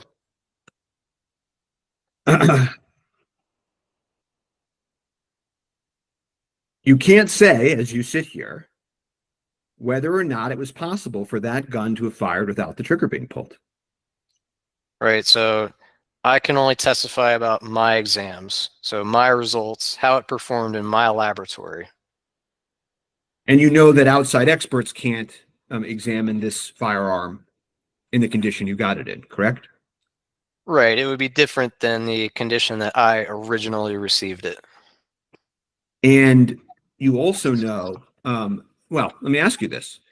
As you looked at the state's Exhibit 5, the broken pieces of the gun, right, you don't even know for sure that you got every single fragment of the broken firearm as you transferred it on, do you? That is possible. We're talking about very small pieces of metal, very thin pieces of metal. So yes, it's certainly possible they could have fallen out of the gun at the time. They could have fallen out in transport. Again, these are very tiny pieces, so you're correct. It is possible that I was not able to account for everything. And even under the best of circumstances, you did this in the lab. You can't account when you're doing these tests for every variable that might occur in the real world on a movie set, right? That's fair, I would say, yes. How did you inform Detective Hancock of the breaking of the firearm? I don't specifically recall that. And from the moment of the destruction of the firearm in 2022, April of 2022, were you ever asked to do any further tests in 2022, 2023, 2024? In regards to the firearm, Yes. there was never nothing was ever submitted. There was never a formal request. No. And were you ever asked during that period of time to meet with any other firearm expert in this case, or speak with any other firearm expert in this case? No, sir. Even up until today? I did have a pretrial where another firearms expert was present. I didn't consult with them regarding my examinations. You just happened to be sitting in the same room during the pretrial? No, it was virtual. You just happened to be sitting in the same virtual room during the pretrial? I'm not sure I understand your question. Well, you said you weren't consulting with them. What were you doing sitting in the same room with them? It was preparation for trial, and I believe the prosecution team chose to have individuals there to, I guess, see if what I was saying made sense to other people who had experience with firearms. And that was the first time they asked to do that in all of 2022, 2023, and 2024 was the first time they asked to do that was this week? No, sir. Was this week the first time that you were in a room discussing the facts of this case with another expert witness? Yes or no? Oh, another expert witness? Yes, that was the only time. Okay. And so I think I won't ask it again. I think it's clear. And sorry, I thought you said another examiner. That's where my confusion was. I apologize if it was my fault. That individual that you met with, who was that? I understand it was virtual. I understand you're not calling it a consultation, but while you and another expert witness on this case were in the same virtual room together, who was that other expert witness? Right. This was a preparation, a pretrial, and it was Mr. Haig. Who else was present during that? Miss Johnson and Miss Morrissey. Anybody else? Also a representative from my laboratory, OGC, Office of General Counsel. I see. Ever in any of the thousands of guns that you've ever tested, have you ever had a pretrial meeting with another expert and the prosecutors and somebody from the FBI General Counsel's office all present in a meeting? Has that ever happened before? To the best of my recollection, no. And what did you all talk about? It was essentially preparing for this testimony here. Can you give me a little bit more information? It's general trial prep, going over my results, how this process is going to unfold. This is the first time I've done a hearing like this. Do you have any notes from that meeting? I did not take notes. Did you speak to anybody else after the meeting about the meeting? Probably just some coworkers. That would be it. Your supervisor? I share a lab suite with my supervisor, so yes, he was aware of that the meeting occurred. And was this the meeting? And you know now from meeting with the state's expert, Lucian Haig, that he believes there to have been no purpose for this test, right? You know that, don't you? I understand. I'm sorry, objection. He's asking him to comment on what another witness believes. I think that's improper, and it's also calling for Mr. Ziegler to speculate. I'm asking if you know that from having met with him. I'm not the one that put them together 3 days before his testimony for the first time in 3 years. What was the question? The question is just that it goes to his state of mind, and it goes to what happened at that meeting 3 days before his testimony and his preparation, that he has been informed that other expert believes that there was no beneficial purpose to the test that he performed. No beneficial purpose to the test that Mr. Ziegler performed? Correct. All right, I'll allow that question. Yes, I'm aware that is his opinion.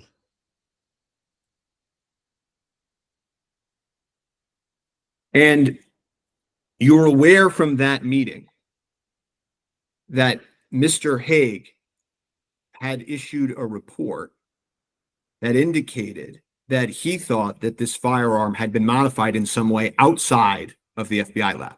True? I am aware he's authored a report. I do not know, I haven't read that report, so I don't know the content of that report. But you understood in that preparatory meeting that that report was an issue that you all needed to discuss. Fair? I'm aware that he saw marks that he was trying to figure out how to explain. Again, I don't know the content of his report. I don't know what his conclusion was. Well, you were aware that you were being called in to try to give Mr. Hague more information to deal with the issue of this report. True? That wasn't necessarily the purpose of that meeting. That is something that occurred as a byproduct of that meeting. Well, but you didn't need to have that meeting before you testified at Halyna Gutierrez Reed's trial, did you? I did not have that meeting. Right? No prosecutor told you before this trial, we really need to have this meeting with another expert. That's never happened before in your career, right? Nobody said that. No, but it is customary to have a pretrial meeting with the prosecutor, which this is what that was. Sure, but it's not only unprecedented, it's not only unusual, but it has never happened in your entire career that at such a pretrial meeting, another expert is present asking questions and bringing up issues about the report that they authored. True? Objection, Your Honor. That question contains facts, not in evidence, and it assumes speculation. It's asking Mr. Ziegler to speculate on what this other expert believed or what he opined. He's already said he has not read that report. Overruled. At the transcript and you looked at the questions, I think it's a natural follow-up question. Can you repeat your question, please? I will do my best. I don't have a real-time transcript, so I will do my best. Okay. What I'm asking you is, I understand that it is common to have pretrial preparation with prosecutors. I believe you've already testified that never before in your career have you been brought in to have a pretrial interview where another expert is present asking questions about their report. True? That's correct. Okay. And you called it a byproduct of that meeting. One of the topics of importance at this meeting was the report that Mr. Hague issued, in which you understood generally he did not think it was your mallet hammering that caused the modification of the firearm. You knew that and you discussed that at that meeting, sir. True? Your question is partially incorrect. Well, why don't you tell me what's correct and then you can tell me what's incorrect. So you posed that question as though I knew that's what the purpose of this meeting was. I did not know he was going to be a participant in this meeting until the meeting occurred. So no, I didn't know that was going to be a topic of conversation. And once you were at the meeting, it became a topic of conversation, correct? That is correct. Okay. And this is the first time withdrawn. And you understood from this conversation that the questions being posed to you were trying to elicit information that helped explain Mr. Hague's report, which was in sum and substance that the FBI was not how the firearm got modified, but rather that the gun was modified by somebody other than the FBI. You understood that, right? I can't testify to Mr. Hague's intent or what his goal was. Okay, but can you understand? I'm asking what you understood, sir. You understood that part of what occurred at that meeting was trying to understand, right? At that meeting, did you demonstrate how you use the mallet? He asked me a series of questions to gain an understanding of how I conducted that test. Including a demonstration of how you use the mallet? I don't believe I physically held my arm up into the air, but I explained it just as I did here today, that I would liken it to in a similar fashion to hitting a nail with a hammer, something to that effect. And a nail with a hammer, you're trying to hit straight, right? I suppose so. And you know that his report, what he found so unusual and why he thought the gun was modified by something other than your test was because the lines were diagonal. True? He did mention that. Okay. And that is when the testimony, that is the first time that anyone opposed to you in this entire case for 3 years, well, couldn't you have hit the firearm diagonally, right? That is the first time I was asked that, yes. I have no further questions for this witness at this time. Redirect. Briefly, Your Honor, thank you. Mr. Ziegler, did the Sheriff's Department initially request the accidental discharge test when they requested testing of this gun? No, they did not. Now, as the FBI lab, is it your practice to learn the facts of a case before you conduct any sort of scientific testing? No, not necessarily. When evidence is submitted, it's typically submitted with a written request. We call that an EC, or an electronic communication. And sometimes that request has background information, sometimes it doesn't. It just depends on the person who is authoring that request. But it's not something I would go and seek out. And most times I would typically prefer to have less information. I'm just asked to examine the evidence, not necessarily take into account external information. So it's your practice as a scientist to have less information because you want to focus on the evidence. Would that be accurate? Yes, I believe that's true. So if this particular gun was able to fire without pulling the trigger, would that have been something that you would have noticed during the exam before the accidental discharge test? Sure. If it was doing that during my function evaluation, yes, I definitely would have noticed that. Now, Mr. Spiro asked you questions about why you suggested the accidental discharge test. Were you concerned that this gun fired without a pull of the trigger, and is that why you suggested this test? It's not something that I detected. It's that I had been made aware that statements were being made in national news that the trigger was not pulled. So I felt I had a duty to inform the case agent, this is a test, we have a capability to conduct this examination, explain the test, explain the caveats, and then leave it up to them to decide if they want to pursue that test or not. Now, you were asked some questions about disassembling this gun. Why didn't you disassemble the gun before the accidental discharge test? As I've stated before, there was nothing abnormal or out of the ordinary during my function evaluation and test firing. So if something was occurring, if the hammer was falling, or if otherwise, maybe the cylinder wasn't aligned, if something was occurring to where this gun was not functioning normally, then yes, I would have wanted to take that apart to try to figure out what was causing this. But because nothing like that happened, I had no reason to disassemble it. Now, do you always, or is it protocol or SOP for the FBI for you to videotape your exams? No. And in this case, you were asked about the sequence of the testing. Was the accidental discharge test the last test you conducted? On the firearm, yes. Yes, on the firearm, that's what I'm referring to. Okay. Now, you were also asked about the use of the word complex. Was the exam on the firearm, just the firearm, a complex exam? Not necessarily. I would say it's routine. And, again, for each of these exams, I followed my standard operating procedures. So pertaining to just the firearms exam, as far as the function and those sorts of things, those are fairly routine. So no, I wouldn't necessarily consider that to be complex. Now, you were asked some questions about the manual for this particular revolver. Does the manual say that the gun can fire without a pull of the trigger if the hammer is in the full cock position? Not that I'm aware of.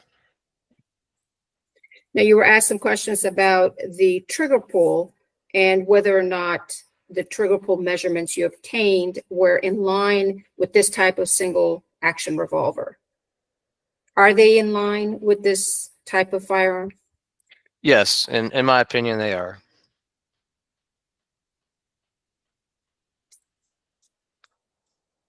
Now, even if this gun, assuming, let's assume for a minute the defense position, even if this gun had been modified when you received it in the lab, would you have had problems or did you have any problems firing it? I did not have any problems. So even if the hypothesis is true that, let's say hypothetically, this gun was modified in some fashion, it had no effect on its function in the condition that I received it. Did it have any effect on the full cock hammer holding without a pull of the trigger? Not in the condition I received it, no. Now, you were asked some questions about this meeting where Mr. Hague was present. Did you explain to Mr. Hague how you conducted the accidental discharge test? Yes. Now, as an expert witness, is it unusual to discuss or talk to other experts? As I've stated before, it's not something that I've done in the past, so I don't feel I can really answer if it's typical or not. To your knowledge, other FBI examiners, have they discussed their results with other experts, even within the FBI? Sure, definitely within the unit. Yeah, there might be things that come up that you may want someone's opinion on, something of that nature. May I have a moment, Your Honor? Yes.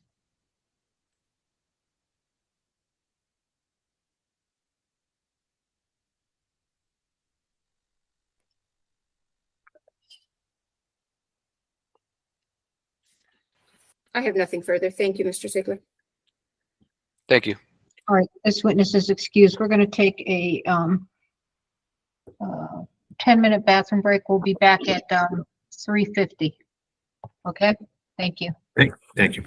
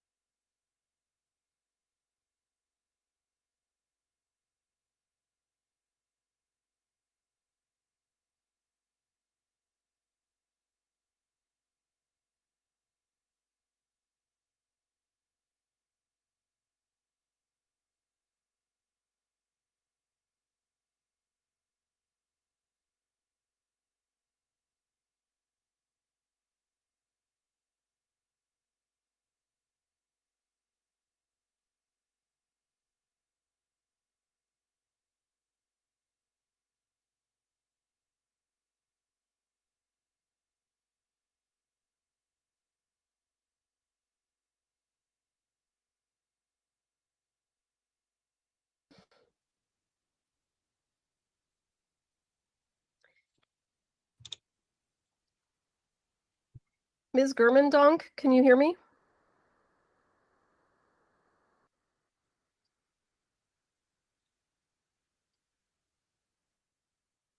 It's my understanding that Mr. Haig is trying to join the meeting and is being denied. He's coming in by his email address. I don't think his name is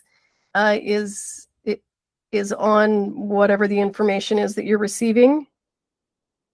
Can you be sure to let him in? Can you see? I see your text. Can you see if that's him? Just ask if he's Luke Haig.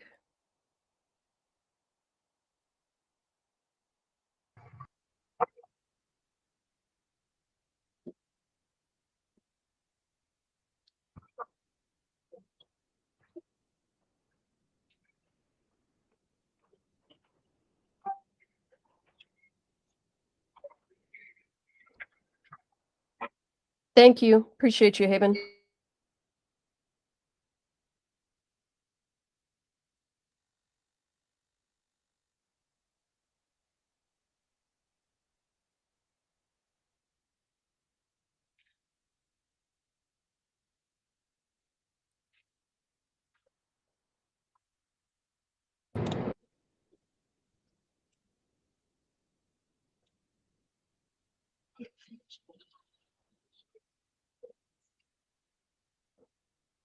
Mr. Haig, can you hear me?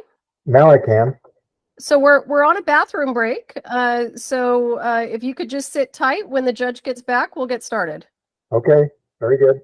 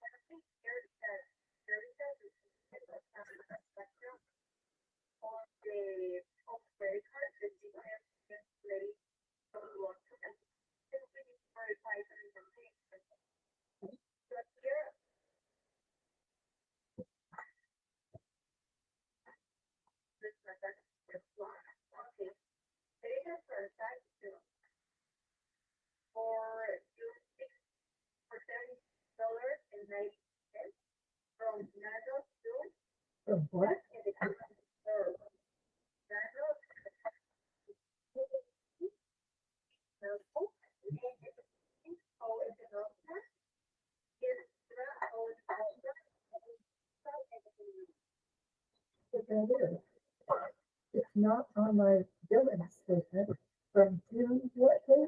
16th?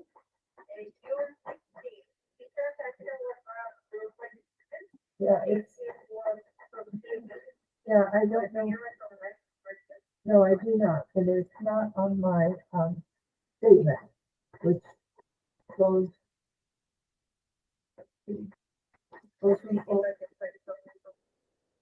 Mr. Haig, can you hear me? You're muted.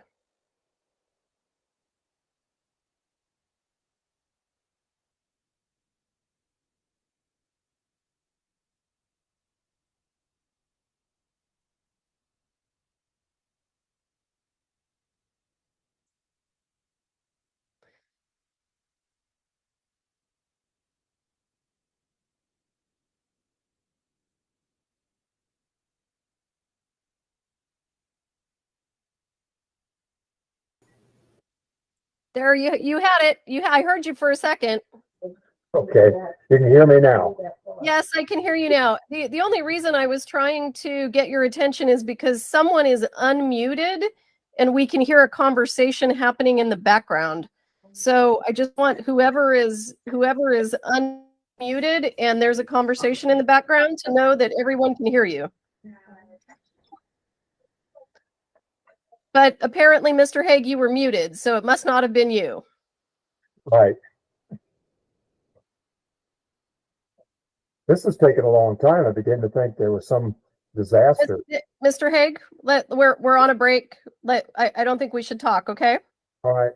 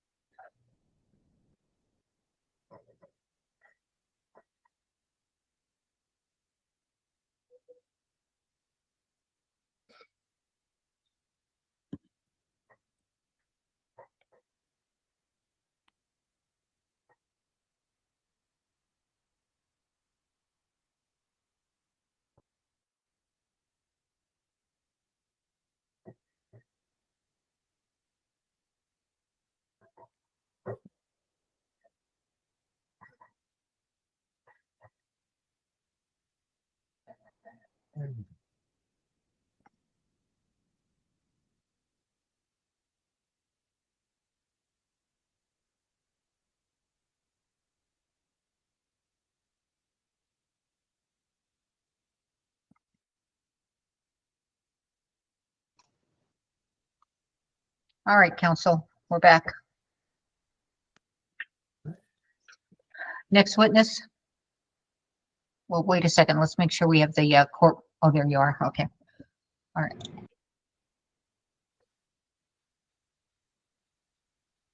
Ms. Johnson. Oh, no, I'm sorry, Your Honor, it's me. Oh, okay. I was just waiting for counsel to turn their videos on. Yes. Sometimes I can't see everyone. The state. I don't see. Are they on? I don't see them.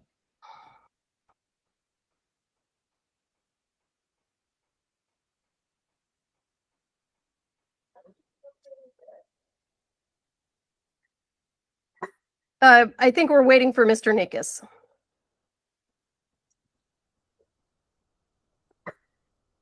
All right, thank you. Go ahead. Let me call him and I'll swear him in. The state calls Lucian Haig. All right, please raise your right hand. Do you swear affirm under penalty of law that the testimony you'll give in this case will be the truth, the whole truth, and nothing but the truth? I do. All right, thank you. Mr. Haig, for the record, would you please go ahead and state your full name and spell your first and last name? Lucian Conrad Haig, Lucien Haag.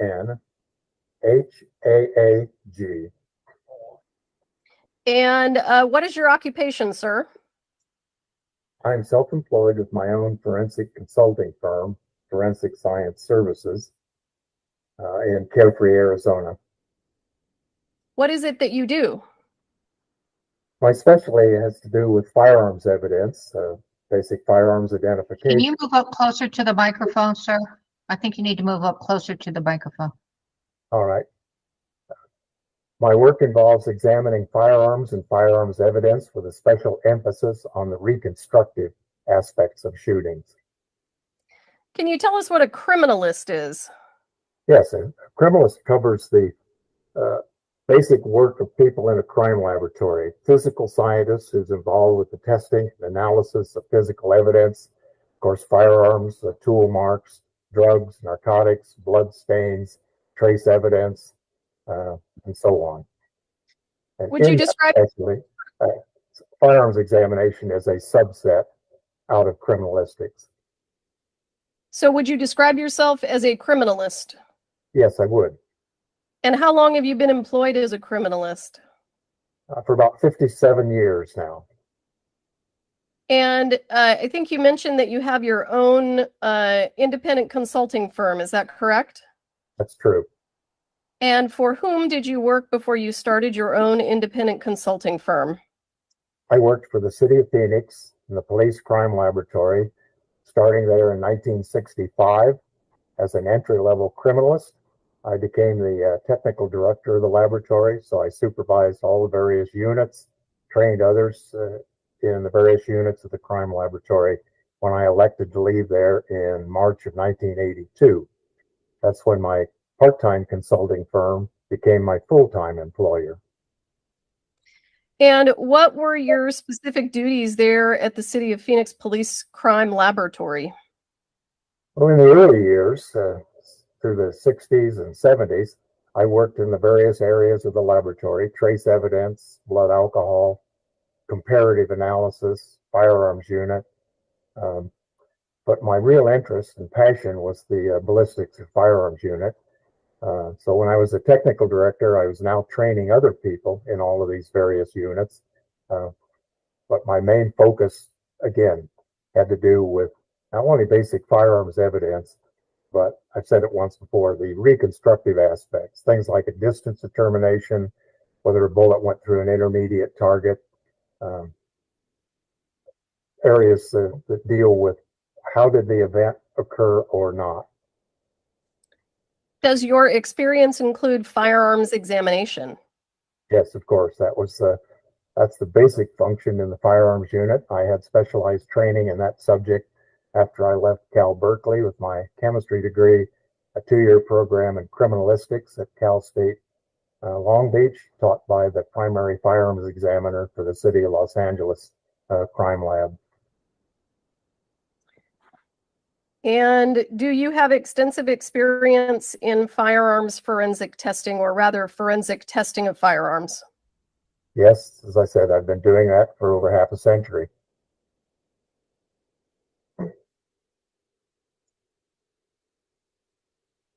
Now, it's my understanding that when you left the Phoenix Crime Lab in 1982, that's when your part-time consulting firm became full-time?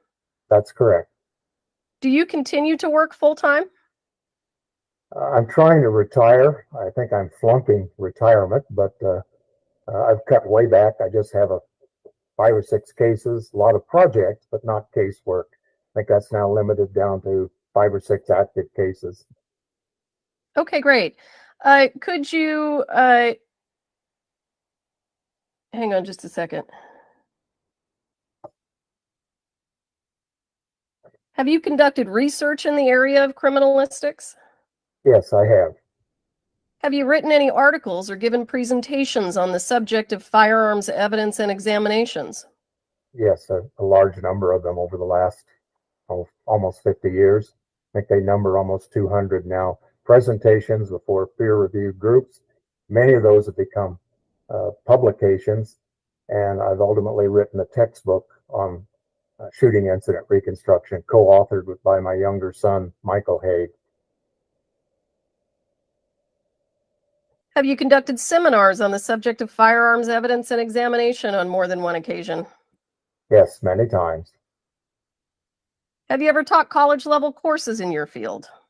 Yes, while I was at the city of Phoenix, they allowed me to adjust my work schedule so I could teach a 2-semester course in criminalistics. I did that for about 11 years at 2 community colleges here in the state of Arizona. I was certified in criminalistics as a criminalistics instructor by the state of Arizona. And did the criminalistics courses include firearms evidence and examinations? Yes, they did. Are you a member of any professional associations or societies?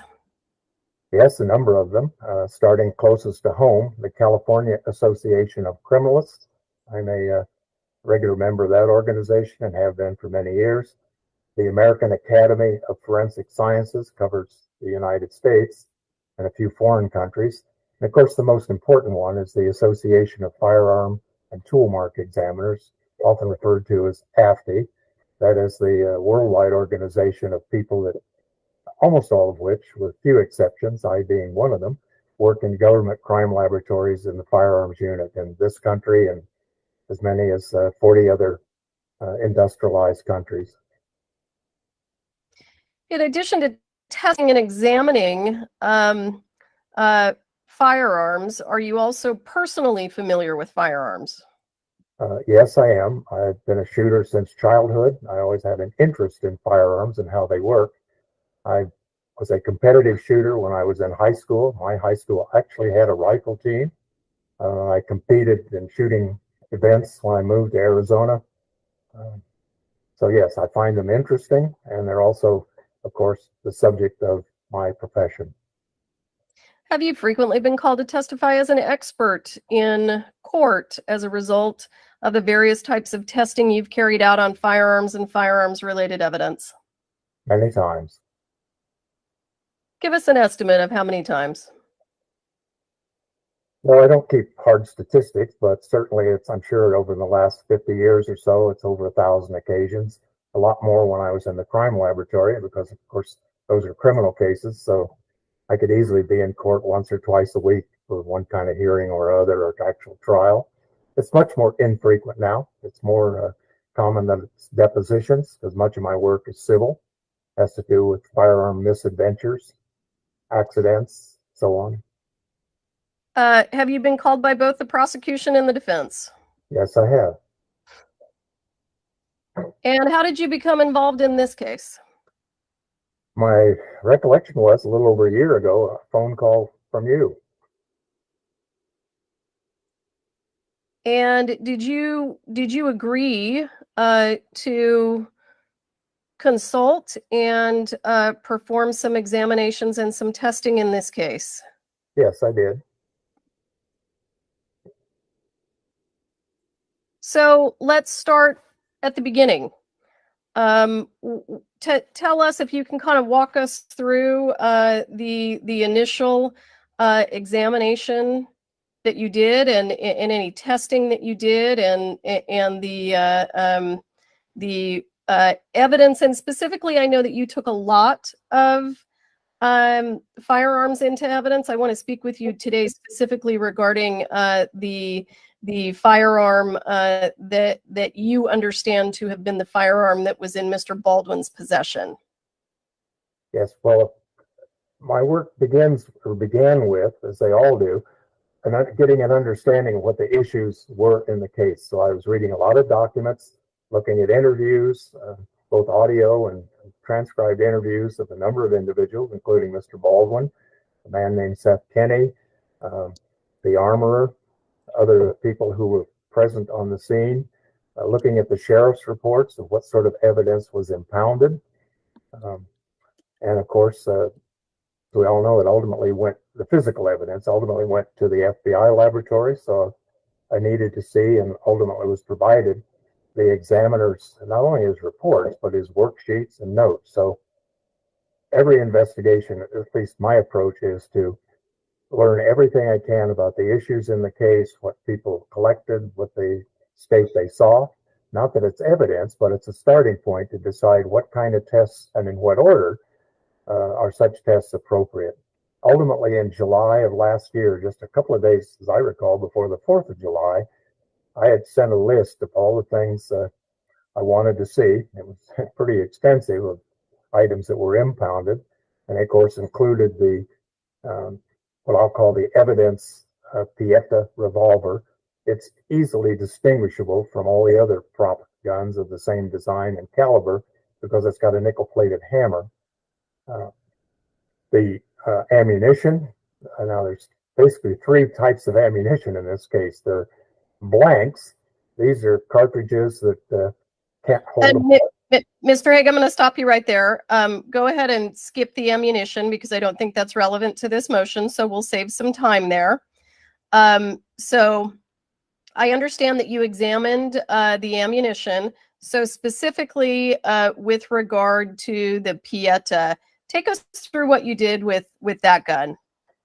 Yes, well, when my son and I received it in a pistol box, evidence type box, it was partially disassembled. There were some broken parts, a severely damaged hammer, a broken trigger, the tip of which is called a sear, and a thing, the company calls it a bolt. It's also known as a cylinder stop latch. So we photographed the gun as found, ultimately replaced the broken parts after they were thoroughly examined and photographed with comparable parts that were functionally, measurably equivalent. And by that I mean a hammer, a trigger with an operating sear, and a cylinder stop latch. As soon as we did that, the gun was functional.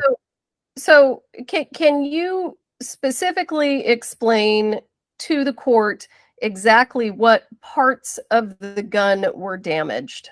Yes. 3 parts. This is a very simple design. There's a hammer that has to be manually retracted with the thumb. So that's a volitional, purposeful act. Inside of the gun is a portion of the trigger that can't be seen until you disassemble it. And that's called the sear, S-E-A-R. It's the top of the trigger. And finally, the 3rd part that was broken is called a bolt or a cylinder stop latch. This is a small component that, as the cylinder in this revolver rotates into position as you cock the hammer, it locks the cylinder in alignment with the axis of the barrel. So those three parts were broken, and in the case of the trigger, truly broken, snapped, and the hammer, just the full cock step or notch. There are three notches on the hammer. The full cock notch was essentially obliterated. I want to use a demonstrative aid just so that we can see exactly those parts and how those parts interact. This is not something I'm asking to have admitted into evidence. It's just a demonstrative aid for the court.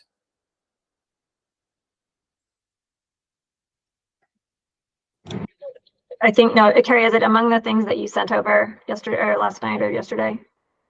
Do I have it? No, it's a demonstrative aid. I sent you exhibits. Okay. I guess I don't know if I have an objection without seeing it.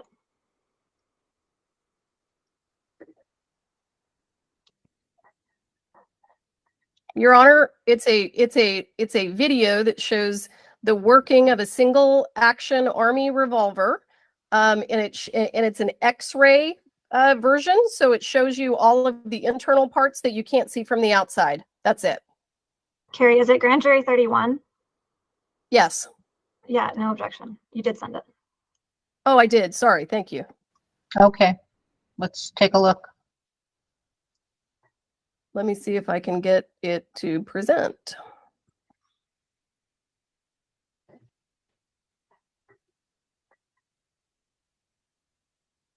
Can you see that? I can. I'm going to jump up here. I'm going to get us to a certain spot that I think might be helpful.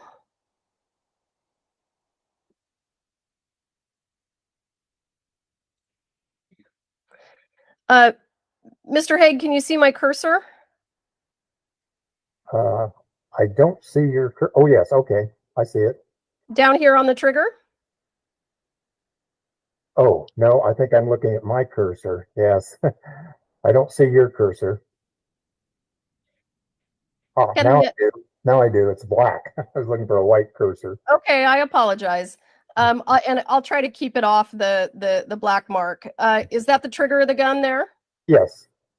So I know that you can't see it, but what's this thing that we see here? If you can see my cursor, what's this thing above the hammer that we can see?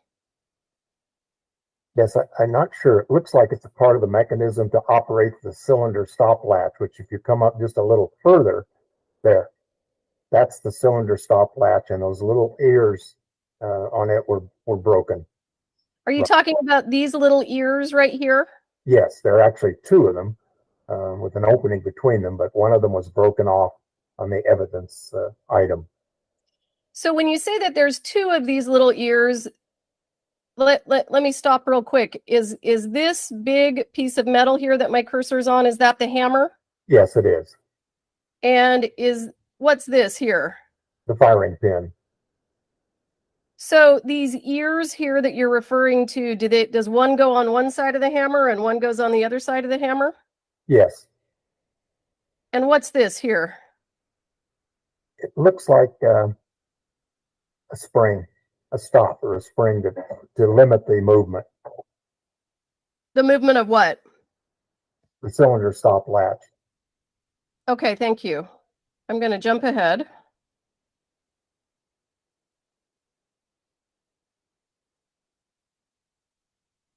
Can you see that? Yes, I can. Can you tell us what we are looking at right here? Do you see my cursor? Yes. This shows an internal view of the trigger and hammer at the full forward or rest position. The top of that trigger is the sear, and it is not engaged in any notch. It's just resting against the working surface of the hammer. So that hammer is fully forward. If we had a live cartridge in the gun, the firing pin would be resting against the primer of a live cartridge, an unsafe condition. So when you say that's the position that we're in right now, is this our firing pin right here where my cursor is? Yes, it is. And so would that firing pin in this position be resting on a bullet if there was a bullet in that chamber? But more correctly, be resting on the primer of a cartridge. The bullet is up in the front end of the cartridge. Understood. I apologize for my mistaken terminology. So this here is the sear, is that correct? Yes. And tell us a little bit about these notches that we can see here on the hammer. Right. If the hammer were to be retracted just about 1/4 of an inch, that sear tip on the trigger would snap into that notch that's right next to it in this view. That's the safety notch, sometimes called the quarter cock notch. Now the hammer and firing pin cannot reach the cartridge. If we go to the next notch, basically just opposite the hole in the pivot hole in the hammer, that's the half cock or loading notch. In that position, the hammer will be halfway back. The cylinder will now be free to rotate, so you can spin the cylinder, whereas before you could not because the stop latch we previously talked about is holding it in place. And finally, this one's hard to see because it's really just a step, but much further down at about about the 7 o'clock position, that's the full cock. I like to call it a step, but it's often called a notch. So imagine retracting that hammer, trigger just rotates backward. It's going to rest. The sear is going to rest on that step with the hammer fully cocked. So when the trigger is pulled, the hammer, driven by a spring that we can see over there in the grip, a flat spring, the hammer is driven forward and goes all the way down. And if there's a live round in the chamber, fires the gun. Okay, so why don't I'm going to go ahead and play this, and let's just walk through it.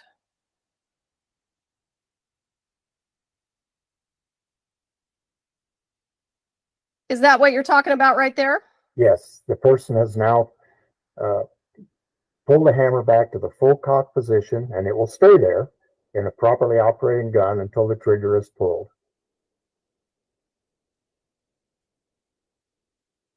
So when we're in this position right here, is that the quarter cock position? If those two were engaged, they're not totally engaged in this video? Yes, they are not engaged, but if the trigger rotated so that the sear, the top part, is deep in that notch, you would be in the quarter cock or so-called safety position. That would be the loading position. And again, the sear would be deeply into that notch. It's truly a notch. And the cylinder would now be capable of being rotated by the hand of the user to rotate it around and either take fired cartridges out or put live cartridges in. So in this position, that's where the cylinder spins. I'm sorry, could you ask the question again? When the hammer is in this position, you can move the cylinder. Yes, you just take your fingers and rotate it clockwise. And then I think you indicated that this is our full cock position here, and this is the position when the gun is ready to fire. Is that right? That's right. And the stop latch is sort of ghosted in this image, has now popped up, and it's in one of those notches you can see on the cylinder, locking it in place. So it's aligned with the axis of the barrel. Okay. Thank you. Let me move to a couple of exhibits.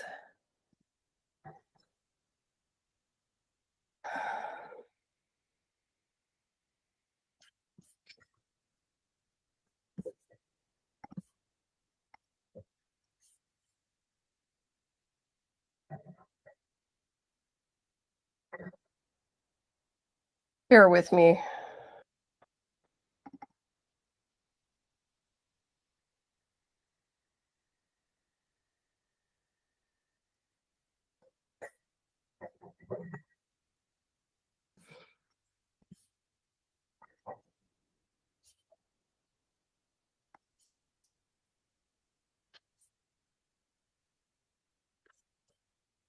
I'm sorry, I'm not as proficient with presenting when I'm on Google Meets. I'm going to show you what's been marked as State's Exhibit 35.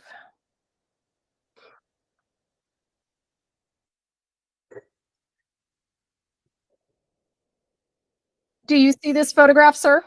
Yes, I Do you do. see this? Okay. Can you explain to us what we're looking at here? The one you had your cursor on just a moment ago, the one that's silver colored with really fine lines on it. No, the one to the right. That's, Hang on, let me get right here. nope, move it over. There you go. Okay. Yeah, that's the working surface of one of the triggers from one of these guns. That's the way they would look when they come from the manufacturer. Those are finishing marks, very fine grinding marks on the working surface. So you're looking right down on the top of the trigger. The one on the left that looks sort of golden. Let me stop you right there. Are we looking at the top of the sear? Yes. Okay, thank you. And what's the one on the left? That's the severely damaged working surface of the broken off sear from the evidence revolver.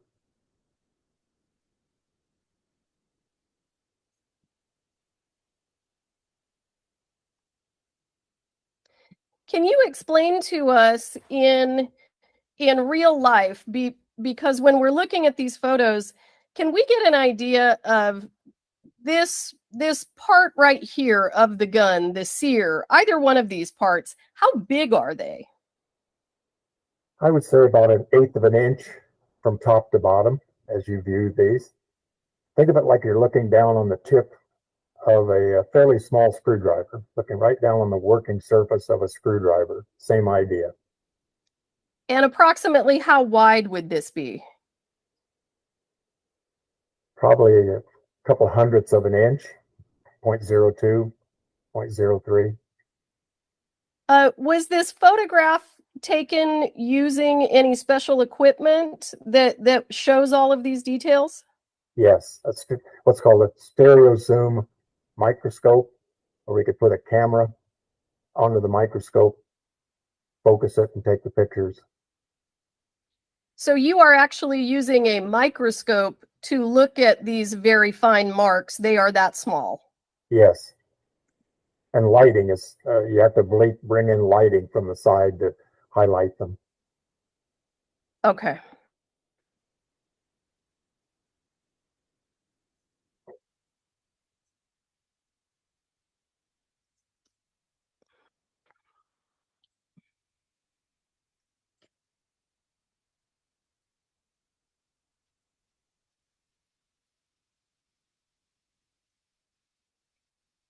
Pardon me.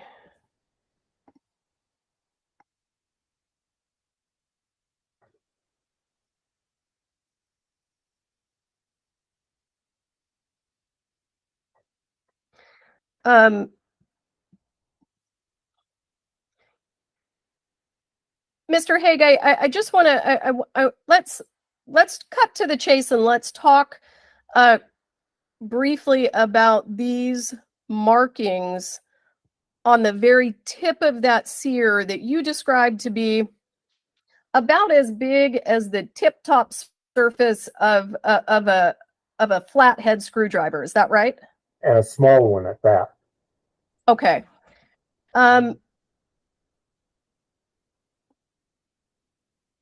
Do those, in your opinion, would markings like that, those microscopic marks that you see on the tip of that very, very small piece of metal, would they affect the functionality of the gun at all?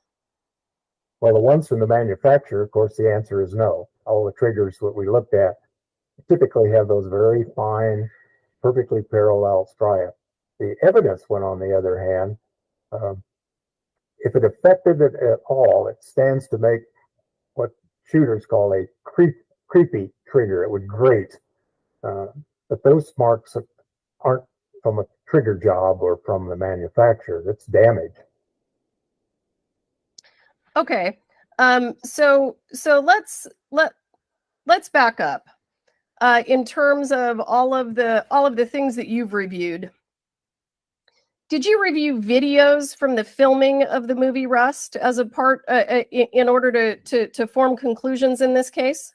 That was a part of my work, and I think I've at this point viewed more than 20 videos of Mr. Baldwin handling the evidence firearm. And did you also review all of the FBI report in this case? Yes, I did.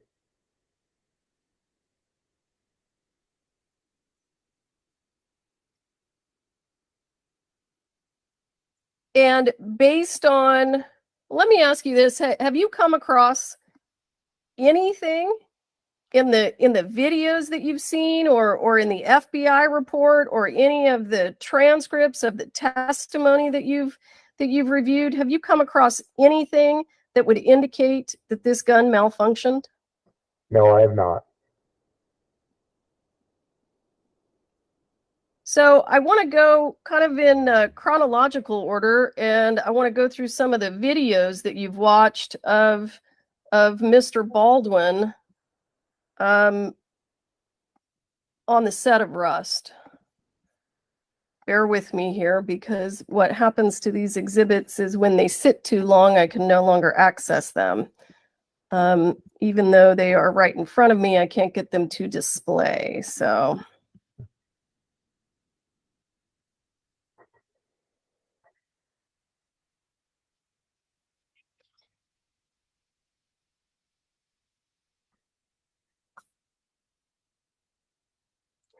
Mr. Haig, did you review a series of videos that from the filming of Rust that were recorded on October 16th of 2021? I believe so. I didn't write the dates down, but if it's something you sent me, I looked at it extensively.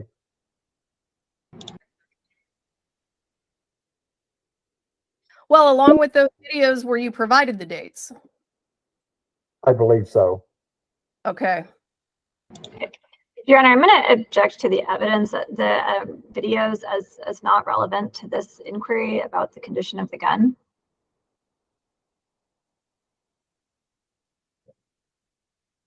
Do you want my response? Yes, please. Well, the defense's entire position has been the gun wasn't functioning properly. There had to have been something wrong with it. That was the cross-examination of Mr. Ziegler. I am here to show you numerous videos of the gun functioning exactly the way it should. And we have an expert here who's looked at the videos, and he can tell you this is exactly how it's supposed to work. All right. Were you not provided these, Ms. Clark? She was. We were right. provided videos, Your Honor. I'm not sure which one she's showing, and it seems like an awful lot of video footage for something that I think is tangentially relevant at best. All right, overruled. Thank you.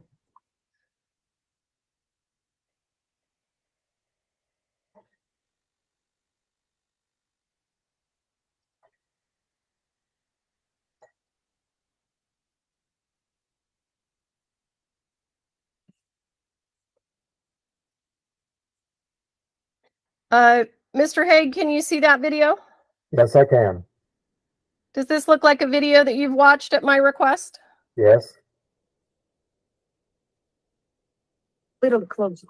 Hey, Mark. Yeah, well, I'm gonna run in. No, just. Yeah? Just. When you drop your arm, that means he's 10 feet away. I can't see how close he is, but I want to be almost up by the time he gets here. No, I'm gonna go into this. Yeah. Well, let me show you something. Hold on. Step back to your original mark.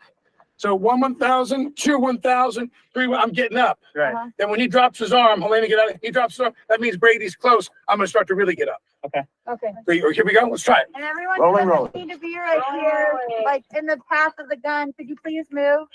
Just want to be over him a little bit so I can see. Just don't want to point in. Is that a quarter load? It's a quarter, yeah. Now, wait a second. If I'm going to shoot right, you want to go on the other side of the camera? I don't want to shoot toward you. Okay, right here. Okay. I'm going to shoot close to you. Here we go. Okay. Here we go. Ready. And action.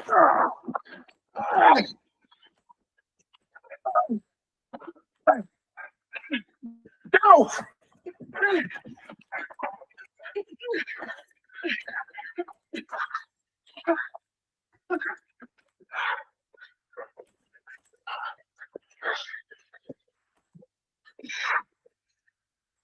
Good. Motherfucker. Mr. Haig, in this video, can you see Mr. Baldwin firing his gun? Yes, handling it earlier and then ultimately firing it multiple times. Given your vast experience with firearms, and to be clear, you also have considerable experience with single action army revolvers, is that right? Yes, I do. Is there anything about what you saw that causes you to feel like the gun was malfunctioning or not working properly? No, not at all. In everything that you've read about the case, the hundreds of pages of police reports and transcripts, have you ever seen anyone read anywhere where anyone said this gun wasn't functioning properly? I think I need to hear the question again. I missed the first part of it. Sorry. In the documents that you reviewed, police reports, transcripts of witness testimony, did you see anything where anyone claimed that the gun wasn't working properly? No, I did not. And that's Halyna Gutierrez's statements, right? I'm sorry? Did you review Halyna Gutierrez's statements? Yes, I'm sorry. Her statement and interview. Did you review Mr. Baldwin's statements? Several of them are interviews as well. Did you review any statements from Mr. Halls, the assistant director? At some point I did, yes. Any of those people ever say this gun had a problem or wasn't functioning properly? No.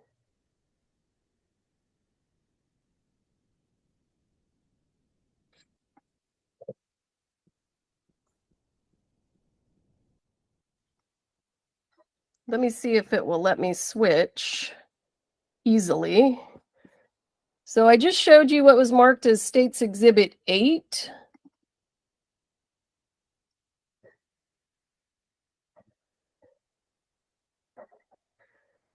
I'm going to now show you State's Exhibit 9.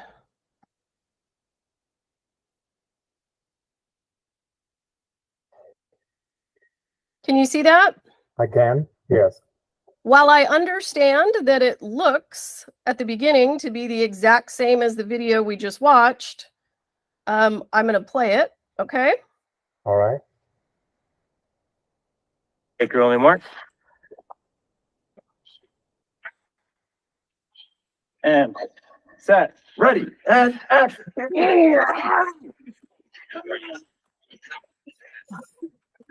Grab the rifle.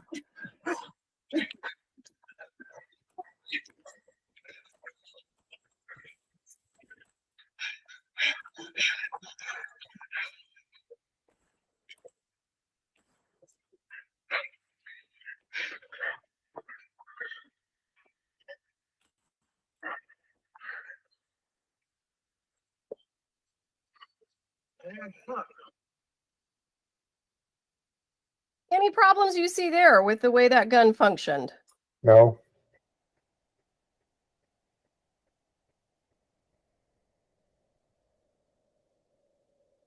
I'm going to show you State's Exhibit 10.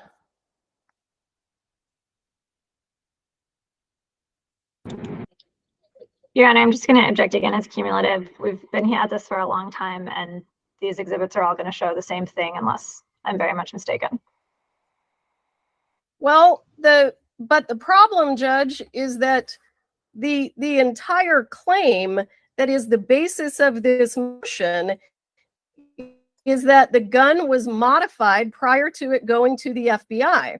Now, the only way that that works for the defendant's motion is if any modification, no matter how slight, affected the functionality of the gun. That's what the entire motion's about.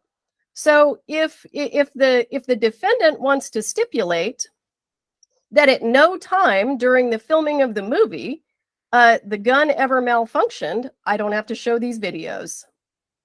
Overruled.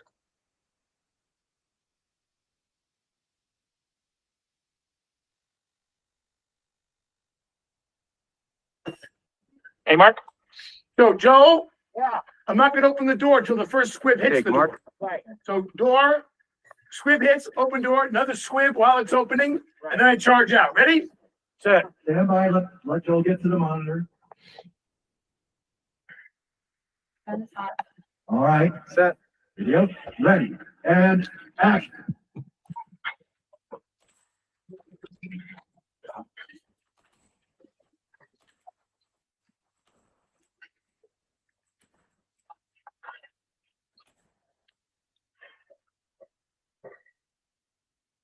Mr. Haig, did you get a better view in State's Exhibit 10 of Mr. Baldwin and his gun? Yes, actually, each one of them has some value, but this one you can see the hammer being cocked in one of the discharge scenes, letting go of the hammer. It does not fall from the full cock, and then he fires it with a normal trigger pull. Any functionality problems that you can tell? No, there are none. That gun works exactly as it should, is that right? As intended and as designed by the manufacturer.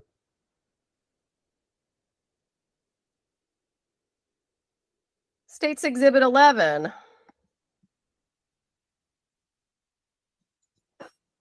Hey, Mark. Right on to the ground. Take Mark.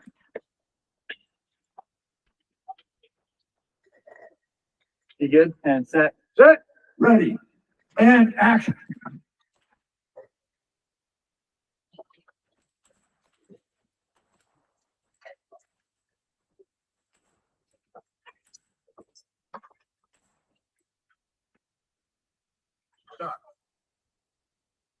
Mr. Haig, State's Exhibit 11. Any problems with the functionality of that gun? No.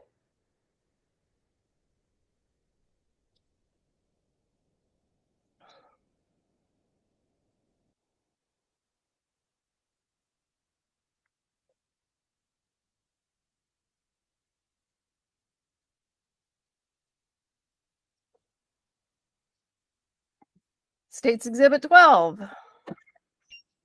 Hey, Mark. Take Mark. Set. Set. Ready. And action.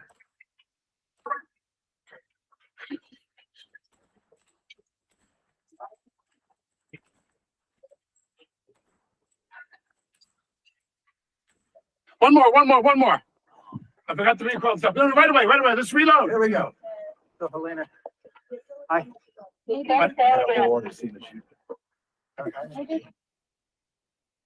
Mr. Haig, any malfunction you can see in State's Exhibit 12? No.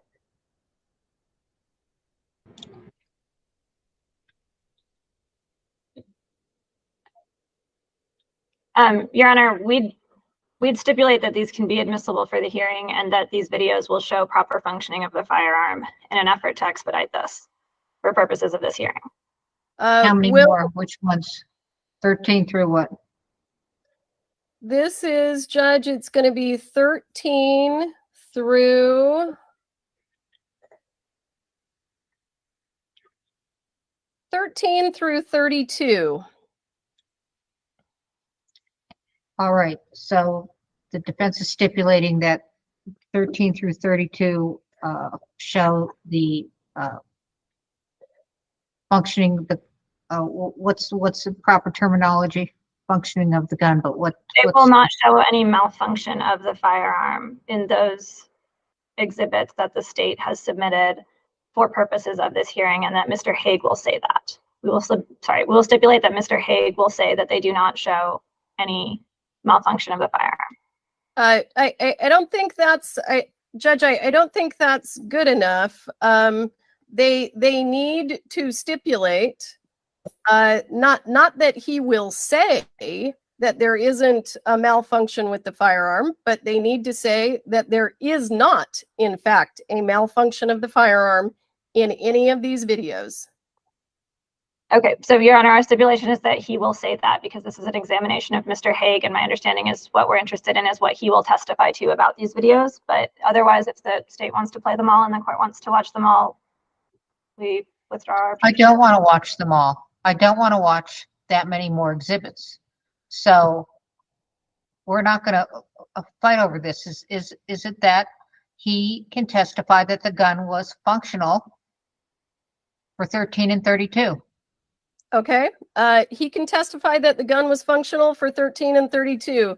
Mr. Haig, have you viewed many videos from the filming of the set of Rust? At least 20. Have you seen any that cause you any concern about the functionality of the gun? No. All right. No. Okay, I'll move on, Judge.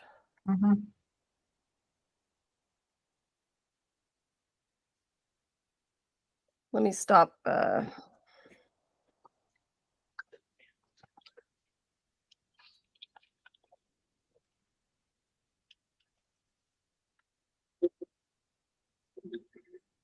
Mr. Haig, if you recall, just as a point of clarification,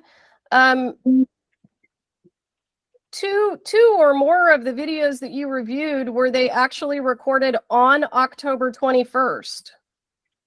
I believe so. They're in the mock church.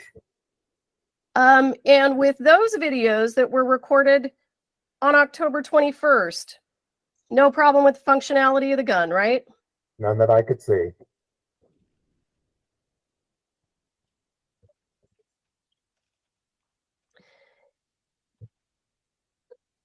Now, sir, when you reviewed the FBI report in this case and you saw that there was accidental discharge testing that took place, did you have any concerns about that testing that we understand ultimately damaged the gun? Yes, I would say I did. Tell us about that. Well, fortunately, it comes at the end of a long list of tests, but it looks like it arose because Mr. Ziegler's understanding was this was an accidental discharge. An accident, as I've defined it in my book, means there's something wrong with the gun, not the user. So he pressed on with their SOP, their protocol, their standard operating procedure, to look into, to evaluate an accidental discharge again, meaning there's something wrong with the gun. And that procedure involved some pretty aggressive, well, very aggressive final testing by delivering an impact to the cocked hammer with a rawhide mallet, multiple blows. And as we probably all know, that caused a failure of the sear and the hammer. Do you agree, however, that testing was done pursuant to FBI procedures and protocols? Yes, it was, if there's a suggestion or an indication of an accidental discharge. And do you agree that experts may disagree in terms of what kind of testing they think is necessary to ascertain an opinion? You can, or I have found differences in an approach to solving a question in laboratories, including my own.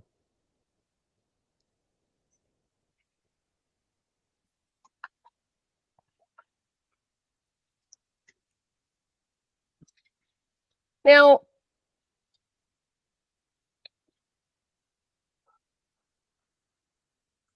let me show you what has been marked as I think it's going to be State's Exhibit 37. Is there someone that's unmuted that has background noise? It's not me. It's quiet here. I do have a ceiling fan. It's probably me. Oh, I'm sorry, Judge. Can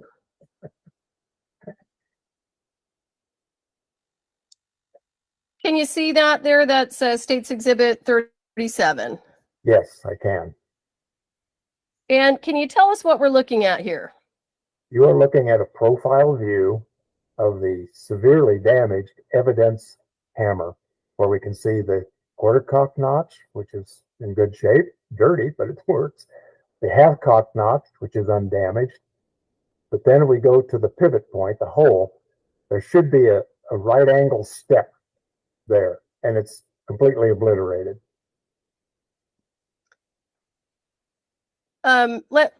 Let me ask you, the quarter cock notch here that we're looking at, does that appear to be excessively worn or create any functionality issues with the gun, in your opinion?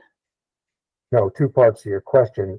It's not going to get wear because you just have the sear resting in that notch. There's no movement there. It just sits down in that notch. And I've already forgotten the second part of your question. It's not damaged. It's just got some debris on it. So nothing about this quarter cock notch, in your opinion, would cause any functionality difficulties with the gun? No, did that when I examined it. Okay. And this notch here, this is the half cock notch. Is that right? Or loading notch. Two names for the same thing. Any problems with that? No. It's undamaged and it worked when I examined it. And we'll get to that examination here shortly. So this, your concern, what's abnormal about this hammer in this photo is that the full cock notch is missing. Is that right? Yes, it's just basically rounded off or broken off, sheared off. Did you form an opinion about how that damage to the full cock notch occurred? There's only one choice, and that's the impact testing that Mr. Ziegler applied to it at the end of his protocol. So just to confirm, it is not your opinion that this damage to the full cock notch existed prior to Mr. Ziegler's accidental discharge testing. Is that correct? That's correct. It did not exist prior to that testing.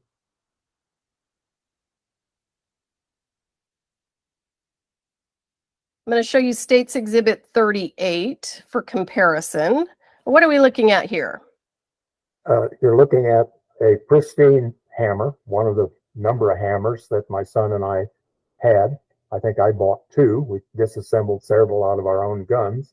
The only problem, it's not a problem with this picture, it's just flipped right left. So now the half cock notch is on the right and the load notch is in the middle, and the full cock notch is by that large hole that you see. And there you can see a complete, perfectly formed and finished full cock step or notch. Okay. And what you're talking about is this right here. Yes. Okay, great. I'm going to show you State's Exhibit 40.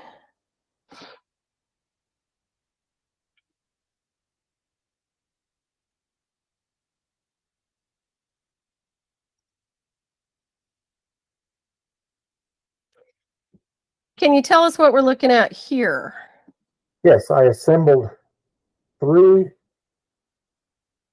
hammers, undamaged hammers from this make and model of gun, and nearest you is the evidence hammer. So the total of 4, but there's the evidence hammer, and it's they're on a rotating pin. You can see what looks like a screw there, so I can align them easily.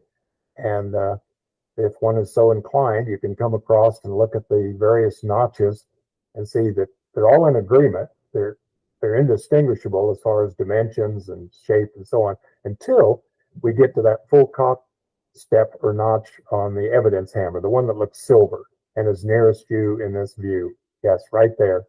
And if you then look at the notches in the 3 hammers next to it, there's no comparison. The evidence notch is effectively gone.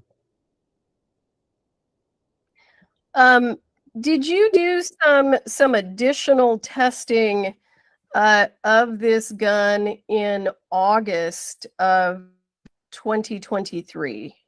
Yes, I did, with the help of my son. So let me ask you, before we talk specifically about that testing, prior to doing that testing, had you already formed an opinion that the full cock notch of the evidence hammer was damaged by FBI testing and was not damaged prior to testing by the FBI? Yes. How are you able to do that? A number of ways. First of all, you've already asked me about all the videos that show the gun working properly.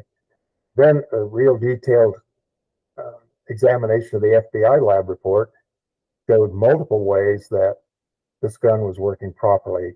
Photographs of the hammer at full cock, trigger pull test, probably the most important test, because they give a numerical value for what sort of force must be applied to the trigger and a cocked hammer to fire the gun. And that Mr. Ziegler, successfully test fired the gun at least 12 times with live ammunition. So putting all those together, it's clearly working fine until he gets to that point. And by his own description, the hammer and trigger failed during that test. That's why they repackaged it the way they did. They took it apart. The FBI laboratory, took it apart to see what had failed.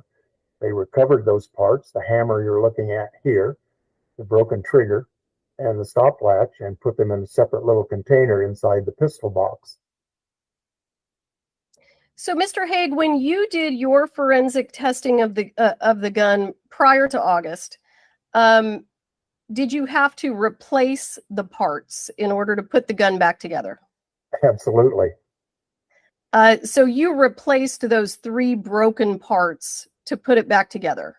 That's correct, with equivalent parts that are dimensionally identical, indistinguishable from the broken parts, except for the damage, of course.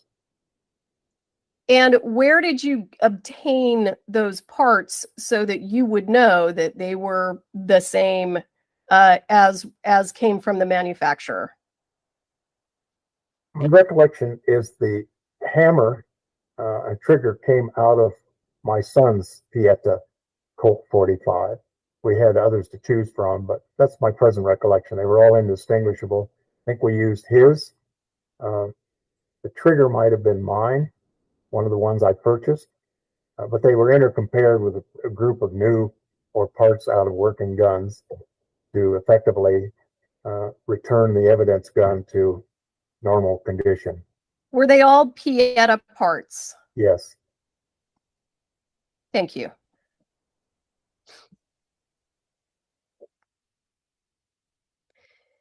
Now,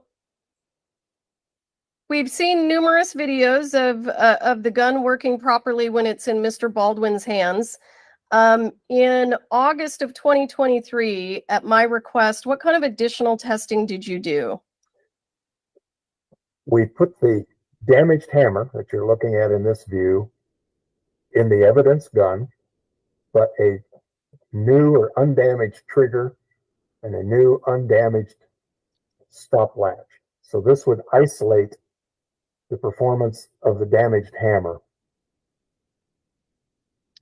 What was the point to that testing? It was to determine, despite that damage to the full cock step, would the hammer remain at the full cock position when you manually cock the hammer back? That was part 1. If it didn't, would the half cock notch capture the falling hammer, which is what it should do if you have either a slip off or a full cock notch that's so damaged that it won't hold the full cock position. So 2 parts.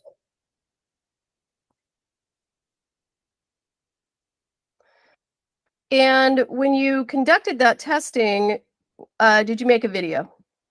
Yes, we did.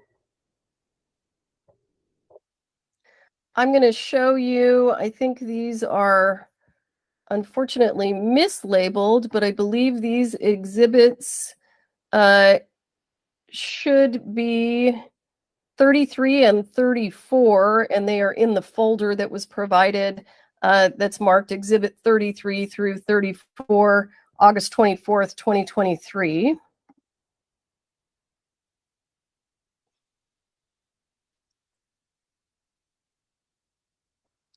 I'm going to show you State's Exhibit 33.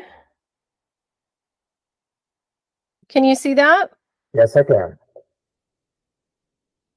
And what are we looking at? Looking at the evidence revolver, we can tell it by that silver nickel-plated hammer, which differentiates it from all the other prop guns. Of course, the cylinder and cylinder pin have been removed in this particular picture or video. So this is the original hammer missing. The full cock notch has been put back in the gun and all the other parts are working fine. Is that right? Yes. And all the pins, all the springs are the same. So the only thing that's different now is this damaged hammer. Okay, but we've got a working trigger and we've got a working bolt. Oh, I'm sorry. We don't have the bolt in this video. I'm not sure. Okay, let's go ahead and play it. This is August 24th, 2023, in the property room of the Santa Fe Sheriff's Office. And Mike, you're on to describe what we've done to the evidence gun. So it's the item 1 revolver, the Pieta. Original parts include all the pins, screws, grip, the original hammer. It has the original hammer spring as well as the original flat spring that operates the trigger.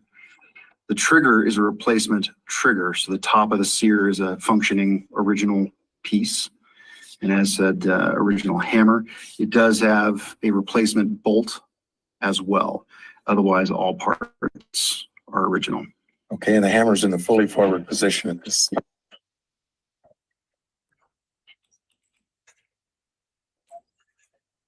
Hammer falls, doesn't hold, but the half cock notch captures it. Let's do it again.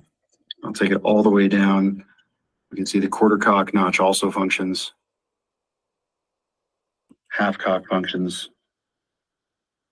And then all the way to full. And it fails to hold, but is captured at the half cock. I'll apply some. So, Mr. Haig, if that hammer had been damaged the way that it is now, would Mr. Baldwin have been able to shoot that gun the way that he did in the videos? No. Would Mr. Ziegler have been able to test fire the gun 12 times? Not in the normal way. No, he would not.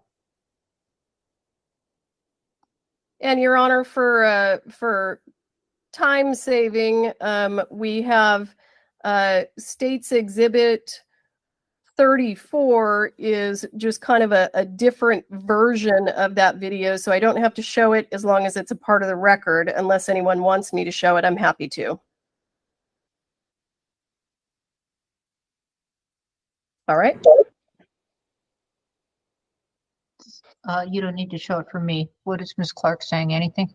No, no need to show it for me.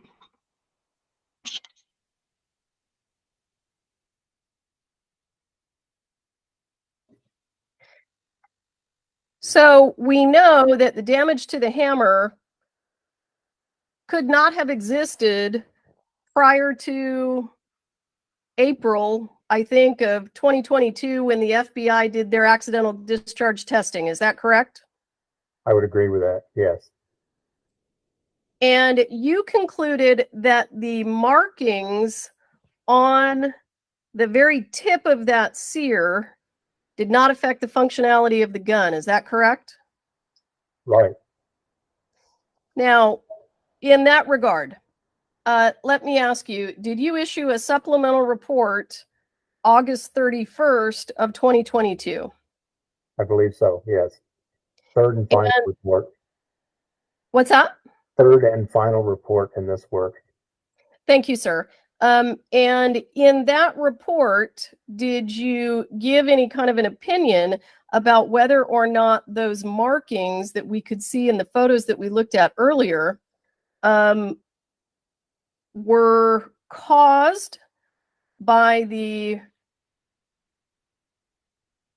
accidental discharge testing?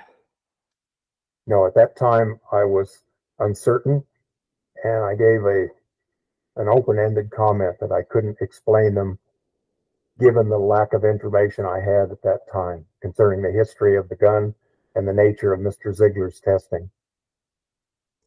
Well, specifically, Mr. Haig, did you say in your report that you thought that it was unlikely that those markings were the result of Mr. Ziegler's accidental discharge testing? I did say that, or write that. And let me ask you, at the time that you wrote that report, how much information did you have about the manner in which Mr. Ziegler conducted his accidental discharge testing? And specifically, I'm talking about the striking of the hammer with the mallet. Only very, very limited information that he used a rawhide mallet. Beyond that, I knew nothing at that time. So recently, did you make a request to speak to Mr. Ziegler? Yes, I did. Tell us about the circumstances of that.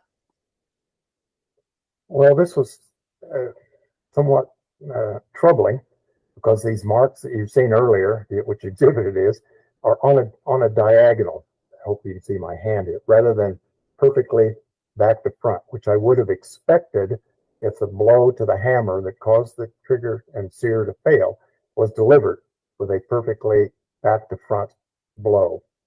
So I needed to get more details. I assumed, it was obviously wrong, that they had a special fixture, a rig, an apparatus to hold the gun and swing the blow so it came square on.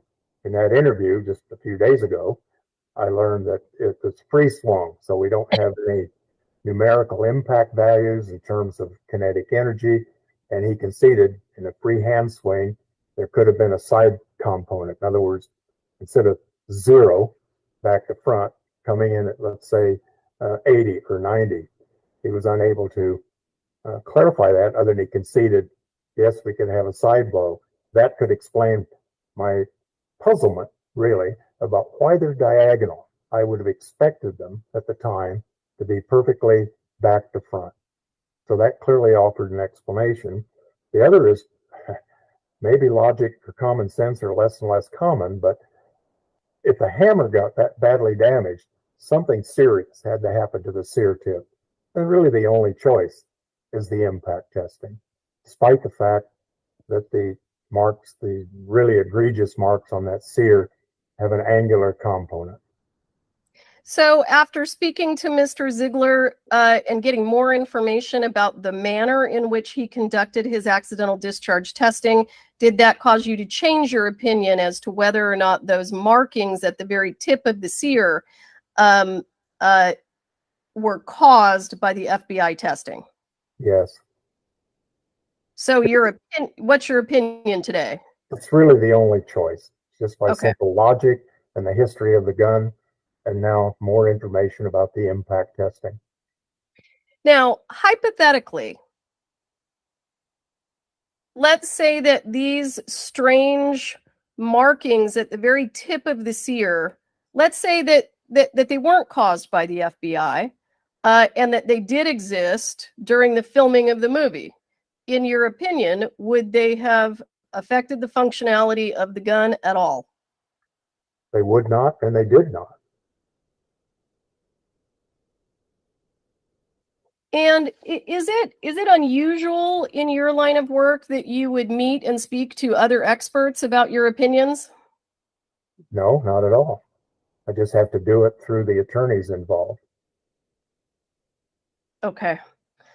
And just to be clear, when you attended that meeting with Mr. Ziegler, that was something that you requested from us, correct? If anyone wanted to get past why I was so puzzled by the diagonal marks, and clearly, yes, I needed to know more.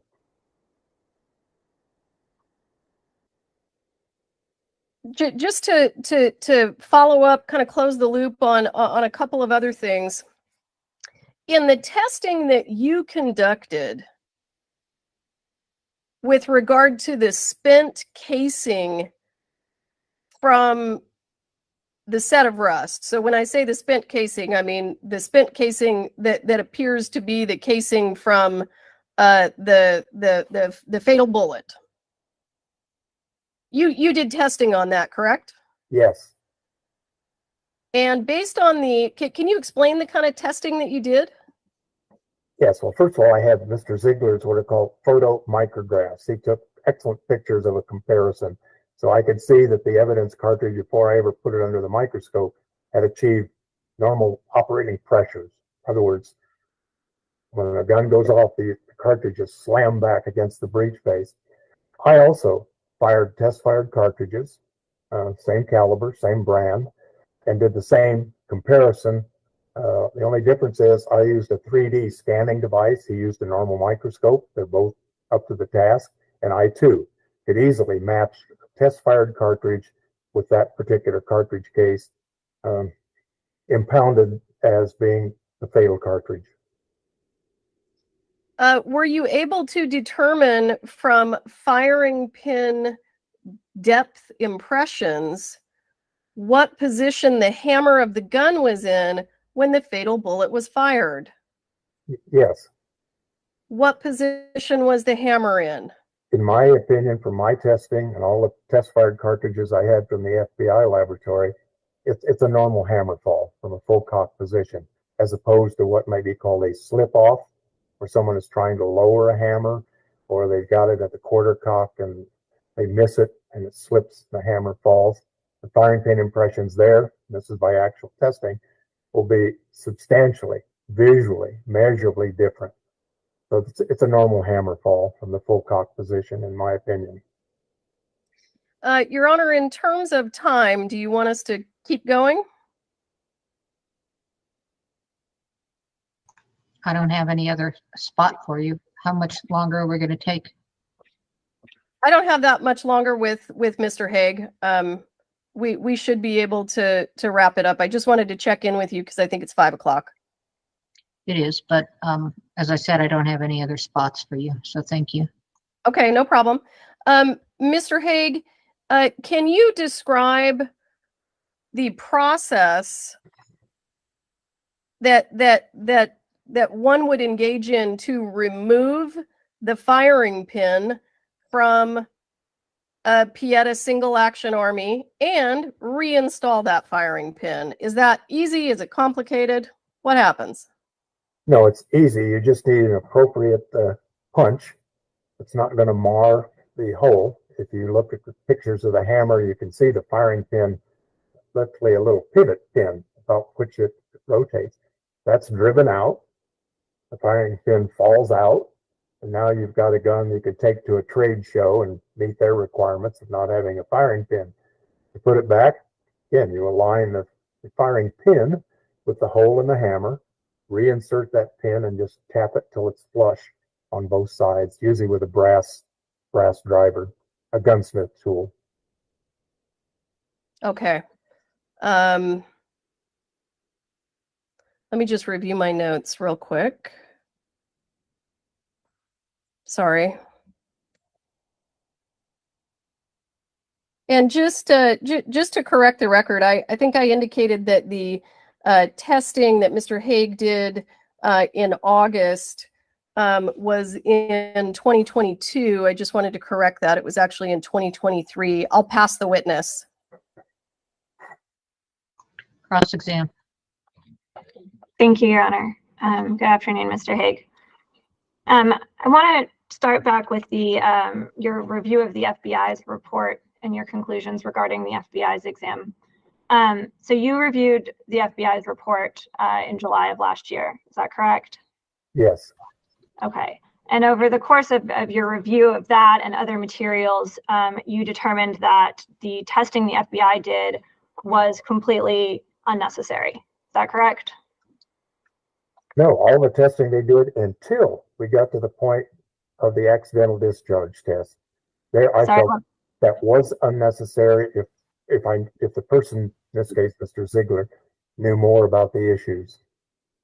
Okay, so just to put a finer point on my question, you would agree that the testing that Mr. Ziegler did, the accidental discharge testing, was unnecessary in light of the circumstances of this case?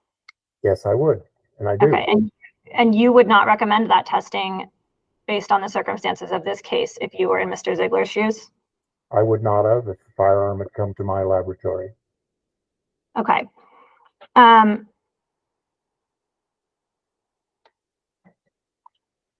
your understanding is that Mr. Ziegler did not disassemble or document the internal components of the firearm before he conducted the destructive testing?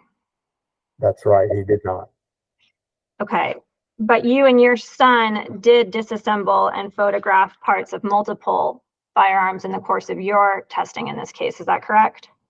I think we disassembled 9 Pietas that were prop guns, and both my son and I have the brother to the evidence gun, same make, model, barrel length, so on.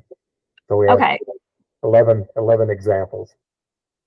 Okay, and you do that because you want to document the condition of those firearms on receipt. Is that correct? I'd say it was a little more than that, in the sense of, here they are, let's have a look. I already know what they look like inside, but it would just be a question someone might raise. Did you ever examine the interior of any of those other guns? I wanted to be able to say, yes, we looked at them all. And is that something that you would routinely do in the course of a firearms examination?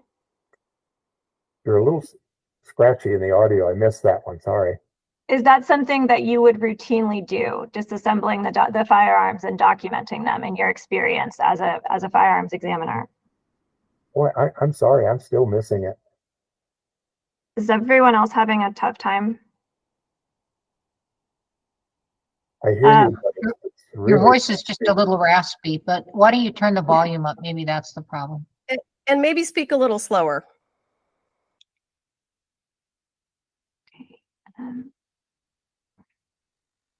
Okay, I think I have it as high as it can go. Can you hear me now?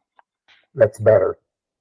Okay, so my question is, when you undertake to examine a firearm, do you commonly disassemble and document the internal components? It's going to depend on what the issues are, what the context of the case is. If it's an alleged, and there's a difference, if it's an alleged accidental discharge, that's a gun problem. And yes, if it's an alleged unintentional discharge, the gun may not necessarily need to be disassembled. Okay, and based on the circumstances of this case, you said you disassembled 9 Pietas as well as 2 additional firearms that you had in your possession? Yes. Okay, and how long does it take to take those guns apart? That's pretty much a day's work. For each gun? About a day's work. My son did most of it. I watched. He's better at it than I am. Okay. And would you consider it good practice to document those internal components? I missed part of your question. Would I consider it good practice to document those components? Again, it's going to depend upon the issues. Certainly in a civil case where the gun manufacturer is a defendant and there's an allegation of a compromised gun, you bet. Everything's going to get photographed and measured. Okay, and you did it in this case, so you presumably thought it would be a good thing to do in this case?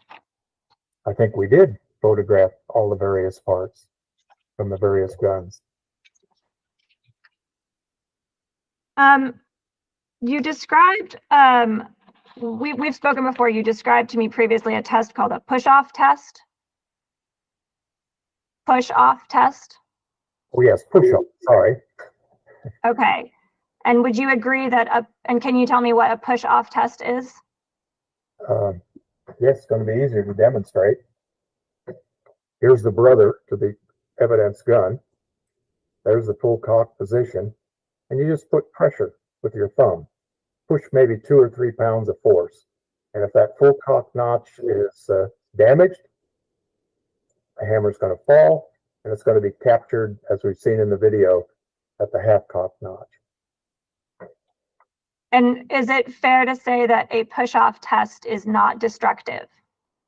Clearly it is not. Okay. And would that have been a more appropriate test given the circumstances of this case, in your opinion? It would have been a useful test. And if the hammer held at that point, then we're back to your earlier question. I wouldn't see, if I knew more about the case and was in Mr. Ziegler's position, to go beyond that. Okay, so just to make sure I'm clear, in your opinion, would it have been appropriate to do a push-off test in this case? It's certainly appropriate in my laboratory. It's common. It's just part of my worksheet. If, again, there's an allegation of an accidental discharge, a hammer fall without a trigger pull. Okay. And And is it your understanding Mr. Ziegler did not conduct that test? That's my understanding. Okay, and instead he conducted the destructive accidental discharge testing that we've talked about before? Well, he conducted the test that ultimately became destructive. It wasn't necessarily intended to be. Understood. You were speaking with Ms. Morrissey before about a test that you and your son performed where you replaced the broken hammer, or you put the broken hammer back into the gun, and you otherwise put in a replacement sear and bolt. Do you remember that? Yes. Okay.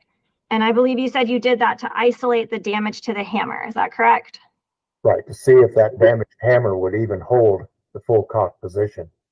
Okay, and my understanding is you did not conduct a test to isolate the damaged trigger. Is that correct? That's correct. And would it even be possible to do a test like that at this point? Well, it's always possible to put the broken trigger and a good hammer back in the gun. I saw no need to do that. Is it your opinion that that test would be pointless given the current condition of the firearm? Yes. Okay.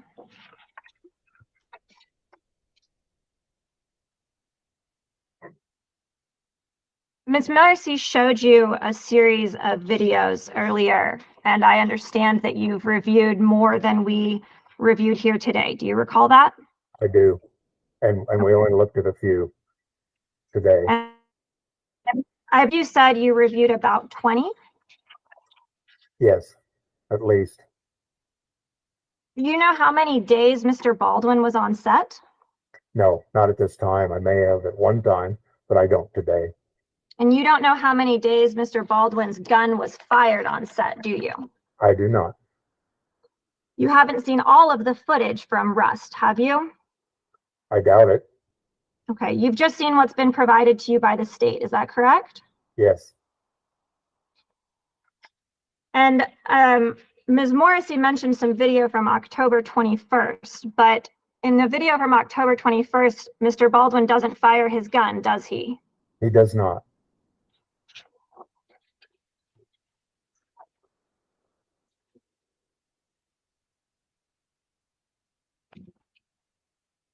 I want to talk about this August 31st report. You referred to it as your third and final report. You sent that report to the state on August 31st, 2023, correct? I believe so. Yes. Okay. And I'm going to show you what was submitted in the exhibit packet as Exhibit H, but I believe we're just going to be calling it Defendants 3. That's the number we're up to.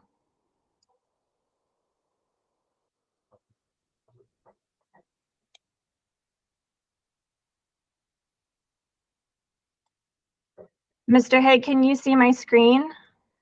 Yes, I can see it. Okay.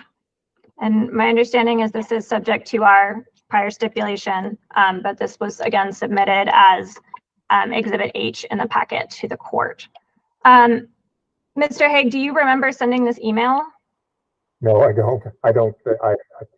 I accept it as mine, of course, but I don't remember it. Okay, can you tell me about the conditions or what prompted you to send the report on August 31st to the state?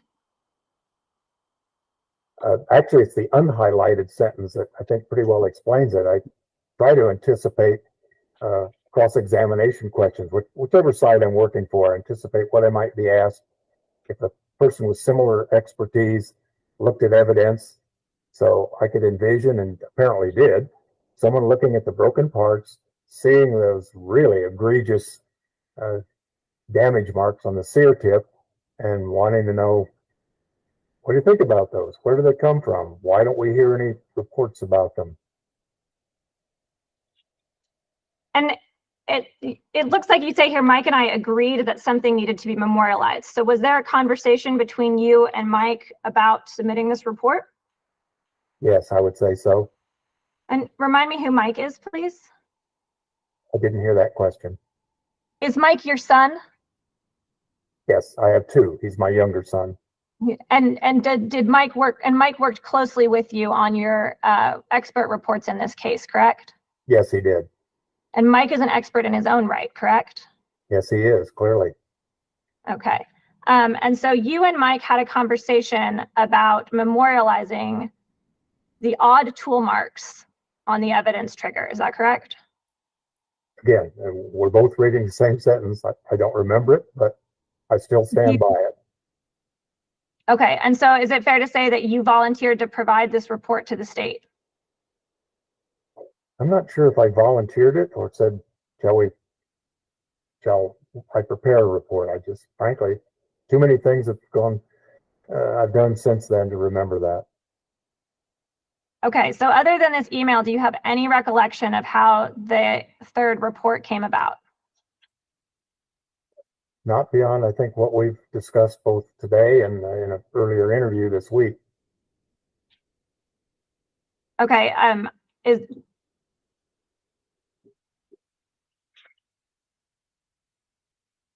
this came up because you and Mike had observed odd tool marks on the evidence trigger, correct? I missed that one again. Sorry, Sarah. This came up because you and Mike observed odd tool marks, correct? Oh, yes. We observed them long before that supplemental report was written when we first looked at the parts. Okay, and I think that was around July 7th of 2023. Is that close? Yes. All right. And you authored 2 other reports in this case, correct? Yes. One on October 2nd, or August 2nd, that is fairly lengthy. Yes. And another one that is somewhat shorter on August 26th. I believe you're correct. Yes. I don't have them in front of me. Those sound right. Those dates sound right. And these odd tool marks didn't make it into either of those reports, correct? That's right. Only the third one. And you don't have any explanation for why those odd tool marks didn't make it in? No, I didn't think they were that important. It's clearly damaged effects. But again, from this email, we decided to let's get pictures of them so someone else can see them and realize that we didn't just blow them off or not consider them. Okay, and so you assumed that this would be provided to the defense, correct? Of course. Okay. And do you understand that it wasn't in fact provided to the defense until May of this year after your son's interview? I became aware there was some sort of a breakdown in communication between your office and Miss Morrissey. Can you explain what you mean by a breakdown in communication between my office and Miss Morrissey? Really, I'm kind of out of the loop on that. I was assumed that the report went forthwith to the defense. Didn't hear otherwise until there was this issue about belated discovery. Okay, and you didn't mention this report in your prior interview when you and I spoke in April, correct? You're going to have to, sorry, it's very scratchy still. Try it again. Do you recall speaking to me in April? I don't. Okay. Do you recall doing an interview in this case? I've been involved in several interviews. I do remember you visually, but again, okay. I've done a lot of things since April. I don't dispute we had an interview. I just don't remember much about it. Okay, so you'd agree with me that if I tell you we had an interview on April 29th in this case? No, I agree. I'm sure we did. And in that interview, you didn't tell me about this third report, correct? I don't even remember the interview. Would you dispute that you did not tell me about this third report? No, I would not. Don't have any way of doing that. Okay, and you said you became aware of a breakdown. How did you become aware of that? Just vaguely, as I sit here now, that there was a failure to disclose some kind of a snafu, and that was news to me. And this was sometime this spring. And that was after you testified in Ms. Gutierrez's trial? One more time? After Ms. Gutierrez's trial? I'm sorry, I still can't understand the question.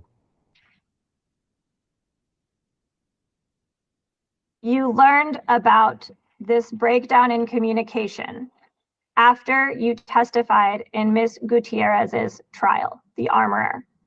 Don't know. I really don't remember when it became an issue or of concern. So you don't know when you learned about this issue with the third report? Not as I sit here today. You don't remember if it was in the last month? I doubt if it was in the last month, but again, I've got lots of other things I'm doing that occupy my thoughts. You mentioned that you asked for an interview with Mr. Ziegler in connection with this third report. Do you remember that? I do. When did you make that request? I'm not sure. Did you make that request last year when you sent a list of items to the state that you needed to inform your opinion? I don't know. I don't remember. Did you speak? You didn't speak to Mr. Ziegler before Ms. Gutierrez's trial, though, did you? No, I did not. In fact, most recently is the only time I've ever talked to him. And so you didn't clarify those questions you had about the third report until this week, did you? I don't believe so. Again, I'm still confused of where this is going, so I'm not very helpful.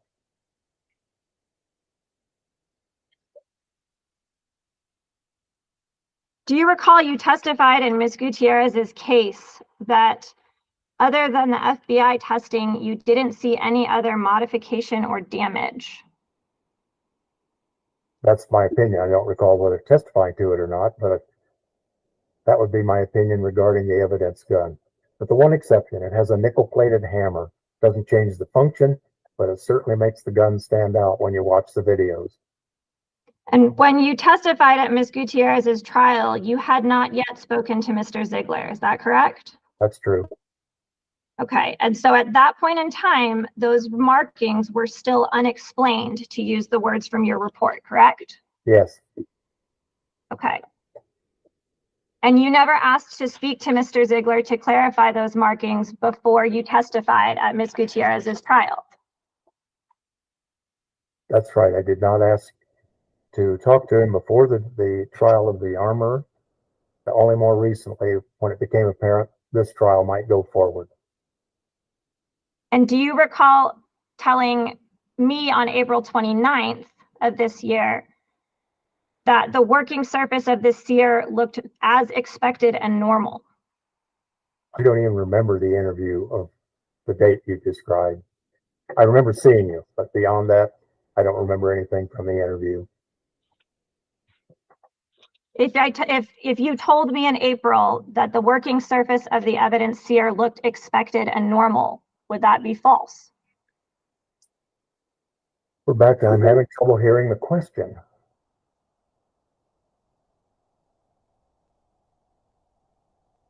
I'm going to represent to you, and I can refresh you if you'd like, that on April 29th, you told me that the working surface of the sear looked as expected and normal.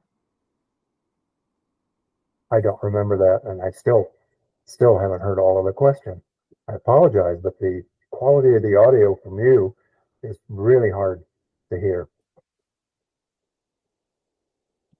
Your Honor, I'm not having any difference in hearing the audio from Ms. Clark that I heard from Ms. Morrissey or anybody else today. And I'd ask to approach the bench if there's a way to approach remotely. I hear you just fine, by the way. Louder in person, but I'm doing my best.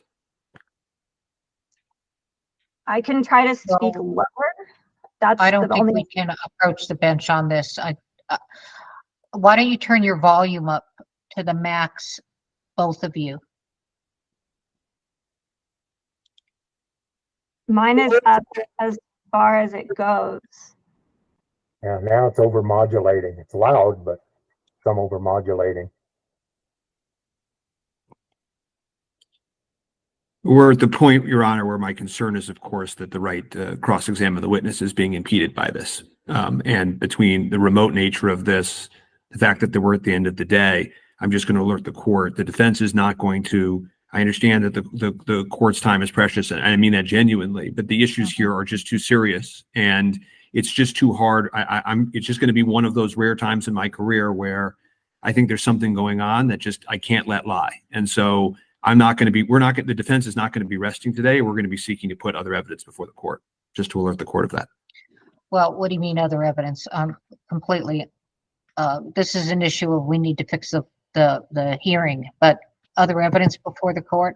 I mean, I think you've interrupted enough. He's answered questions. You can repeat the questions that he hasn't asked. I'm just curious as to whether this can be corrected. Is there any other place you can go to, Mr. Haig? No, I'm in a small office joining my home. I can hear Mr. Spiro. That's the way to pronounce it. Is there any other office that you can go to, Ms. Clark? I can try to call in from my phone. I will say I have not had this problem with anyone other than Mr. Haig, but I can try to call in from my phone and do the audio that way. Would that be preferable? Yes, see if it works first of all, and then we can regroup on the questions.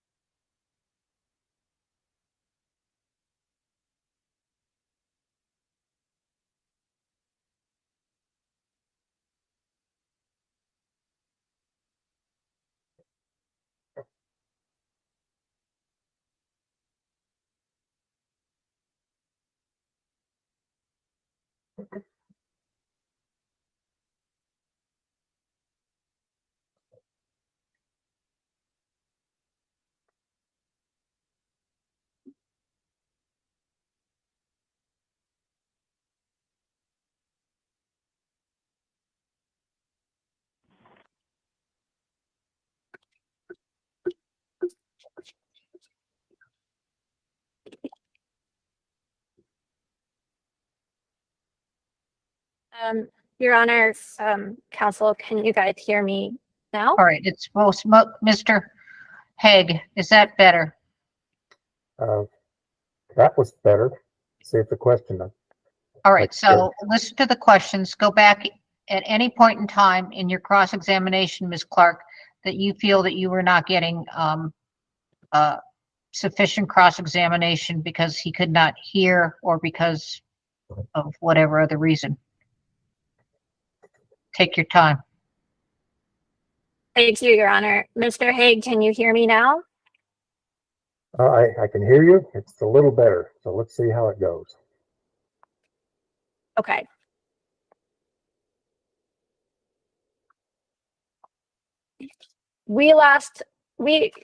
I want to go back to when you noticed the damage to the evidence here.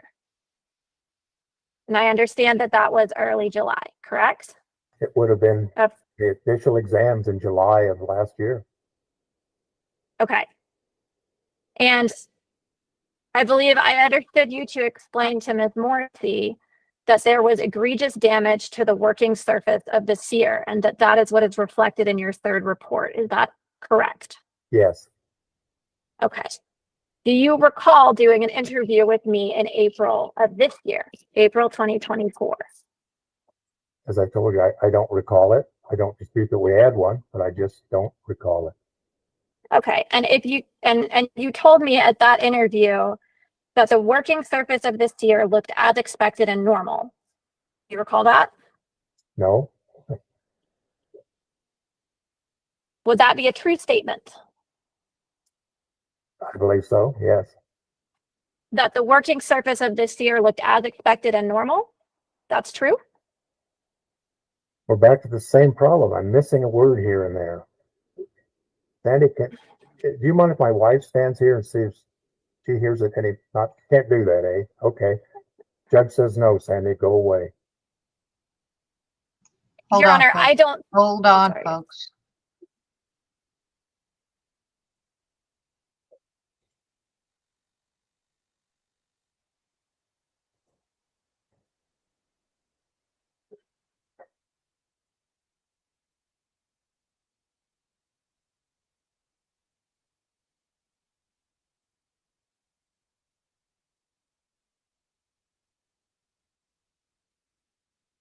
Counsel, tell me if that is what you want to do.